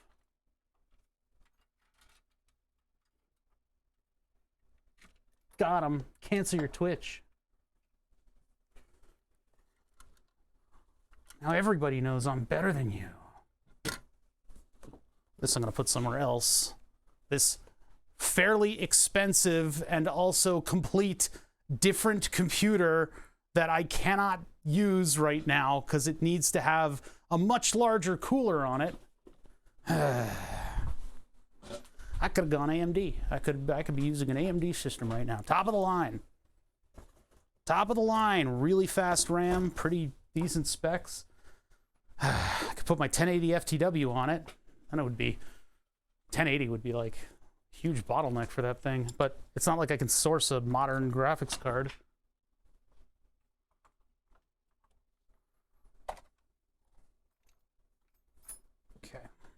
Get all this stuff out of the way, especially the stuff that I need in order to build the computer. Build the computer! Yeah, this is, oof. Surface mount parts bin, just waiting to be dumped. There's the old board. Here are the fans that I want to use.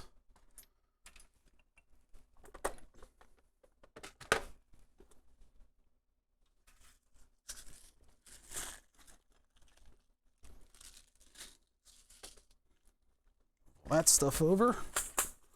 All the little kits of screws that I've been using to build stuff. The Z-axis, what are you doing here? You're supposed to be way over here. You live all the way over here with the milling machine. I want to put 4 Noctuas on that power supply. I don't know if it needs 4 Noctuas. It probably doesn't. Let's be honest. Probably doesn't need that much cooling, but it'll get it. It'll gonna get it.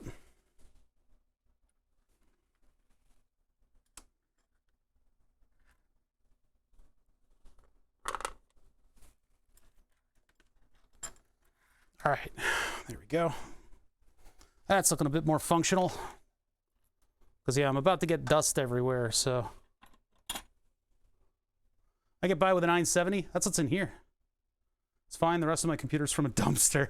Yeah. It's a 1080 FTW. It's an EVGA. It's sitting over there under a pile of parts. Sigh. But it's been my trusty graphics card since 2013. No, more like 2015, late 2015, I think.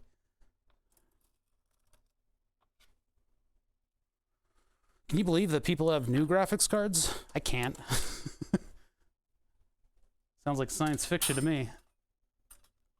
That's right, in the year 2000, we'll have graphics cards on the shelves. and cars will be able to fly. Got a 970 from B stock. Had it for 9 months, and it went out. I just RMA'd and got a 1060. You fuck. That's awesome.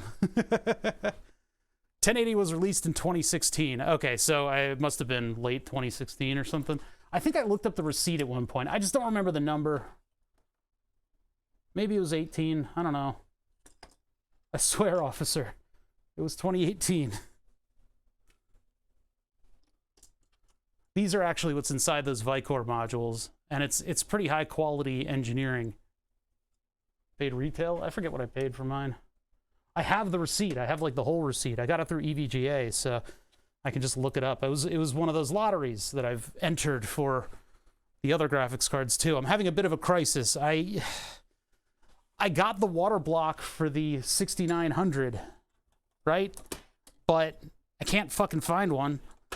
So if I end up getting an NVIDIA through the EVGA lottery, I have to get another water block for it.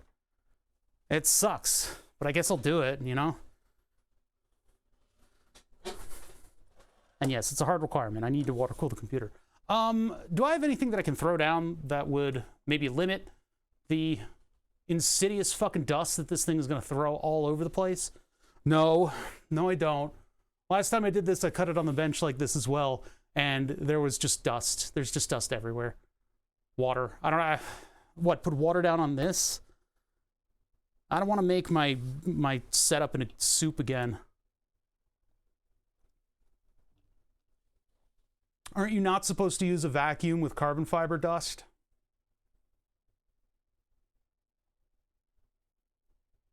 Yeah, I could probably put on a mask when I do it. A damp sponge to wipe it up. I guess I can do damp paper towel. You killed it with static when you were rebuilding your... How? Oh God. Never in my life have I heard of... I mean, yes, I know, I've probably killed some electronics with static myself, but man,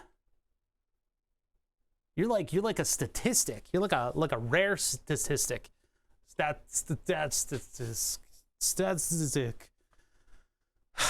Talking is hard, chat. I don't know how to do it. Okay, why is this still out? You've killed 2 GPUs with static state. Maybe you shouldn't touch GPUs anymore.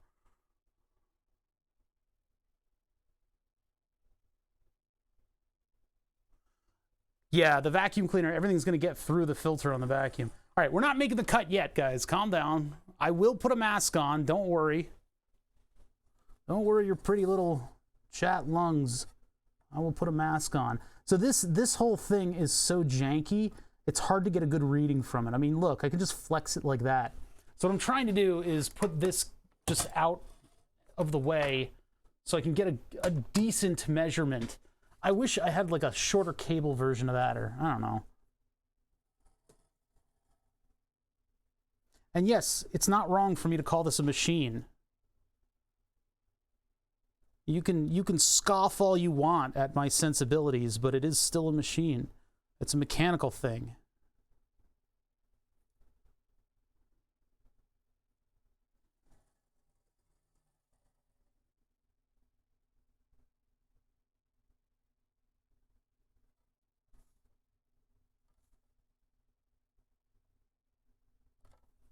I need to like tap it in to get that to 0. Eyeballing the cutter on the line is accurate enough? Possibly.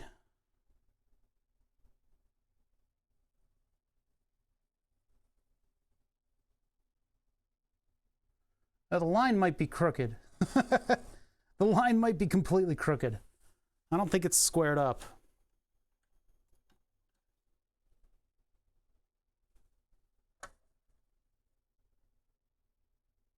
Kind of looks like it is. Where's the ruler?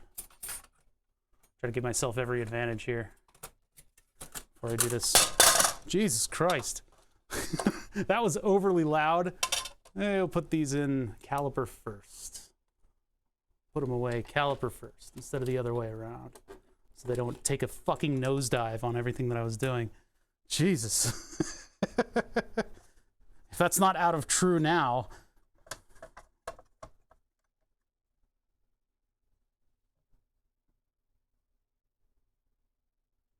Although the tape is probably influencing this.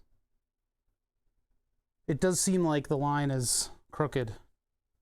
That or the plate is in here crooked. That's what I'm trying to determine.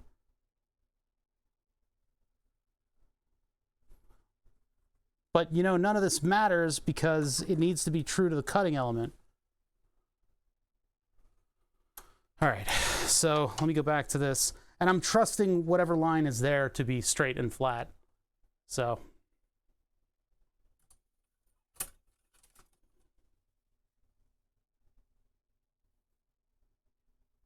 I'm going to loop it around double and then go back to 0, and then push the cart.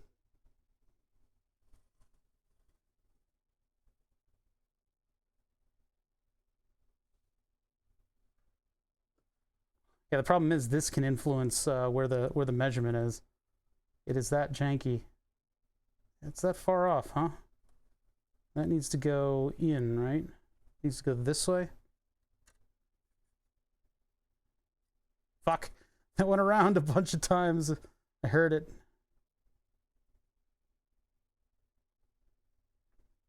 Damn it.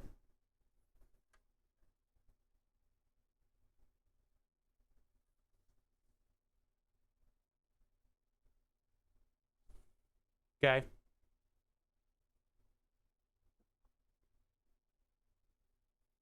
Yeah, the measurement from the other end, that's pretty much what determines it. This is pretty good, to be fair.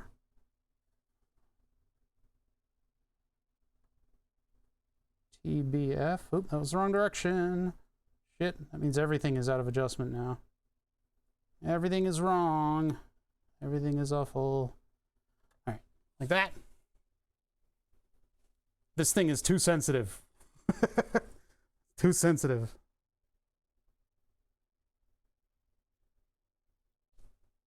All right, so that's floating around the right number. Well, depending on whether I touch it and the tension on this thing. I think that's as accurate as I can get it. What do the rails on the frame cost? The Makerbeam kit is pretty expensive for what it is. And the rails, linear guide rails, are not cheap either. Let's be fair. All this stuff is overpriced. And the dial gauge is going to be the most expensive thing because this is a nice dial gauge, but I use it for other machining. And these were parts that were left over from other projects. That's kind of how I operate around here. Look how far off that is. It's not a lot, but I mean, I'm able to get a repeated reading from end to end. So I think I'm pretty happy with this. I mean, I can double check. I've got this thing just about in position. It's going to undercut it a little bit, which is, I think that's okay. But this is just the arbitrary distance that I chose. It was 20 millimeters from the end of the rail to where the power supply heatsink stops, basically. And then I lop off this little bit of additional material, and there should be room for, wait, should there be? Yeah, because this is as far in as the power supply goes on the thing. Because then it'll be an open bottom on the computer frame. So I am going to do this cut. I know everybody wants me to do something different, but I think this will be okay. And then I'll lament how bad the cut is afterwards.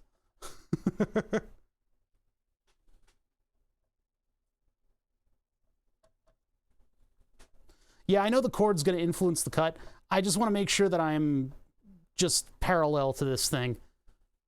You know, I'm going to make a clean enough. It'll hold the Dremel at a right angle and then cut appropriately across this plate without it being a diagonal line within the confines of my ability to see it.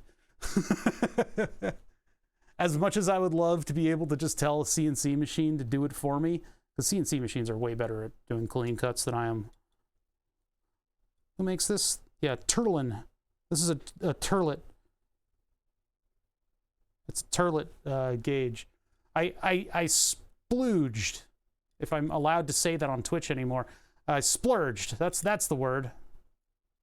I'm gonna say splooged. I spent a little bit of money on this thing so that I could actually get, it's for precise turlet measurements. But yeah, I splurged and I bought a nice dial gauge that I take care of, and it's good to have. And then of course a Naga arm, because these things are awesome.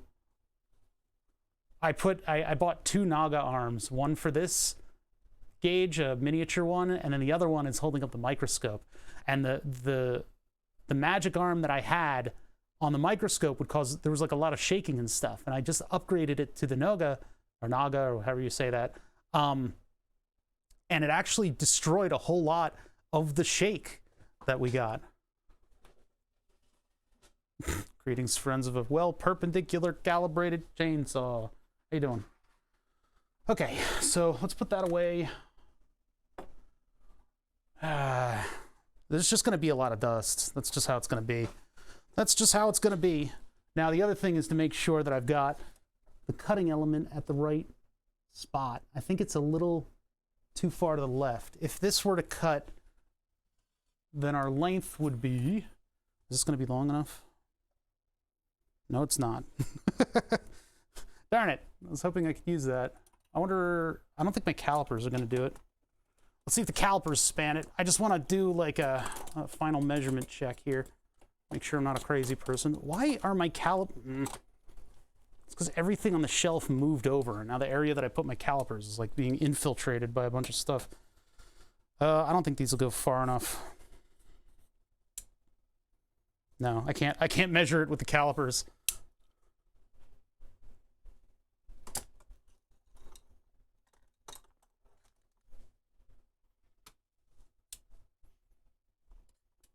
All right, just putting stuff away, and then we got to do this cut. I hope it's a good cut. I hope it's a good cut. All right, I need to get the Dremel. The Dremel. And then I'll try to cut on the line that I drew, because that'll maybe, I should probably be on the other side of the line.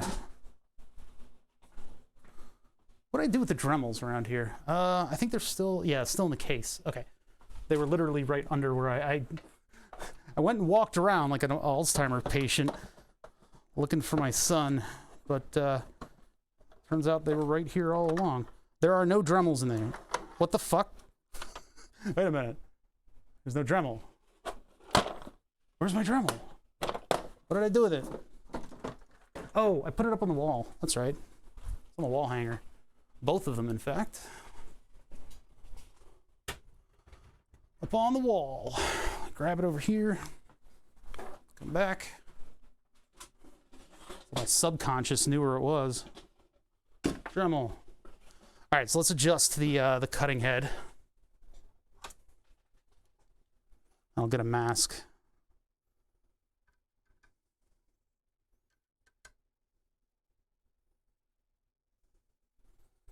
Here.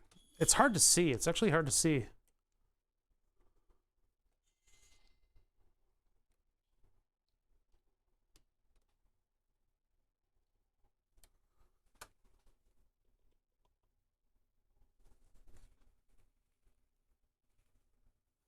So what side of the line do I want to be on? I kind of want to be a little north of the line, huh? Well, this is as far as it adjusts, so lock it down there, and then I'll lower it.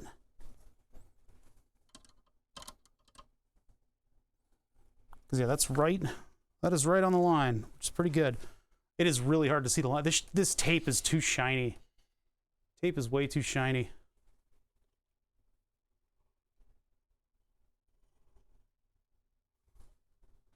I may not travel the line the whole way, but that's pretty good, actually.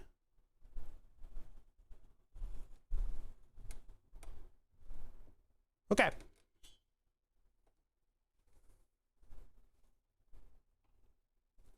So now I need to lower the cutting element.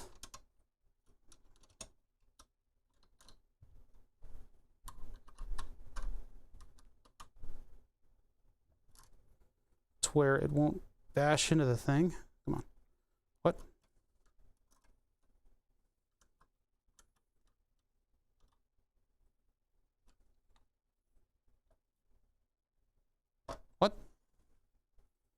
Is it not? it's not moving. Oh, Jesus. Okay, so it got bound up a little bit there.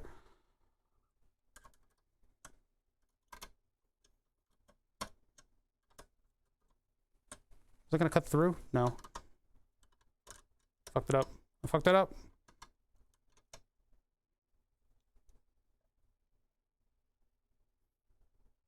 I mean, this thing is pretty janky, but it'll get the job done. That's all that really matters. Hopefully I don't bind against anything. I don't think I will. It needs a laser, yeah. Are you being so vindictive, crazy boy? Okay, oh no, I'm missing the thing. I thought it was on this one. All right, I gotta put the thing on the thing. And then get the thing with the thing. How dare you do something a little jankily and half-assed? Not on my watch. I won't allow it. I'll be snarky. That'll show him.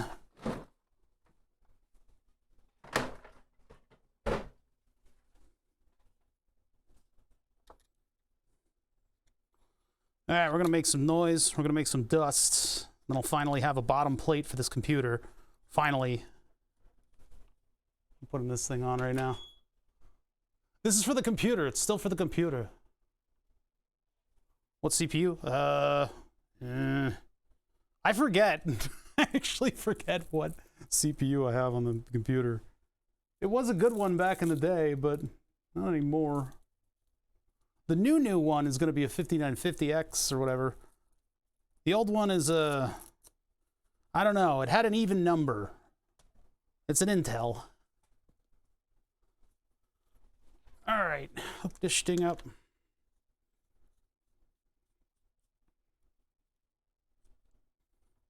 We're entering the danger zone. Let me get a mask.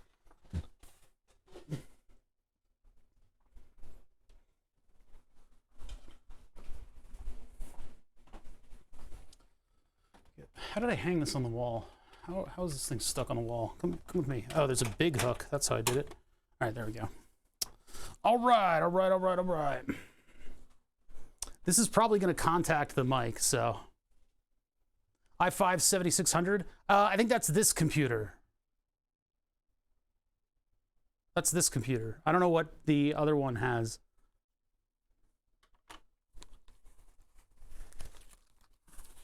God, I don't know how long this thing's been sitting. I hope it's safe to breathe.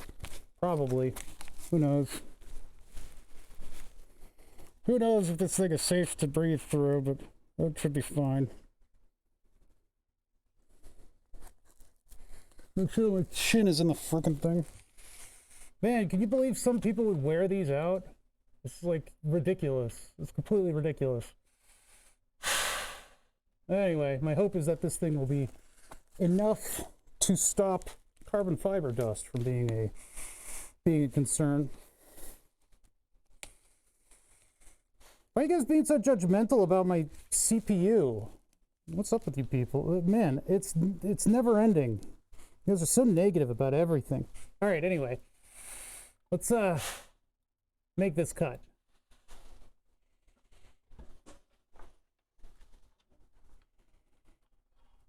I would challenge chat to be positive about something. You know? I like the mask because I can rant and rave while wearing it.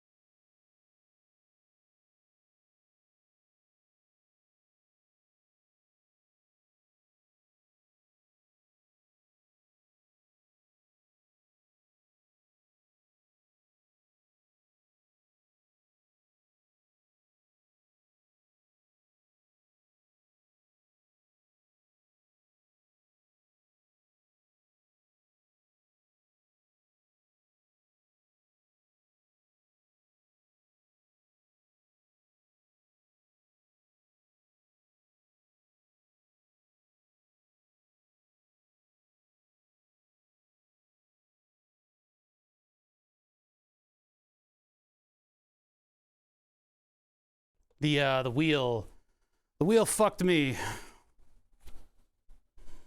Yeah, the reinforced cutting disc did not appreciate what I was doing to it. And it seems to have walked at the end. So I'm going to cut a little bit north of where I am right now. That sucks. I guess we're not done cutting. Yeah, I put it through a little too much. I need to be a little softer with the cut. So we'll retool this, and I will move it forward a little bit. All I need to do is move it forward a little bit, and I'll just take a little bit more material off of this. Yeah, too much force. I noticed that the wheel was doing this. It started to tilt. So I got to check that it's parallel. It is parallel. It should be. Yeah, it was just the force of the cut just caused it to move. So I need to go slower.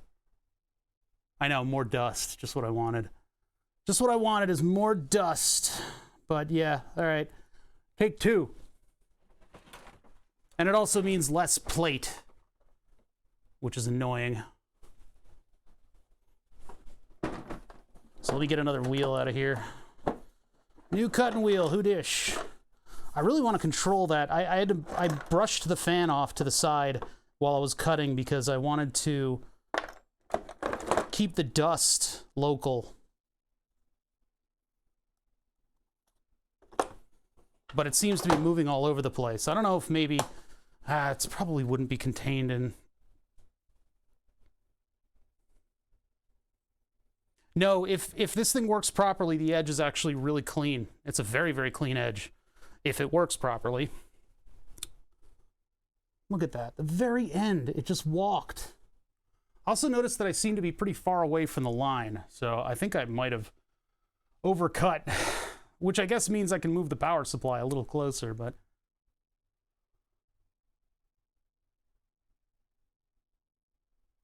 The quick clamp wheels, a bit rough, but a bit bigger. Well, I do have another plate. I have another plate. I was saving it for another project, but like, I think I'm pretty far off the line. I don't know. I don't know what happened. The wheel just said, you know what? No. And everything went haywire. Let me see if I can get a brush for this. One sec. Try to find something that'll brush this thing off. I mean, I could use these. These probably won't. I don't have anything to put that in. I think this is covered in oil, which means I don't really want to use it for this. All of my brushes are covered in oil because I've used them for machining on the mill. Oh no, that's on the line. It's just... I just brushed that all into this thing. Oh well. That's on the line. It just, at the very end, it decided to walk. These things are amazing. They all break with super tough. Let me see.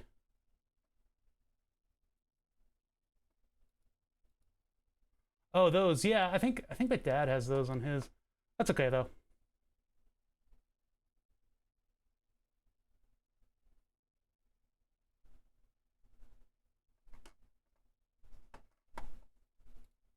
Yeah, that tiny, the weird deviation at the very end.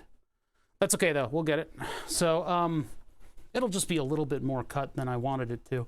Let me replace the wheel and we'll go a little slower on this one.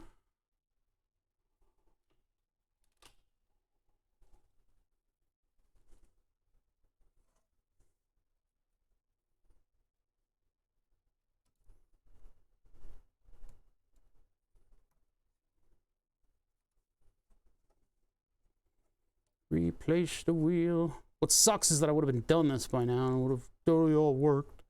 I don't know why. I guess it must have started to get weaker and weaker as I got towards the end. Because I definitely saw it like leaning to the side, which is really strange.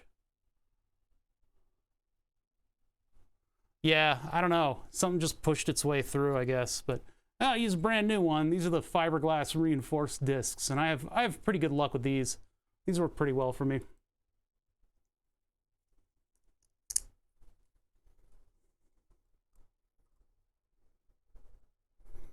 But I mean, yeah, I'm cutting through the whole thing in one pass. Because it's not like I made a pretty elaborate, you know, this is just a silly thing that holds up carbon fiber plates so that I can cut it, or plates in general. And it's not exactly engineered. Just a silly little thing. So I'm wondering if I should finish this cut, finish the fight, and then come back. I think I should finish the fight. I think I should get all the way to the end of this.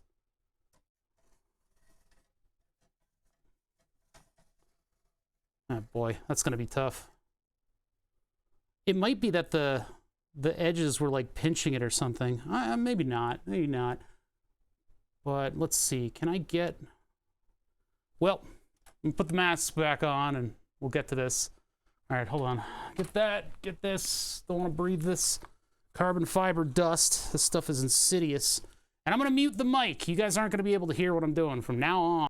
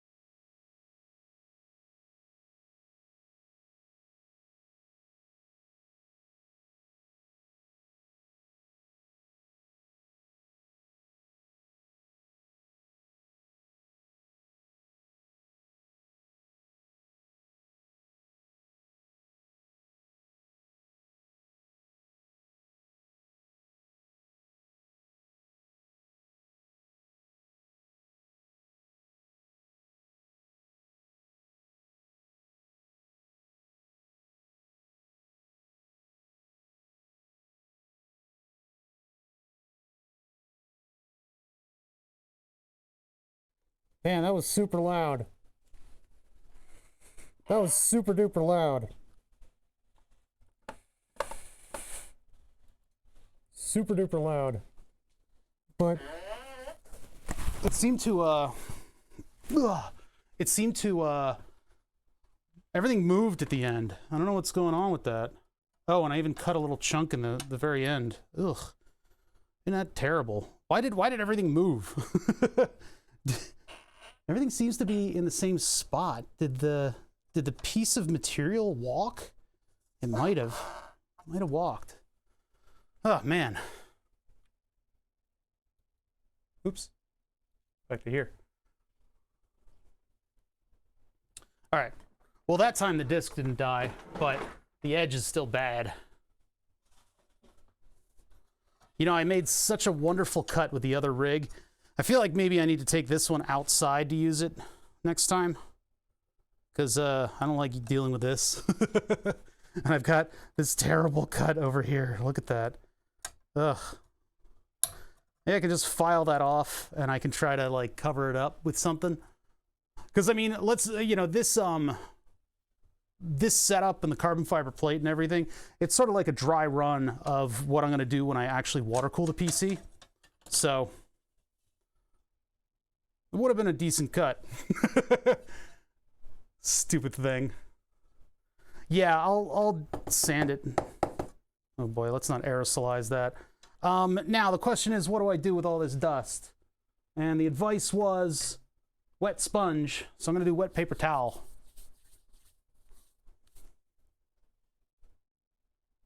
Because this stuff is fibrous, right? Something about it. It's carbon fibers getting into everything. Use tape. That's an interesting idea.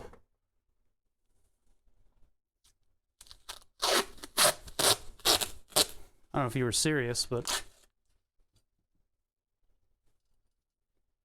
No, the panels aren't going to be in the extrusion. The panels are going to be in the presence of... They're going to be held by the brackets that we just printed out.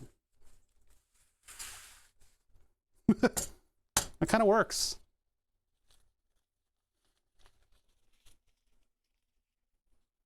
The powdered epoxy is probably worse than the carbon. I've still got a bunch in there. I guess I can do this. Nope, nope, no I can't. No, I can't.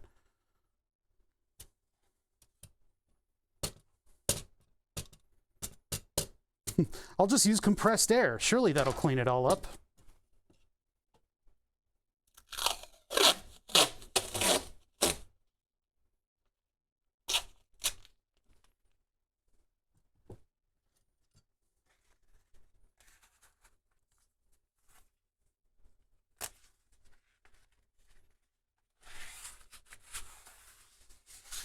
Yeah, I'll use a paper towel on the rest of it. Just the bulk of it. Pretty good solution. All right, paper towels, let's see. Yeah, and if I do this cut again, I'm gonna do it outside. Do it outside. It's just that I'm streaming right now, and so I have to do it on camera. Where's the Windex? There it is.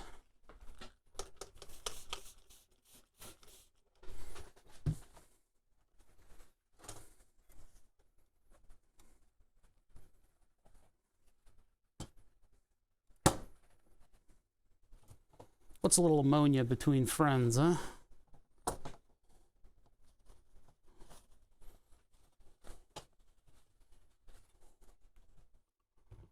Has everybody got like problems with what I'm doing? I don't understand. There's some people who are like tilted over what I'm doing.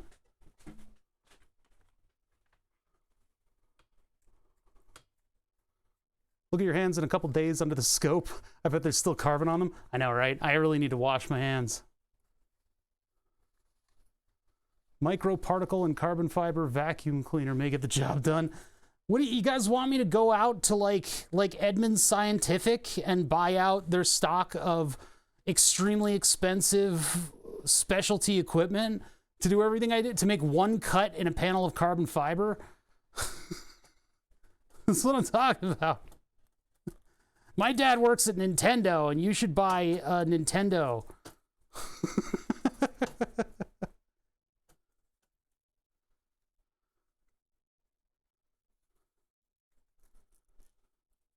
Guys, things are going to be janky around here. It's fine. That's what you're tuning in for. Nobody's perfect, except for me. I'm perfect. All right, now I can get all this stuff off of the desk, and I can actually clean the desk itself.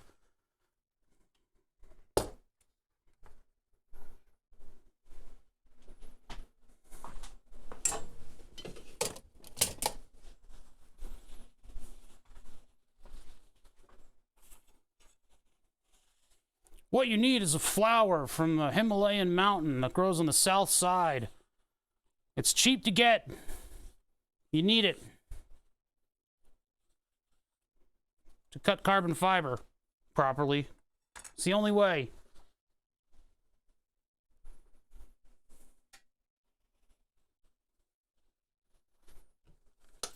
Gross. Lay down, dust.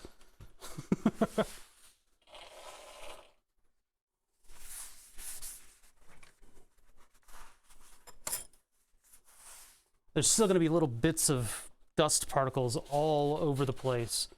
And that stuff tends to get everywhere. One day I won't have carbon fiber dust all over the place. But that's not this day.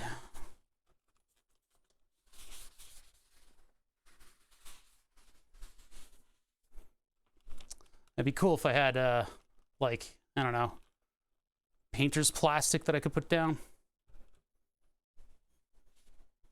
But I can like see it in the other parts of the desk and stuff. Yeah, that's just what it is. It is what it is.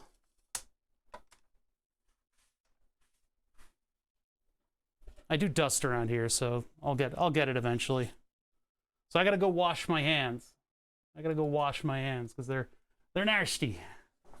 After all that, then we'll clean off the panel and we'll see if we can just knock off that bad cut section. I'm pretty annoyed that the Dremel wheel walked. Like, what is that? All right, one sec. I just got to go to the sink real quick.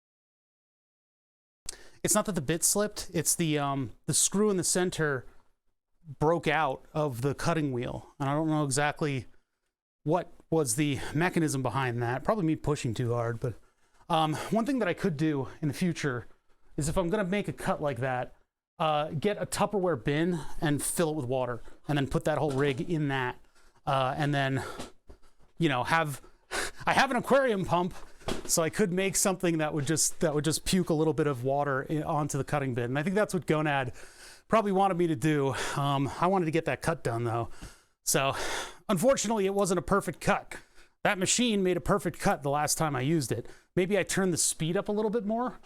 Something. I did something and it worked out, but it doesn't even have like an edge on it. And then of course it slipped at the very end, and I got a notch in the side. So guess which side is going against the power supply? The one with the shitty cut. Man, it's such a nice cut on the places where it didn't fuck up. I just let it make dust, then use a wet bog roll to clean it off. Ew, I don't like how toilet paper holds up to being wet. You know, you're like, ew, I'm touching a poopy cloth. Yeah, but I think when I do it, I could probably do it like with water everywhere, and that would probably keep that dust from getting all over the place. Because man, that stuff it's pervasive. I'm actually still getting rid of some of it. Hold on. But that was loud, mainly because it was just cutting a big open sheet. I thought everything had like walked and the cut was completely ruined, and then it ruined itself. It did its own job. Just have my kids clean up as a chore. You're a monster. I would not make kids come clean up the carbon fiber dust. Your lungs are new and can filter out particulates. Get them nice and clean. There's a lot of dust. Yeah, so nothing like walked, nothing moved except at the very, very end. And then that cut, the cutting disc broke off and created a crooked cut.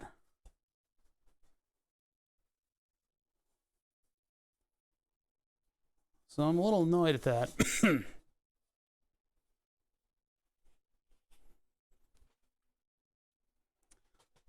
So I can either deal with this. I mean, look at that. That's so annoying. It's such a nice cut, except for the part where it's skipped. Although if I had taken that and just taken it all the way to the end, I might have, yeah, this is a pretty nice finger detector. You're right. Yeah, this is a little spike on the end. I'll clip and file it, I guess. What can I use to break that? How annoying is that? A sandblasting cage? Wait, I thought I've seen Radar 51 here before. Is that new person detector messed up? Maybe I saw a similar name. But yeah, I mean, it would be great if I had like a particle hood. But I don't. I don't got stuff like that, chat. I'm not rich. Can I do this? Is this legal? Oh man, that's a girthy cut.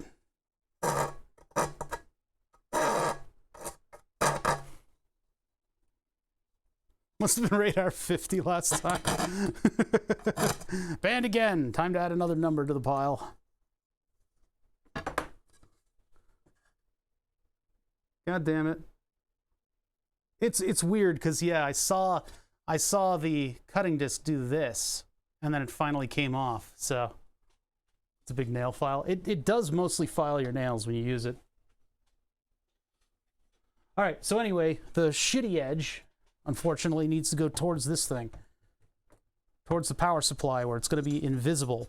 Well, less visible is really what I should say.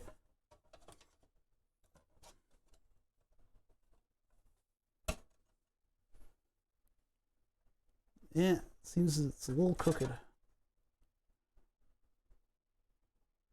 Yeah, I knew that thing was fucking crooked. Yeah. It's got a nice crooked little slash going on over there. But it'll be less visible if it's over there in the corner with a bunch of wires on top of it. No raid notification. What? Yeah, usually will be, oh wait, no, there it is. Wait, why was there no notification? Oh, because it was a party of one. Oh, don't give me, no, you gotta have a couple people for the raid notification to go off. You can't just go to your page and then raid and then go, hey, no raid notification, I see. That's cheap. Now, if you did actually raid me with a bunch of people, then it is Twitch being Twitch. New plate time. I have a new plate. I'm not gonna use it yet. Let's put this bar back in, and then we can see about the supports. I did, but they left before the raid went through. Ah, well, thank you for the raid. I appreciate it. I don't acknowledge raids of one person because then everybody can go to their home. This is exactly what people used to do to me, is they would go to their homepage, their Twitch page, and they'd type in /raid oh bother, and then I'd get raids of one person. So, so I can't acknowledge them.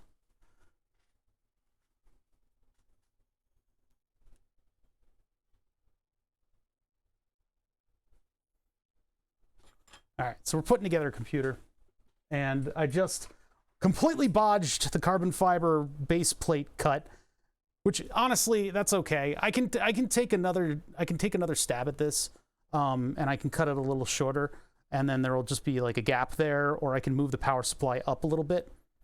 Actually, I think this is crooked because the power supply keeps falling down. We'll have to correct that a little later, but I could come back and I could fix that cut. It's in a fairly less visible area, so. Could it have been the pressure of the offcut affecting the blade? Possibly. I tried to build that thing so that it would support. I think I have to adjust the design of that little jig. I have to make sure that it supports both ends of the cut, so it doesn't put pressure on the blade. It could very easily have been that. That's pretty much the best theory that we got. You didn't botch it. It's been botched by a force of nature. That's right. What are we working on? This is my computer. This is my gaming computer. I'm a gamer. It's all in the title. It may not look like it. In fact, the 2 days that we've been working on it, yesterday was all electronics. It was all circuit board building. We got thermal imagers, we got circuit boards, we got electronics and soldering irons and microscopes, and somehow I'm building a computer? Well, the thing is, I've got my own power supply. I built my own power supply. I made it myself. I made my own power supply for the computer. And in doing so, I've created...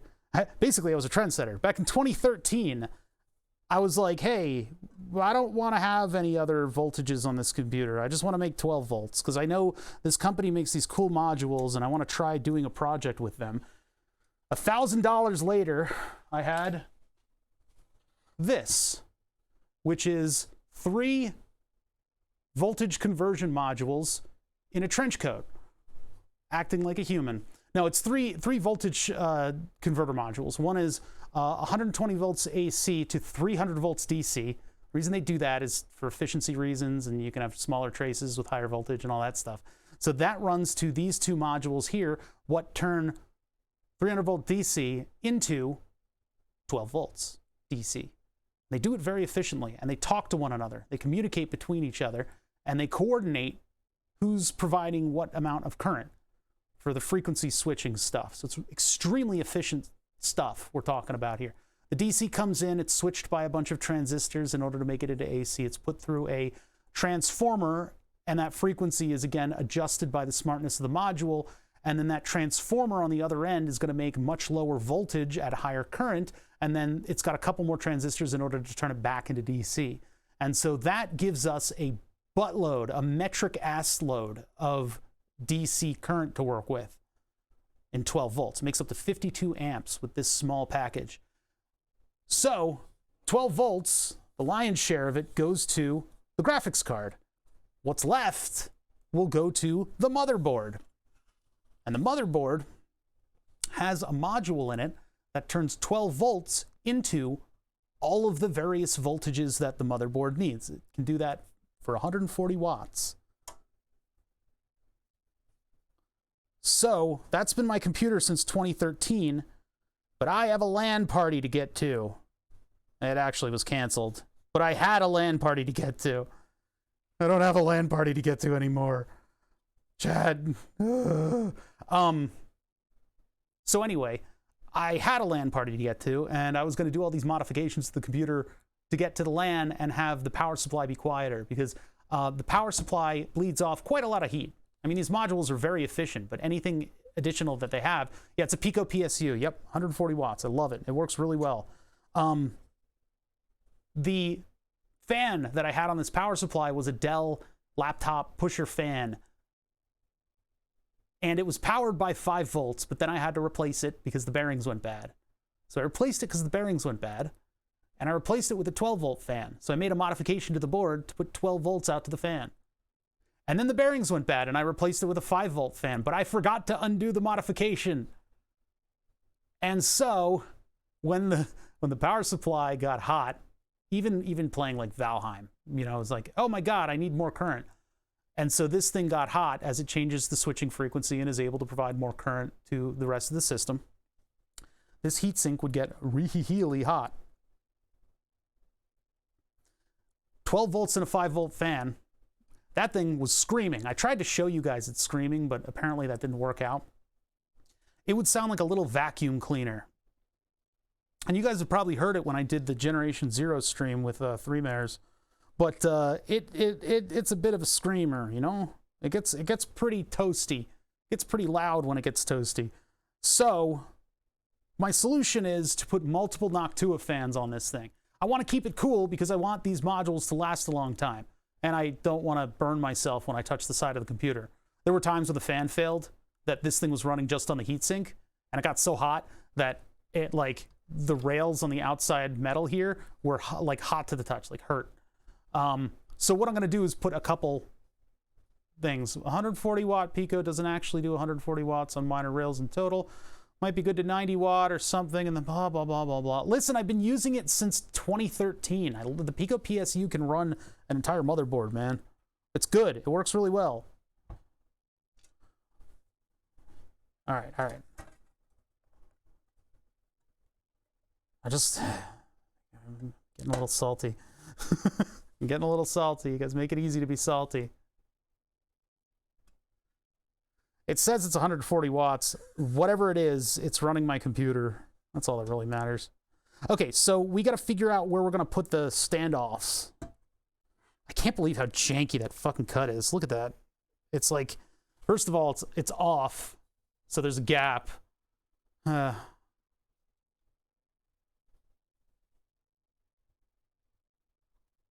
Like 140 watts is a little on the low side for a modern motherboard. It's good enough as long as you don't feed the whole GPU through it. I've done GPU intensive tasks on that thing before. It's fine. Chad, it's fine. It's okay. It's all right. So I got 8 of these little standoff things that are going to hold this up.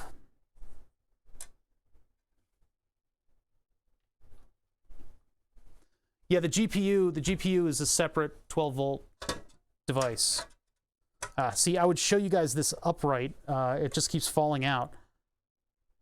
I object to all this sex on the telly. I mean, I keep falling off. So I can move the power supply to the left just a little bit to make up for my terrible cut. Oh, it's such a bad cut. I'm so unhappy with it. Anyway. Yeah, see the color contrast and the matte carbon fiber, it's possibly my favorite look ever. $35 for a carbon fiber plate from Hobby King. Some kind of skirting to the other side. Yeah, it would have been nice if it was just a good cut, you know? I know that machinist person is probably like, well, you should have done the work to... whatever. Whatever. Yeah, we can hide it. We can do stuff to kind of make up for it. If I butt this up against there, this is not that visible. Or I could put LEDs under it and showcase the terrible cut. Okay, so let's do this. Let's get these and let's figure out where they're going to go. So these we just 3D printed. They're purple. They're purple, believe it or not. bring you guys in here a little bit closer. So I want to support everything on here, but I also don't want my screw holes to get in the way of anything else. So I need to make sure that, I mean, I'm not going to put one in the corner, but I need to put them near the corner. I have 8 of these for the whole panel. So let's just like make sort of a rough plan of it. And then I'll get some measurements from that.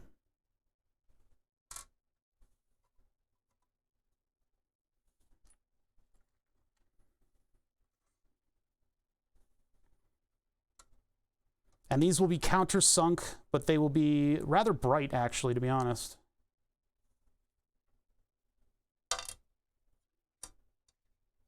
So I want distance in from edge, and then I want a midpoint.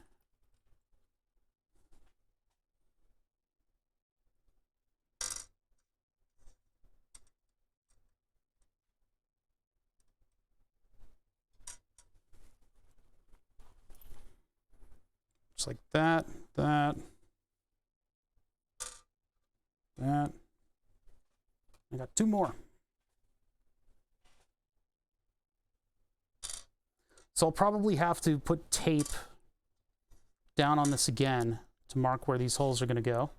And we can hand drill them, and then I'll have to countersink them on the other side. So yeah, that's what'll hold up the base plate. Once that's in there, that should hold them pretty snug too. I mean, they won't be adjustable. That's fine. Now, do I trust the 3D print this close to something that could potentially get really, really hot? Oh, but I can't even get a screw in there, so I need to actually move that up from there. So that needs to come out to like here. Because otherwise I won't be able to attach the base plate. Order of operations is kind of important here.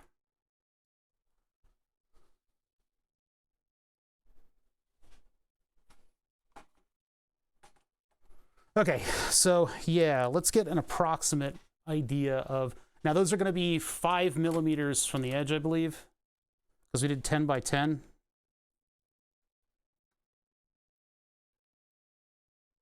Yeah, 5 from the edge, and then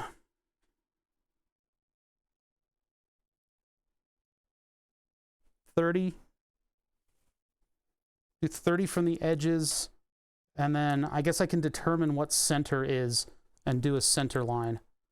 So we'll go 30 in for all of them. It's going to move those way off there, and those need to be a little further. So these will have to be somewhere in the 60. Maybe let's make it 70. Was that 8? 3, 6, 7, 8. Yep. Probably should have one more over there, but I don't think there's really going to be. And the motherboard is going to be boop, boop, boop, boop. I think that'll be okay. Where's the focus on this camera? What's going on here? Yeah, so we'll do 30, 70, and then center. 30, 70, and center. Get the tape out again.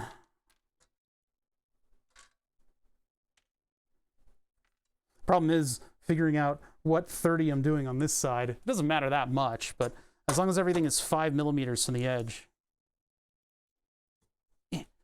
It's a little tight over here. I could probably sand this or something, but move that out of the way. Just over here. I think maybe once we get the base plate in there and I can lay some of the computer parts in there just to show them, then we'll be good for today, and I'll come back tomorrow and we can hopefully finish the whole computer and I can show you guys everything working on a tiny little screen.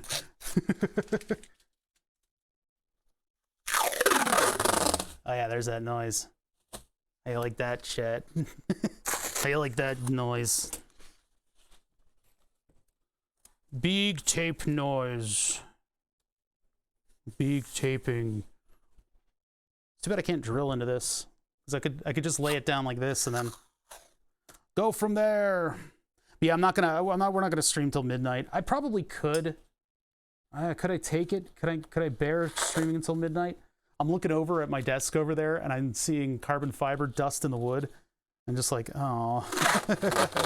Nah, I think I'd better stop streaming so I actually go to bed. You know? Pseudo streamer schedule. I love that Flatulent Gonad just uses Thurston waffles for everything.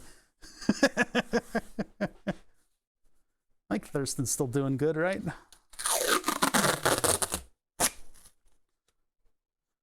It's the only emote we need. No. You need Weird Cat. What's Weird Cat's name? I forget. It's the grandma. Ma, come here. It's that weird fucking cat again. What is that one? I must have added that to BTTV. I don't know what cat that is. Whose cat is this? What are you doing on my BTTV? Ah.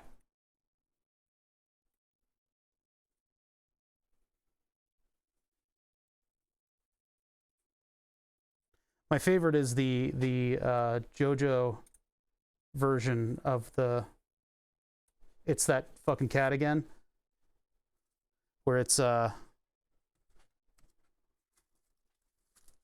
what's his name? Ah, crap. I can't remember which one it is. And the cat is the cat stand. The explosive one. I forget which one that is. Killer Queen. Yeah, Pop Cat is that's another classic. I can't get over Pop Cat. That's a cute kitty. Oh, okay, my computer desk, by the way, which right over there, completely neglected.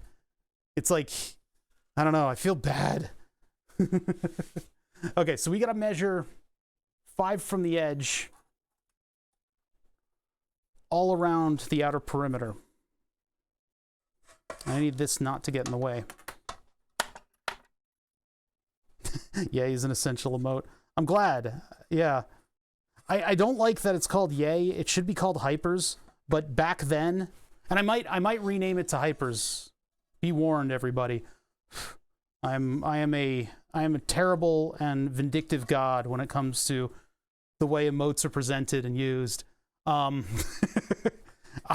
will wipe the emote and put it back up again. I think you can rename emotes now on Twitch, which is good. But back when you couldn't do that, because there's still dust. God damn it. I'm never going to be rid of the carbon fiber dust. No, I'm not going to remove it. It's just what I'll do is try to rename it and call it Hypers, because it's supposed to be Hypers. It's a PP emote. But it turned into Yay because I needed to come up with another name for it, because you weren't allowed to re-upload stuff. See, I fixed it. It used to be full height, and then I made it short. You can have spares and move them around easily now. I need to work on that. Chat. We need to have another art day where I do emotes. It's got to be an easier way. That's 3. I need something that's 5 that I can just hit from the edge of the table. I guess I'll just do the 2 marks, 3 marks, and then go between. I just got my replacement water cooler. First chat. What? Cool. Congratulations. That's so out of left field. Yeah, I got to work on that new system. All right, 5mm in. There. Here. I'll have to check over my work too before I put more holes, before I put more terrible holes in this thing, in this poor sheet of carbon fiber. It's like a really good look when everything comes together, but was this one right? Sorry, I gotta lean over the camera. I guess it's right. This blue tape is hard to see lines on. It's just kind of like shiny. It kind of looks like 5mm. Here, I'll go from this end. Everything is reflecting the light in the wrong directions around here.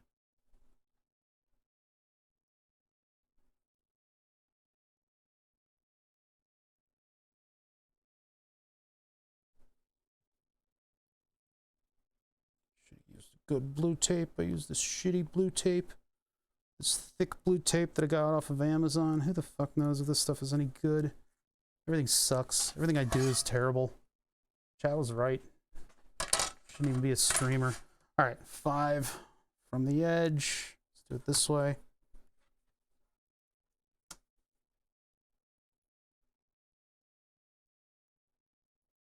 Did you know that the computer that you've been using for the past 10 years, well, in the form that it is, the past 5 years, maybe 4, actually can't run? It can't run. It's not allowed. You did a calculation wrong. You'll never play a game again. Not on my watch. Not my streamer. How's everybody doing? Chat got quiet. Maybe because I browbeat them into submission.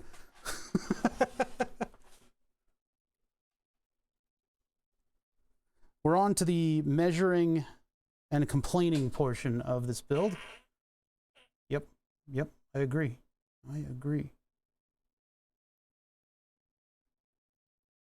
I maybe should have made these a little larger than 10 by 10. 5 seems like it's a little close to the edge.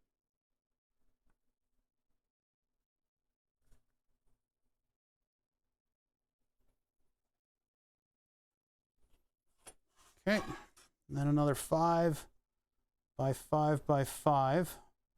2 in the pipe, 5 by 5. You know what that means? Well, aside from the 2 in the pipe, because that's just directly off of Alien, or Aliens, sorry. 5 by 5 is a radio clarity check. Clarity and reception. So if you've got good reception, I think that's the first 5. And then the second 5 is the clarity. Yeah, loudness and clarity. Sorry, reception is... That's what I was like, wait, reception sounds wrong. It's loudness and clarity, 5 by 5. And it's a maximum of 5. So 5 by 5 means everything works perfectly. Welcome to the chat room. Wait, what happened? I said everybody was quiet. I think Twitch was being fucky as usual. Everybody's in the place. Let's go. Why is that line completely off? Did I do that one at 10? I did that one at 10. No, I didn't. Yeah, I did. I did that one at 10. Derp.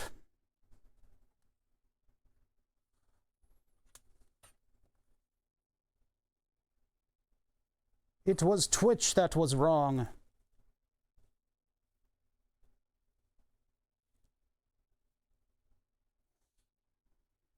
Trying to be careful about getting my lines right. Get everything in straight and measured and working and good. Longer the ruler, the straighter the line, right? Okay. Oops, jeez. So those are my 5s. I can check on that. Actually, you know what I could have done? I could have done that and just run that line all the way across. If I could have kept that together.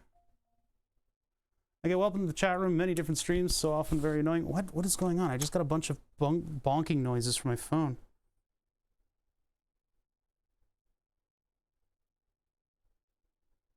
Missed call, a bunch of other stuff. Yeah, I got a bunch of messages from OctoJ because his Twitch is fucked up. It's all messed up, man. None of it works. Okay, I mean, it looks like everything's correct, I guess. I can't really tell. Yeah, I don't know what happened. 10.4?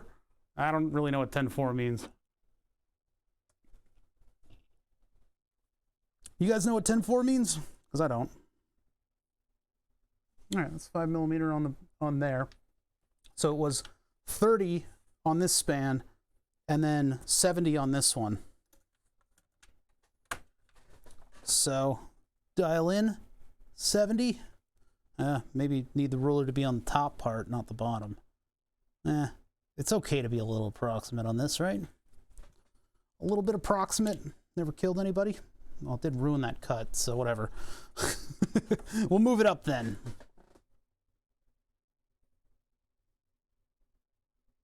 So 70 there.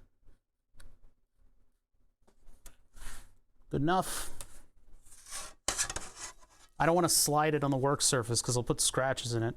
Although yeah, because technically, I don't know which one's the top, actually. We'll have to choose. When I chamfer the holes, I'll have to choose which end is the top. All right, 70. It's a police radio code. That means copy that. Ah. 10-4, good buddy. I mean, copy that. Wait. Those mean the same thing. Okay, there's that one. And then, let's see, it was 30 on this. Shouldn't they be square? Shouldn't it be 70, 70, and then center? I should probably make them square. Is it going to bother me if they're not?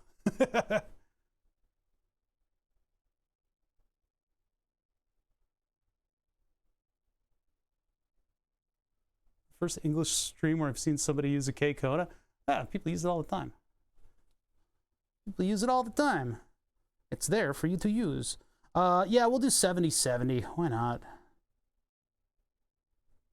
Is it going to be too far? Because I did at 30, and then we've got the center one.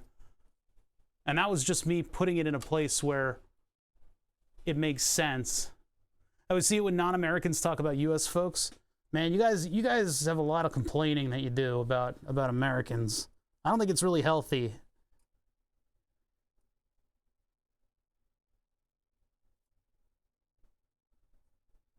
I love browbeating as much as everybody else, but it's like you make like a nonchalant joke about somebody's country, and they'll immediately go to like, they'll turn it up to 11 and start fucking talking about like school shootings and stuff, and it's like, geez, all right, bud. Not here, not here. Here you guys just bitch about the metric system in America, which that's fine. That's a fair assessment, to be honest. What should the, maybe I need to measure it away from this point because I can't trust this edge. Aluminum, I'll tell you what, all of them are valid pronunciations. You aluminum gatekeeping fuckers don't need to think that we say it wrong because we say it right. And if you really want to be a bitch about it, it should be aluminum. Where are all the extra letters in aluminium? I ask you. So it's a big mess and it doesn't matter. And you should waste your time on something else. Now, as a joke or as a way to make me have a frustrated rant, that's fine. That's what it is. All right, I'm doing 70. Is that going to be too close? No, I think that'll be good. I mean, there are some heavy components in this computer, and I need to make sure that they're supported properly. We'll go 70 millimeters in from the edge, and that is based on abso-fucking-lutely nothing. That's just based on me laying it out, and it looks kind of okay. Americans get the flexibility of understanding two systems. Yeah, but I mean, we're not all that smart to begin with, so it all comes out in the wash. We might be more flexible with the systems that we can understand and conceptualize, but we're as dumb as bricks, so that doesn't really help all that much. That's not as much of an advantage as I think you think it is. Oh, that makes it almost 200 millimeter. Oh god, it's like 97. What a weird number. I don't even know if that was a good year. 98 was a good year.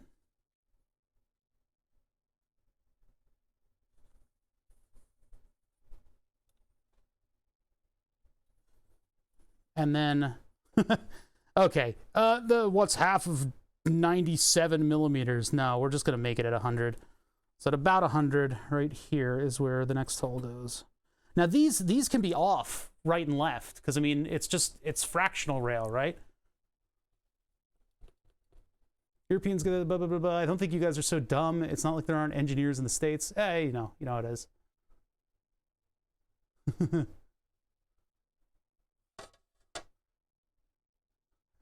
At 9 what?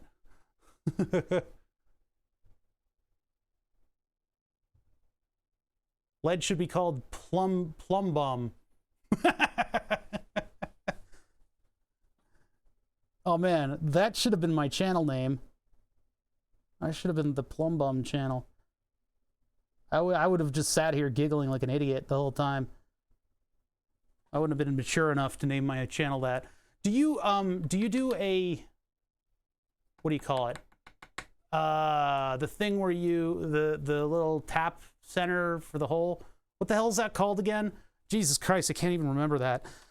My brain doesn't work. Yeah, do you do a plumb bum when you're drilling through carbon fiber?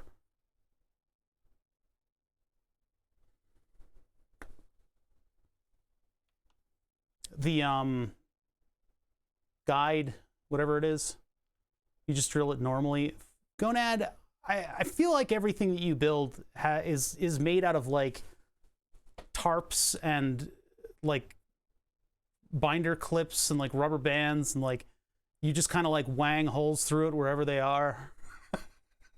I don't know if I trust. I've seen the stuff you build, and it's a lot of it's really cool. Sometimes. I'm trying to do like a nice fit and finish for this whole thing. We don't have the word for carbon fiber because they didn't have it. Yeah, it's true. What do they call carbon? There's coal. Center punch. Man, do you center punch carbon fiber? I think the answer is no, right? And I guess I'm just going to hand drill these because these are slip fit. I don't need to make sure that threads go into them. Okay, hold on. I got to get out of the stool without unplugging my damn microphone. All right. This always takes forever. This kind of stuff. I would spend all this time like planning it and making sure everything is really nice. And then I make the cut and it sucks. That's how it always goes. It might crack if you center punch it. Okay, I'll believe you, chat. I'll believe you. This is like exactly 3. I think that's what I should use. So let's try to drill some nice clean holes in this thing. It would kind of be helpful if I had something below it so that when the bit cracks through, it doesn't destroy everything. So I need I need a piece of wood. As everybody starts to panic. No! Not wood! It's too expensive! You can't do this! We can't afford it! Anything but wood! No! Oh no! It's like an old shelf that I got at Home Depot for a couple dollars, so we'll just use that. I'll just drill into that. Carbon was carbon. Different pronunciation. They had no idea about nanomaterials. Cabron.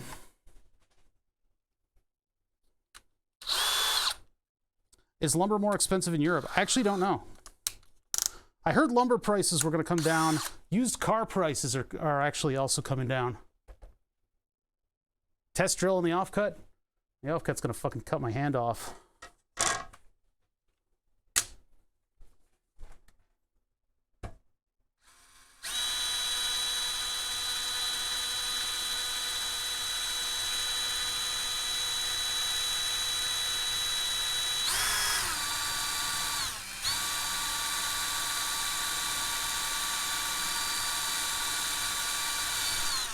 God damn this stuff. That's a hole. Looks like the drill bit walked to the side a little bit during the cut. So I'll have to watch out for that. Probably because I pressed down too hard. Yeah, can I do a center punch guide? Let's get all the sharp tools out of the way. I still have to deal with the dust though.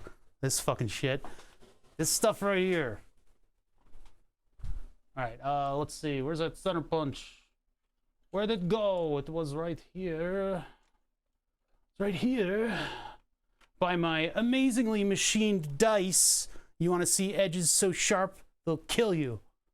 You can roll this on a table, and you'll roll a 20, and your friends will fucking explode into ribbons because of all the sharp edges. Look at how good that is. These are this is when I was trying to make D20 on the mill. I never really succeeded just because the edges are kind of really difficult to get. It's actually really difficult. This one is as close as I got, and it kind of looks like a kid's drawing. Although I could probably clean this up. You know, like if I put this in some polishing medium, there are some apprentice marks on it though. And it might be fun to like carve. You know, like if you could carve the faces. But I wanted like machine perfect dice.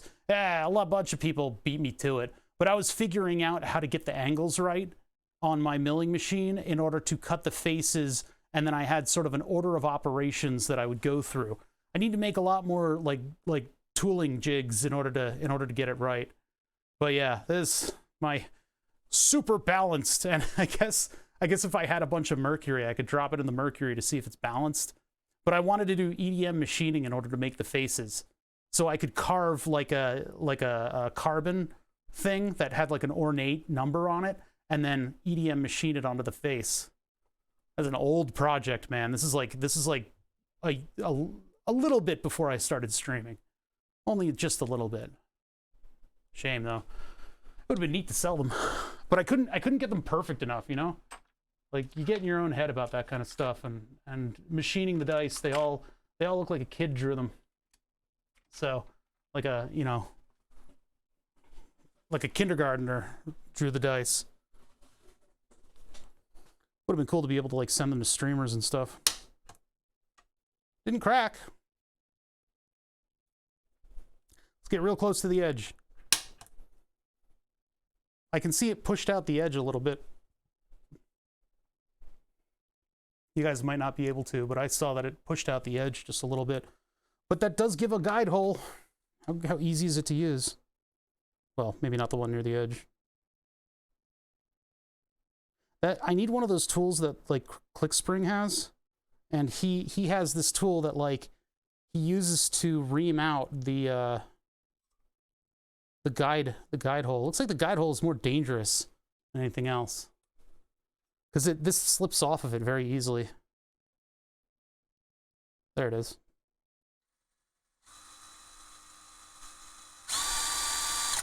Yeah, when I go fast, that's when it walks.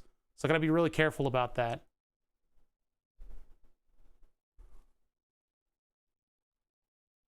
Yeah, I guess I could, yeah, like a whetstone, just spend some time honing it in. I don't think backwards is gonna, I don't think that's gonna cut at all. Do you think that'll cut? If I go backwards? Start the hole, it might just walk around. Let's try it. Let's try it. Let's put our development hat on.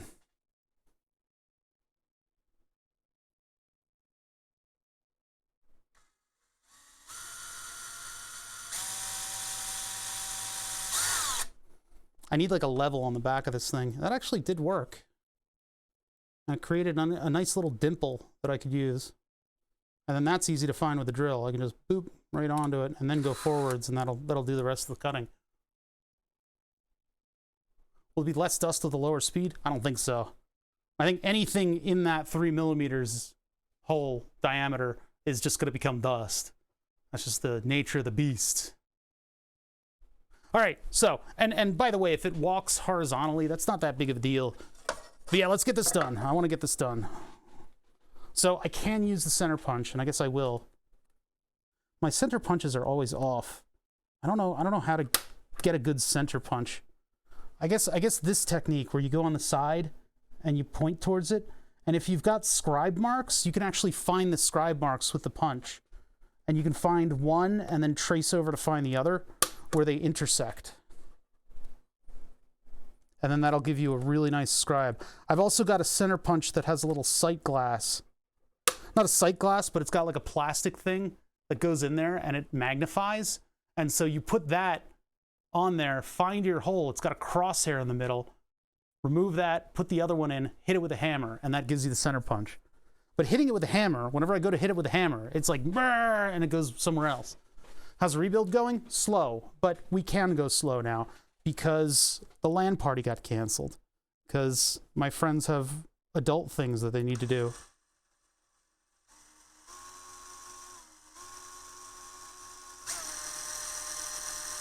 It wasn't a dull, it was like, you know, something schedule conflict. So,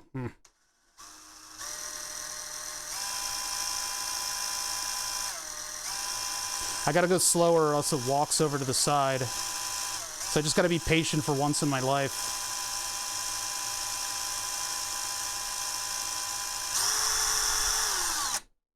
Let's see how that's doing. This is a fairly hard material, you know? It's doing well. Doing well. Doing well. Doing good.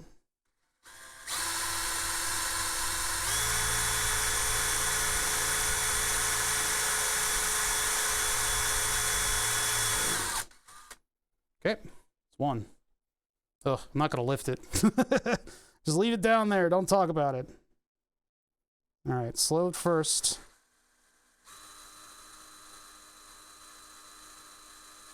Need a level on this drill. Is that moving at all? Nope, good. Hard to tell. I guess I probably could have used the drill press to do this, to be honest, but oh well. Good to get out the hand tools every now and then.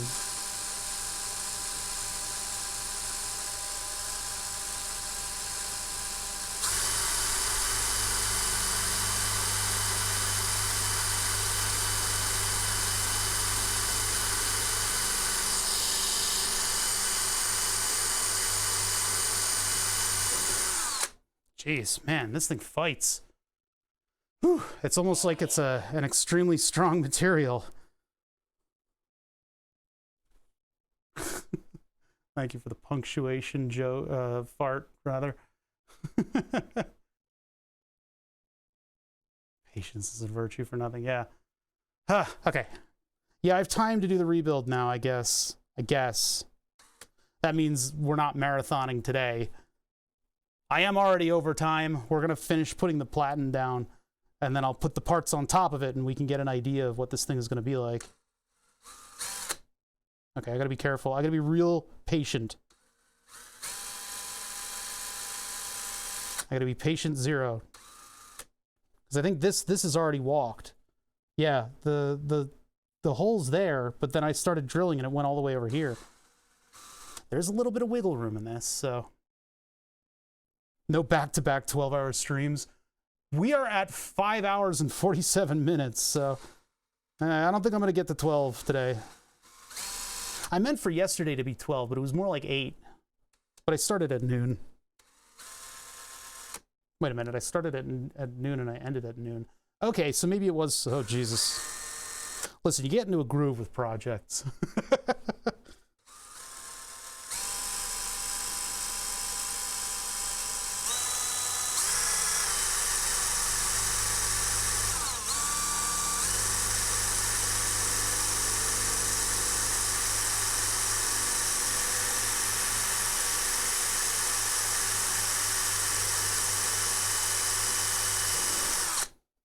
Fuck, man, this thing fights.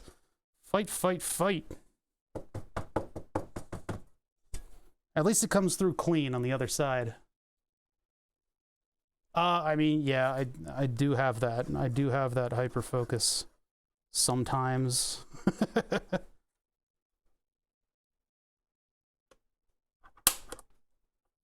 But what helps you deal with it is setting up a goal and sticking to what you want to accomplish.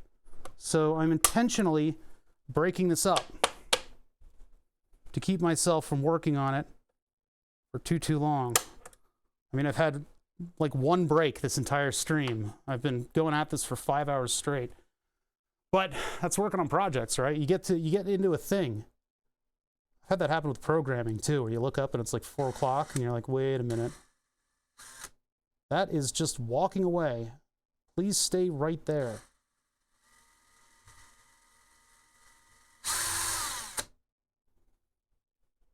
The problem is your hand is never going to be perfectly level to the board.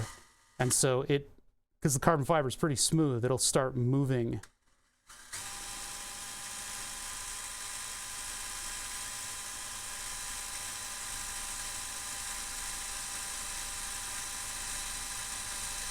Way to alleviate that is obviously using a drill press.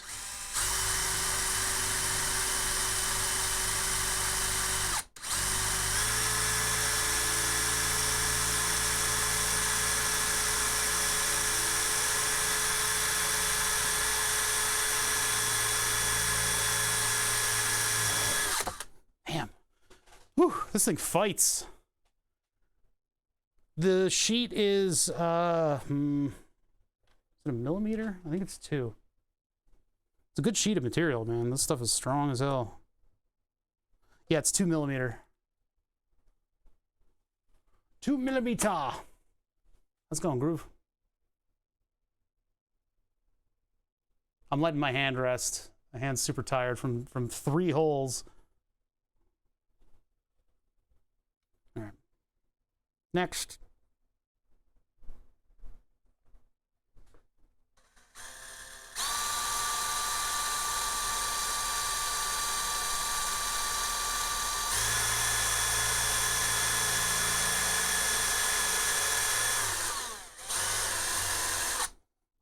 Want to make sure that I didn't walk. I was impatient with that one.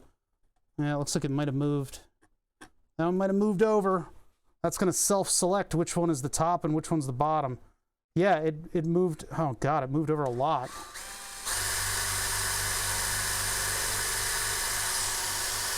This shit just makes holes wherever it wants to, it seems. I see a bunch of Mario Kart chassis parts on. If I mess it up enough.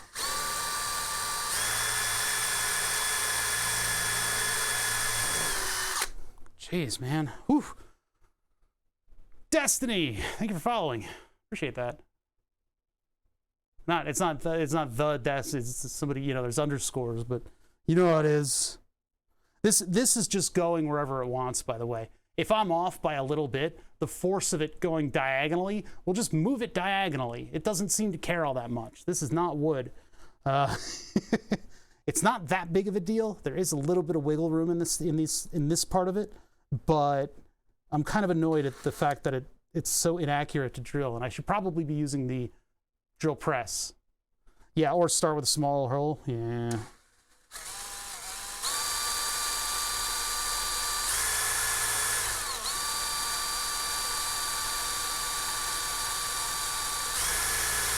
Got a lot of time to think about what you're doing during this.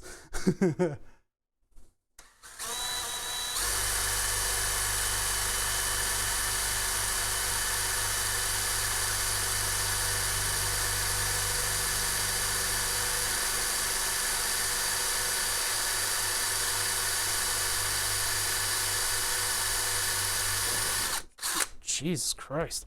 This stuff is unrelenting. I mean, there are no, like, sharp burrs on the other end, but those look about right. It's about right. That's about right. It's approximate. Still have to chamfer them. Maybe I'll do the chamfer another time. Okay, two more to go. Yeah, I'll put, well, but if I put flat bolts in there, they might scratch the carbon fiber. I think just for initial assembly, I'll just use whatever.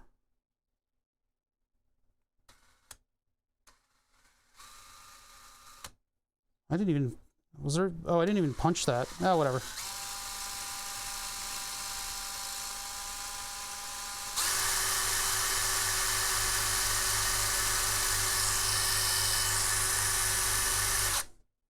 My God.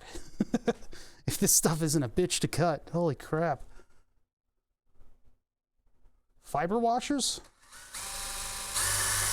I think so. Yeah, I do.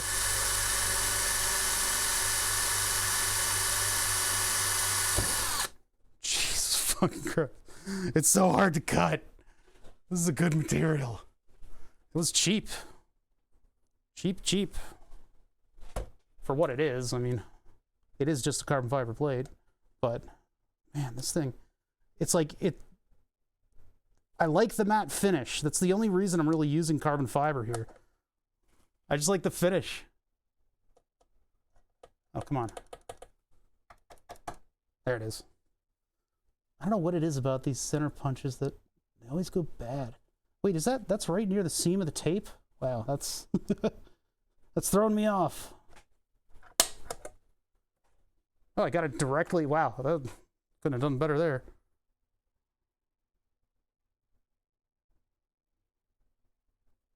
Right?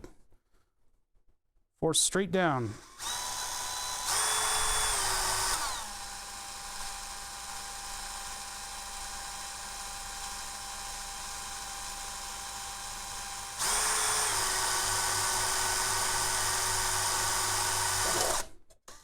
Probably should have held that. All right. All the holes. Hold. I have the fan on me, so this stuff is all over the place. Hold on. Is it cheaper than wood? It might be. Okay.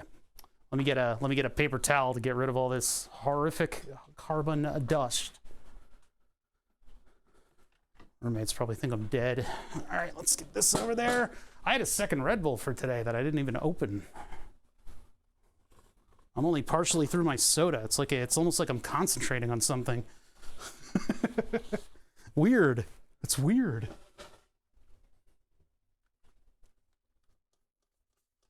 Ah, did you see what the son of a bitch? I wanted to use this to make it all wet so it wouldn't get all over the place.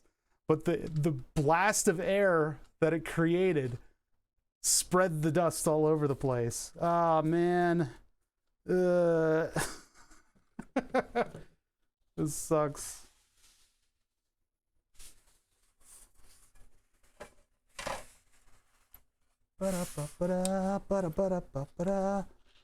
Doses and mimosas. Champagne and cocaine, I'm gonna get through. That just reminded me.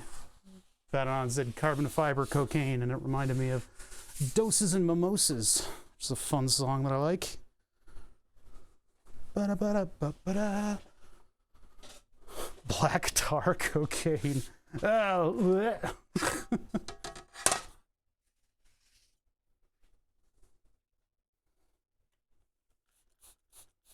baby wipes, but I don't want this to smell like a nursery.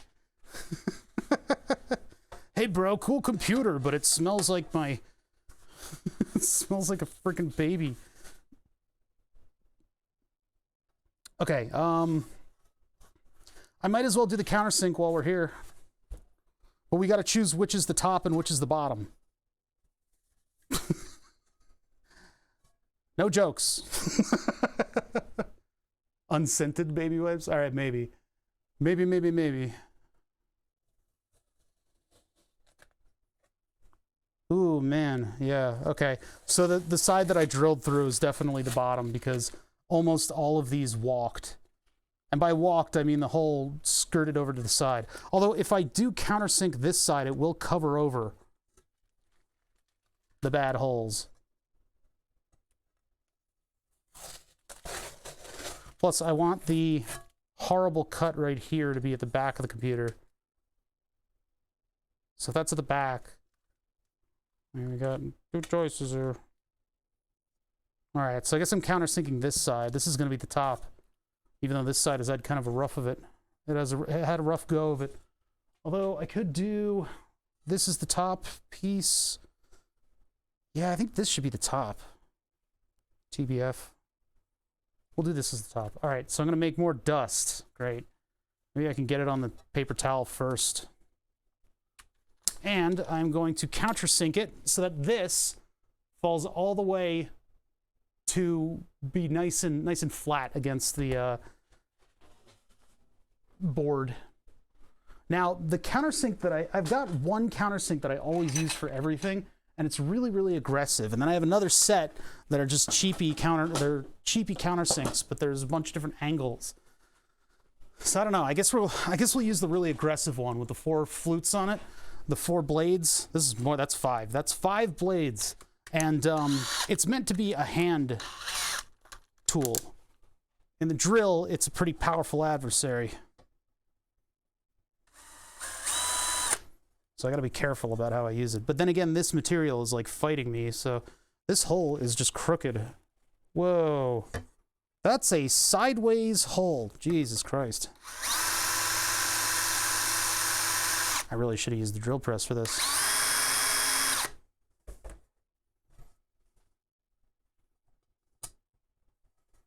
So a little bit more than that, and that'll be flush. Looks good for carbon fiber. Really? Yeah, the hole is crooked. I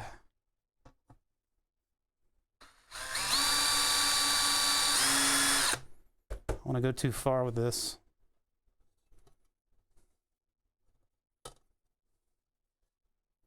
Yeah, it still sticks up.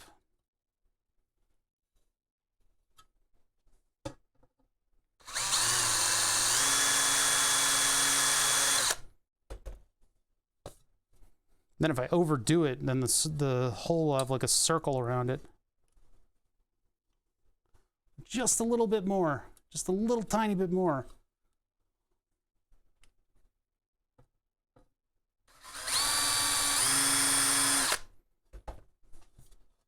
This is always eyeballing it. I don't like doing this. I don't like doing this. It's always eyeballing it. I guess on a, if I had like the milling machine all set up for this, I could make it like perfect. Just using the Z depth.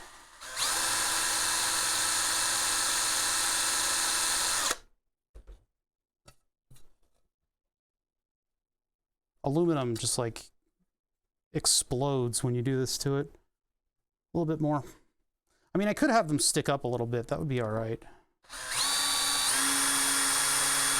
It doesn't need to be a completely flat surface, you know?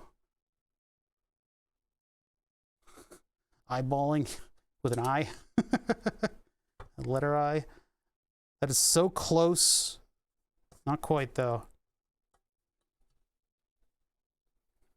This fiddly stuff is what always takes the longest.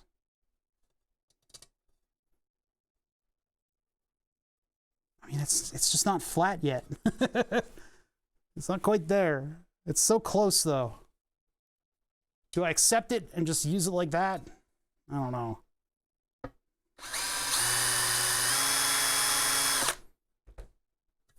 This is going to take so much time if I've only got 8 holes, so... Alright, let's move on from this one, even though I can adjust it later. Narrator. He wouldn't.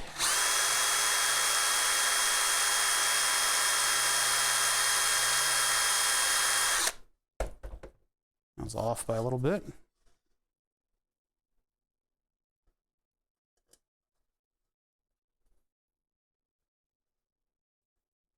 Tiny, tiny bit more copium. What are you talking about? Who taught you that word?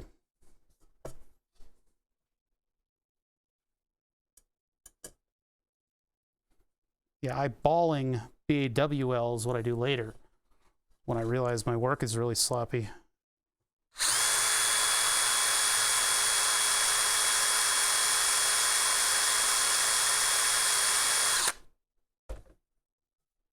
They all look crooked. I guess if the screw will cover over everything, so.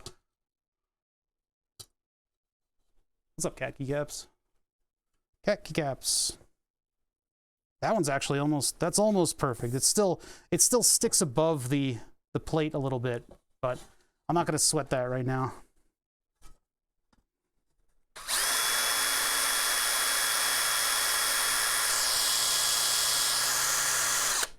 Although you can see the heat on the little particles of carbon fiber that are coming off of this.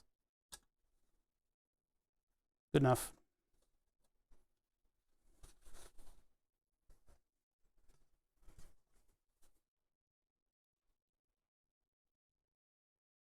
You can surface height map in Gerbil.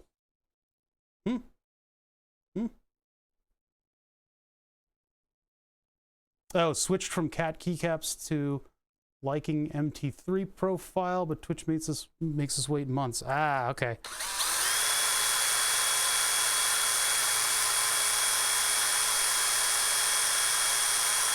God, this stuff is so hard to work with. Everything takes so much effort. You gotta really want it with carbon fiber, huh? Gotta put the effort in. That's pretty good. That'll do.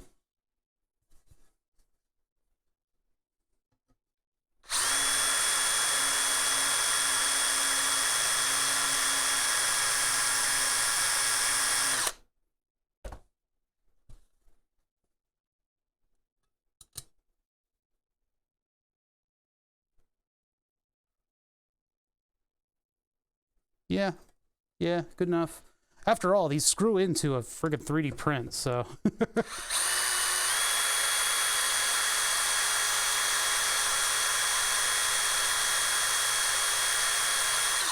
This isn't, after all, a race car or a space car or a spaceship.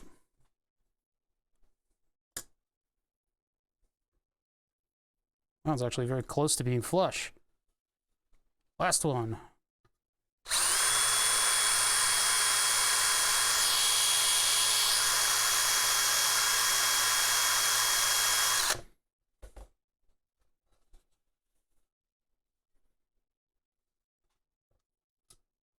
Okay, good. Countersunk. Pop. Countersunk. Pop. All right, let's get this out of the way. I'll clean off the desk for the 15th time today, and then we'll do a little assembly and layout. I'll see if I come back tomorrow. Might. I'll do it. I'll threaten ye.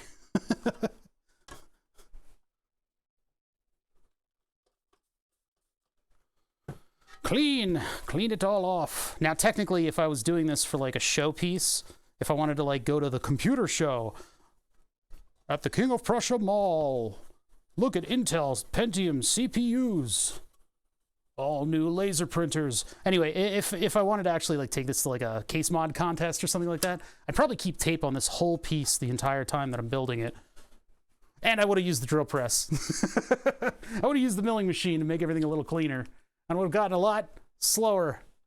No, I haven't even started Mario Golf. I didn't buy it. Probably should. It looked kind of fun. I saw Milton playing it for like a quarter of a second earlier. Oh, I still need to get all the dust off of the desk. Hold on. I gotta get all the dust off of the desk. Every single little tiny bit. Right? I'm not gonna be able to get all the dust off the desk. Gonad knows better than anybody else. There's gonna be dust for months. This stuff is very, very small and very, very particulate. Tomato and the boys are playing it on stream. That sounds fun. That sounds fun. Fun, fun, fun. Imagine playing games on Twitch. Psh. Games. Who invented games? It was a mistake. Ugh.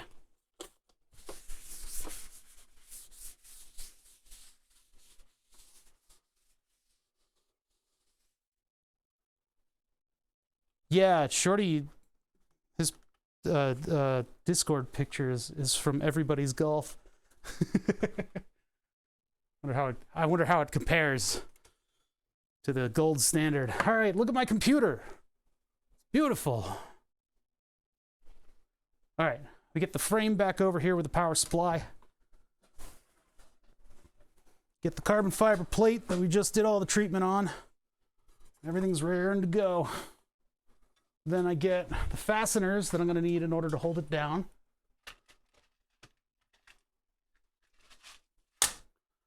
And then the hex key. What to manipulate the fasteners. I get my big ass sat down on my stool. And then the 3D printed part we made earlier. Very simple little just edge thing. And then, even if you scrub your hands a couple times, there's still carbon fiber stuck in them. If you look at the scope, even weeks after doing it, we'll have to do a checkup on that maybe tomorrow. Yeah, because it makes this insidiously fine particulate dust.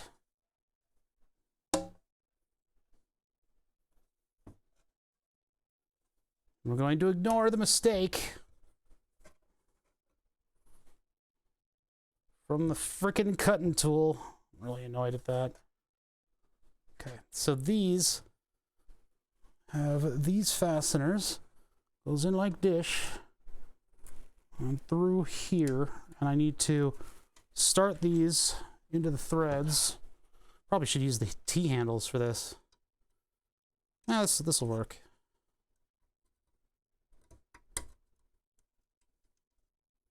Yeah, I might get a T-handle torque because this is gonna, my thumb is gonna cramp up on this.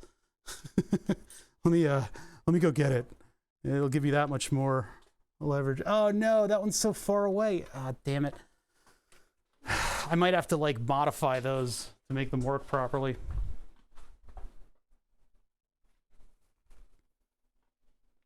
Do I have a T-handle that works with these? I don't think I do.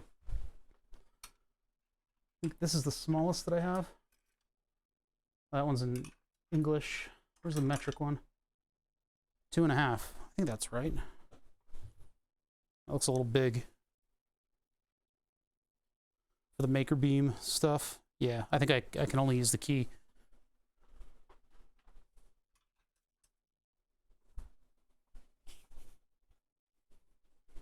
T cozies for your T handles. Man, just because it's a joke doesn't mean you have to make it. You're making me tired with these weird jokes. All right, yeah, this one is like pretty far off. I don't know what's going on there. It should be 5 by 5, you know, 5mm for each dimension. Let me just get them all in and tight to see if it holds properly. I think I need a pair of pliers on this. Yeah, I do. Hurting my thumb.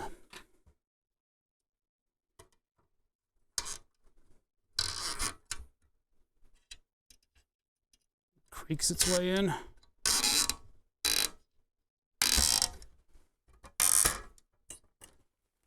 Oops, completely twisted. Oh, yeah, that's a thing. I guess I'm able to twist these to unlock them. It's got a decent enough view of what I'm doing, probably. Fuck! Alright, alright, alright.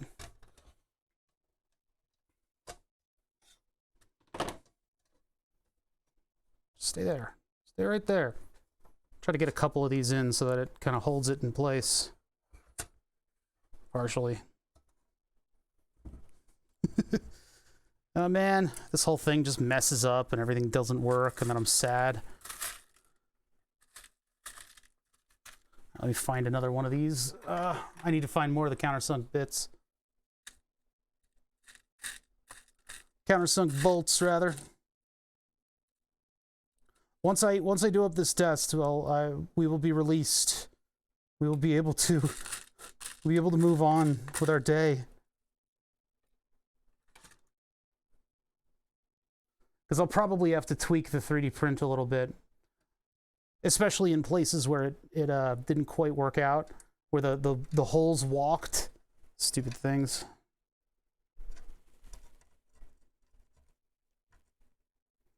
And luckily that's pretty normal for 3D print stuff, so. Yeah, this one isn't quite engaging either. Oh, here we go.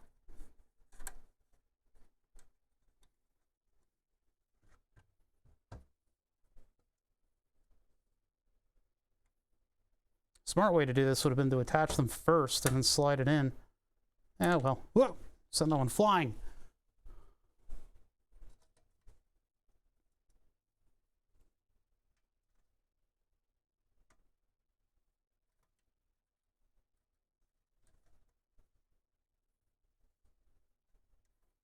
Okay, what's going on here? I lined the holes up. I could see one from the other. I saw through both material. There it is. Okay, got him. Oh, it's squeaky. Urgh, friction screw time. Jeez, that's a lot of friction on that. I mean, it doesn't help that the whole thing is being amplified by the plate that it's up against. No, don't pop out. Jerk. I might need to pre-drill these a little bit. Maybe these should go to 3mm. At least we know it's not coming undone. It's still a little loose, so I'm just gonna leave it like that. And then I'll get one of the top ones in. Hopefully that'll hold the plate in place so I don't have to keep dancing around it.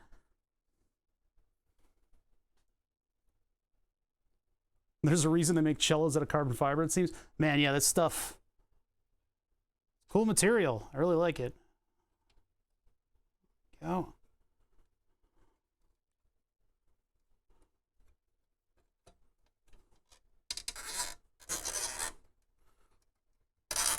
Oh my god, it's so crunchy. God damn it. Ah, my hands are cramping from all the crap that we did today.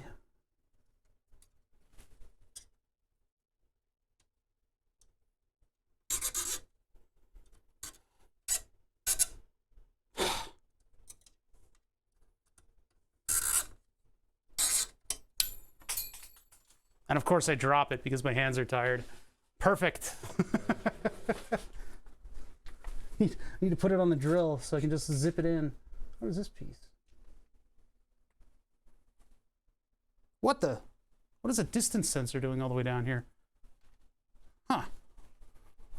That was the laser distance finder. Okay.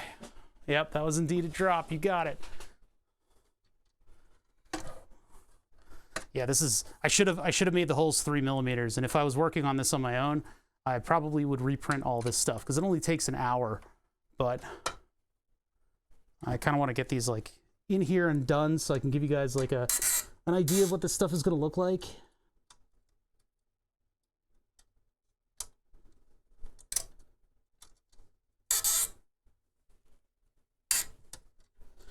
I wonder if I should put these in first before I do that. Yeah, let's, well, at least they're fighting me. That's a good sign. I'll put these on the plate first, and then I can remove the one beam and slide it in. Just slide it on in. Yeah, these don't come up to the edge of the plate in some places. So I'm gonna have to make custom. I'm gonna have to modify these to match my misdrilled holes. Isn't that fun? So much fun. It's so fun. Having to deal with your mistakes all the time. But at least now that I've got it all on paper, quote unquote, I can, oh God, man, that really, this hex key, I really wish I had a T-handle on this. Because my thumb muscle is like, it doth protest. Ambiguate them. I need to in-lengthify them is what I need to do. That's a different operation, right? So I need to make like different versions of these for each hole. I need to like number the holes so I can find them again. Because I'll print it and then an hour later I'll be like, what did I do? I don't remember. We're almost there. We just got to struggle a little bit further, folks. Thank you for sticking with me on this weird computer build. We're not done, but I can't do another marathon day because I'll literally die. I will die. The possibility is that maybe I finish this up tomorrow. Not like I'm going to be doing anything else. Certainly not going to be playing games. Captured nut. No, I like this. This is good. I should have just made these 3mm instead of 2.8, knowing that my printer is probably off by a little bit, and these would have grip just fine. Although this friction fit, this squeaky friction fit, at least it seems like it's pretty strong. Do I have that like little wrench in here? I don't think I do. Little I don't want to get it out. I have a wrench that I could use on this stuff instead of pliers. And then also put this into torque mode. Ah, Jesus. How to scratch a carbon fiber 101. Hold it in the vise and pre-tap them? Maybe, yeah.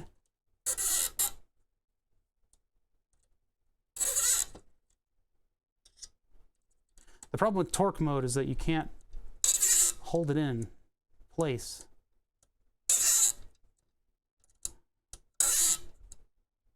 God, the sound is so weird because it's really it is making that squeaking noise, but the carbon fiber plate is amplifying it like tenfold.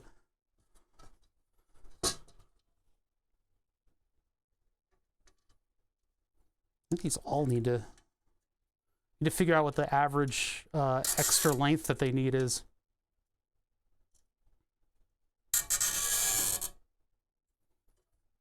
Okay.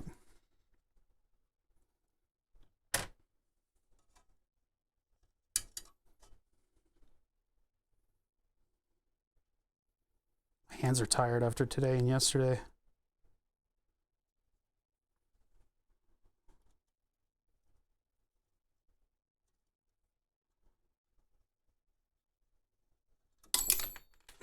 Jesus. Send that thing flying. I love and hate that sound. I know. Hey, at least I know that these will be held on nicely.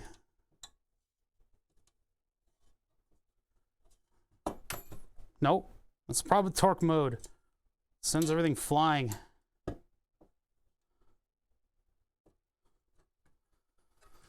All right.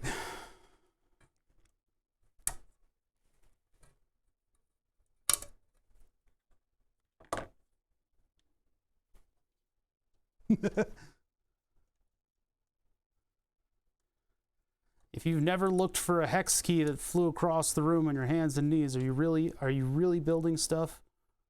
Or are you just assembling it?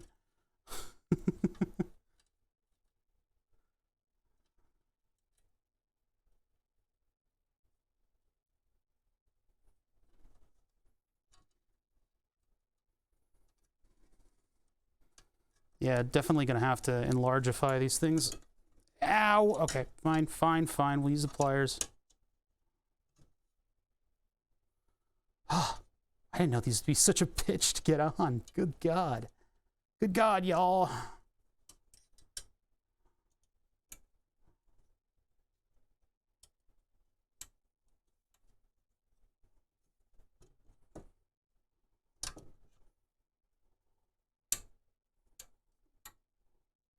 Why are these so far off, like universally? Maybe I didn't measure them right. They're all sunken in a little too far. They all need that little adjustment. This is why I use a screw gun. Yeah, I don't have access to that kind of technology. I need 2 more? Wait, where's the other one? 1, 2, 3, 4, 5, 6, 7, 8. Oh, there it is. So I need 2 more. 2 more, 2 more. 2 more, and then we can lay out the computer stuff, and it'll actually look like a computer. That's most of the job done. I mean, the outer panels are all that would really be left. Not using hex screws helps a lot for having to look for hex keys, but you're going to look for some other type of screwdriver instead. Yeah. Now look at the hex stuff is better. If I had more Torx hardware, you know, I'd be using it. Torx is king.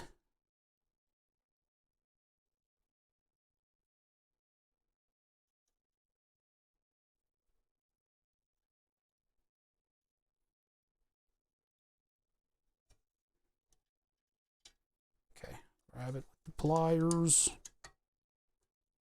These are like those little brackets that hold mirrors up to the wall.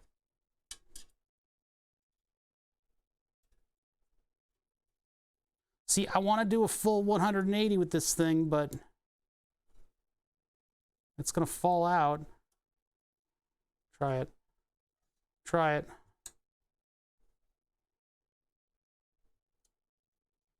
Okay, 1 more. I think without the modification to the 3D print parts, this might fall through. This might just fall through because all my lines are off for some reason.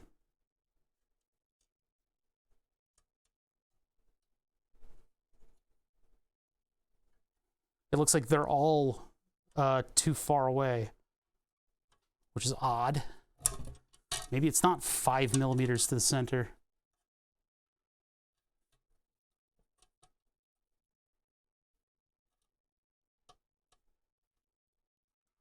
Good fitting hex bolts for screwdriver head. Yeah, I do have that. I don't have them this small. And then the my T-handles don't go this small either. That's why this is such a fatiguing operation. Okay, there we go. So those are all the my little 3D printed parts. And the base plate. I mean, that looks pretty cool. That looks pretty cool. So let's put this in here. In order to do that now, I have to release. Which end is up on this? This is actually the bottom over here. That's the bottom. And this is the bottom. And that'll slide down. If it even grips it at all. Dun, dun, dun. Do-do-do.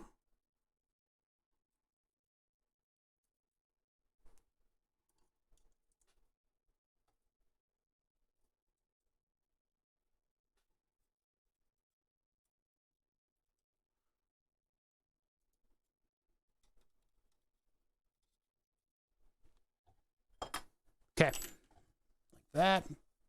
Oh, this isn't really going to slide in, to be honest. I think maybe I can just flex it in. Yeah, I have to flex it in because the corner cube is there. I should have removed the corner cube. Oh well. And then the screw drops. What? Oh. Is that gonna fit? Yeah, okay, there we go. That'll fit there. And now one of the fasteners dropped, so I gotta go pick it up. Oh, there's another one down here. So many screws. Okay. We're almost there. 831. Man, this counter goes pretty high. Let's burn the subs 1 assembly day. I've dropped something on the floor 831 times.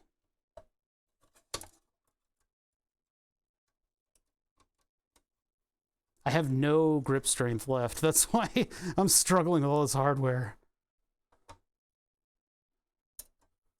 I'm working on this thing for a little while, haven't I?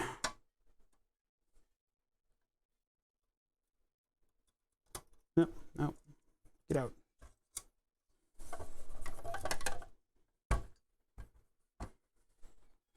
It's starting to become something. Are we having a party for 1 kilo drop? I don't know, man. It would be a good occasion. I don't have a party hat. Yeah, I'd like the party hat to say, congrats on 1 kilo drop. On what did you want it to say? Oh, could you say something about farts in there too? Sir, you're gonna have to leave. This is a Wendy's. That flexes a little bit because that doesn't quite. Yeah, they basically all need to be lengthened a little bit for them to be good supports. But they at least can function to hold up this plate. And I can put the rest of the components on top of them. And tomorrow I'm going to have to modify the 3D print a little bit so that everything fits properly. There's this weird blotch right there. I don't know what that is. But okay, so we've got carbon fiber plate. It's pretty strong. Pretty strong. So that's going to hold up the bottom of the computer. And then the sides I'm going to make out of that grill material. So it'll still look kind of like the old computer. Over here, I'm just going to have blatant fans sticking out the side. I mean, I could try to resurrect the 3D print that I did for the smaller Noctuas, but I'd rather have large Noctuas moving a lot of air. Inside here will go. I'm going to have to come up with all the mounts for all this stuff. My hard drive. Yeah. That's got all my stuff in it. According to Fat and On, that has a bunch of really personal files that I don't want anybody to see, which is really not the case. The entire motherboard. That's not on standoff, so I can't slide it around because otherwise it'll start scratching the platen. And the graphics card. Hold on, I'm still getting it. Oh yeah, the power supply brick. It's one thing that's got to go in here. This thing is hideous. I wonder if I could do something to make that look better. And then the graphics card.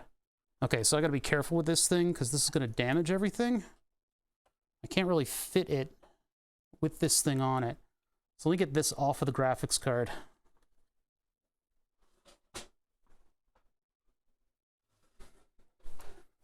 Get this, ow, scratch myself. I did do some weird stuff to hold the video card in properly. I'll probably have to do some weird stuff with it, you know, to fit it in the future too. It would be nice to have a solid back plate, but I don't think I can swing it with this. And then I need a screwdriver. This has been like, this computer has just been like a hodgepodge of hardware. It's where all my hardware goes to die, right? Now, you're very protective of my feet pics. All right, let's see. Get this out of here. These are the temperature sensors that communicate with the thing that blows air through the whole thing in my desk. When I travel with this thing, of course, it doesn't need that, but oh, look at this. It's a little tight in here. Yeah, this is what I was afraid of.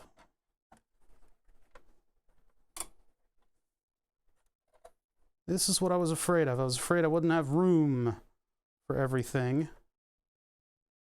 So if that's there, this I would like to be in. Yeah, that can fit. That'll fit. The graphics card pretty much has to sit on the floor. And I would like to kind of tie it down a little bit. This can go as far as it'll let it, unless I make a new wire for it. It's just this gross box. It's really gross.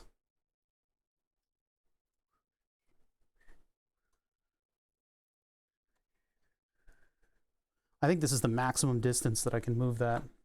So yeah, all of this stuff has to go in here, and then it'll be my computer. Computer. What, put the SSD, like, nothing to see here? What do you mean? It's just a hard drive.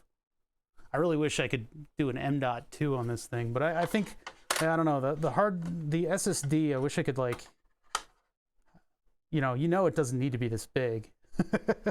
You know it doesn't need to be this size.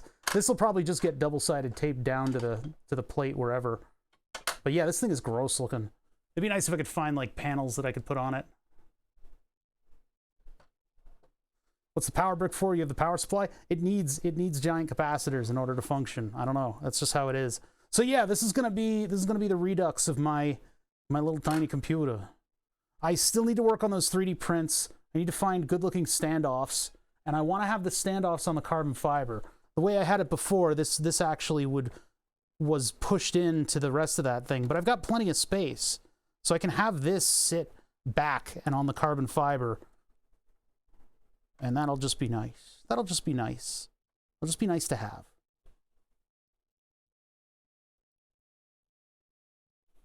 I don't think I have enough. I mean, I have enough carbon elsewhere to make a box for it.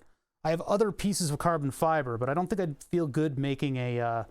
it would look good, you know, if I had carbon fiber tape, just as a joke, you know, the carbon fiber veneer, I could just use tape to make it look like that. But it would be kind of funny if it had just this weird carbon fiber box just sitting to the side. Or if I could, like, spread it out and make it a big capacitor bank. Anyway, I could sit here and wax philosophical with you guys about computers and how I'm going to lay it out forever. But I'm not going to do that. Now, the two buttons are here. It would be great if I could find, like, a different speaker grill type material. But I'm not going to go out of my way to source it, you know? If I did another, like, Makerbeam post, I could make a little control thing. Nah, let's not bite off more than we can chew on this thing. I do need to get this thing back together because I would like to have a regular computer again. I would like to have a regular computer again. So things that I need to do, work on the 3D print. Need to extend those out just a little bit so that they make a good grip with the base plate, because this will push down over here and in the corner where there's little gaps in it. The bolts look good. I mean, that looks pretty bleh. That looks pretty complete. It looks like everything was meant to be. I could even make a hard drive mount out of corner cubes and just drill through the base plate. Yeah, I would love to figure out mounting the graphics card front. I might just put a piece of foam under it like I did last time. But when I move around with this thing, we got to make the back plate. The back plate's the important part, and I don't know if we're going to make it out of this stuff again. I mean, I could keep this one and just use this again. But this stuff is like clunky. I don't think I'm going to make it out of carbon fiber. I don't think I can do those kinds of cuts. I'll have to do a little bit of thinking this evening. All right. Thank you guys for watching. I really appreciate it. That's that, right? You know, we got a bunch of work done today. I screwed up in a couple different ways, but we're dealing with the mistakes and kind of rolling with them. Oh yeah, and then the last thing I need to figure out is actually putting the fans on this, because I do want to run an inordinate number of Noctuas, an absolutely criminal number of Noctuas on the side of this thing. Golf time. I don't think I'm gonna buy the game. I don't know. I don't know if I'm gonna buy it. I might not.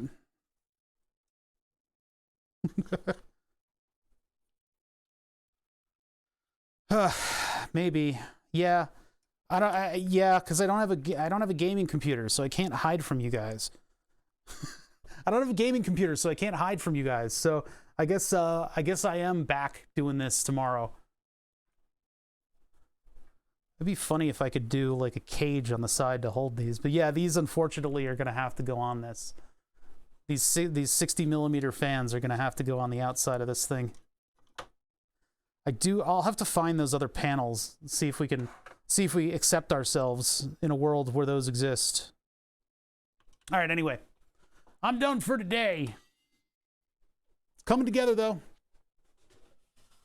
Got a couple edits to do, but I don't feel hunger right now, but I know as soon as I get near food, I'm gonna realize how it looks like a propulsion system. It's the warp drive. Yeah. So yeah, I'm gonna take a break so I don't die, and then I'm gonna be back tomorrow doing this some more. I got more work to do. All right, I'll see you guys later. I think we might just pack it up and I don't. Where's my Twitch window? I was gonna see if anybody special was around, but I don't think I'm gonna go out of my way here.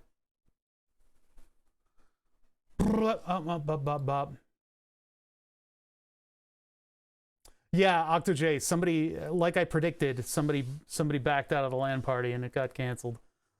I called it. I called it. I don't have a LAN party tomorrow. No, yeah, I'm absolutely not going to tell you guys who. Hell no. It gave you enough time to edit the command. Hey, there you go.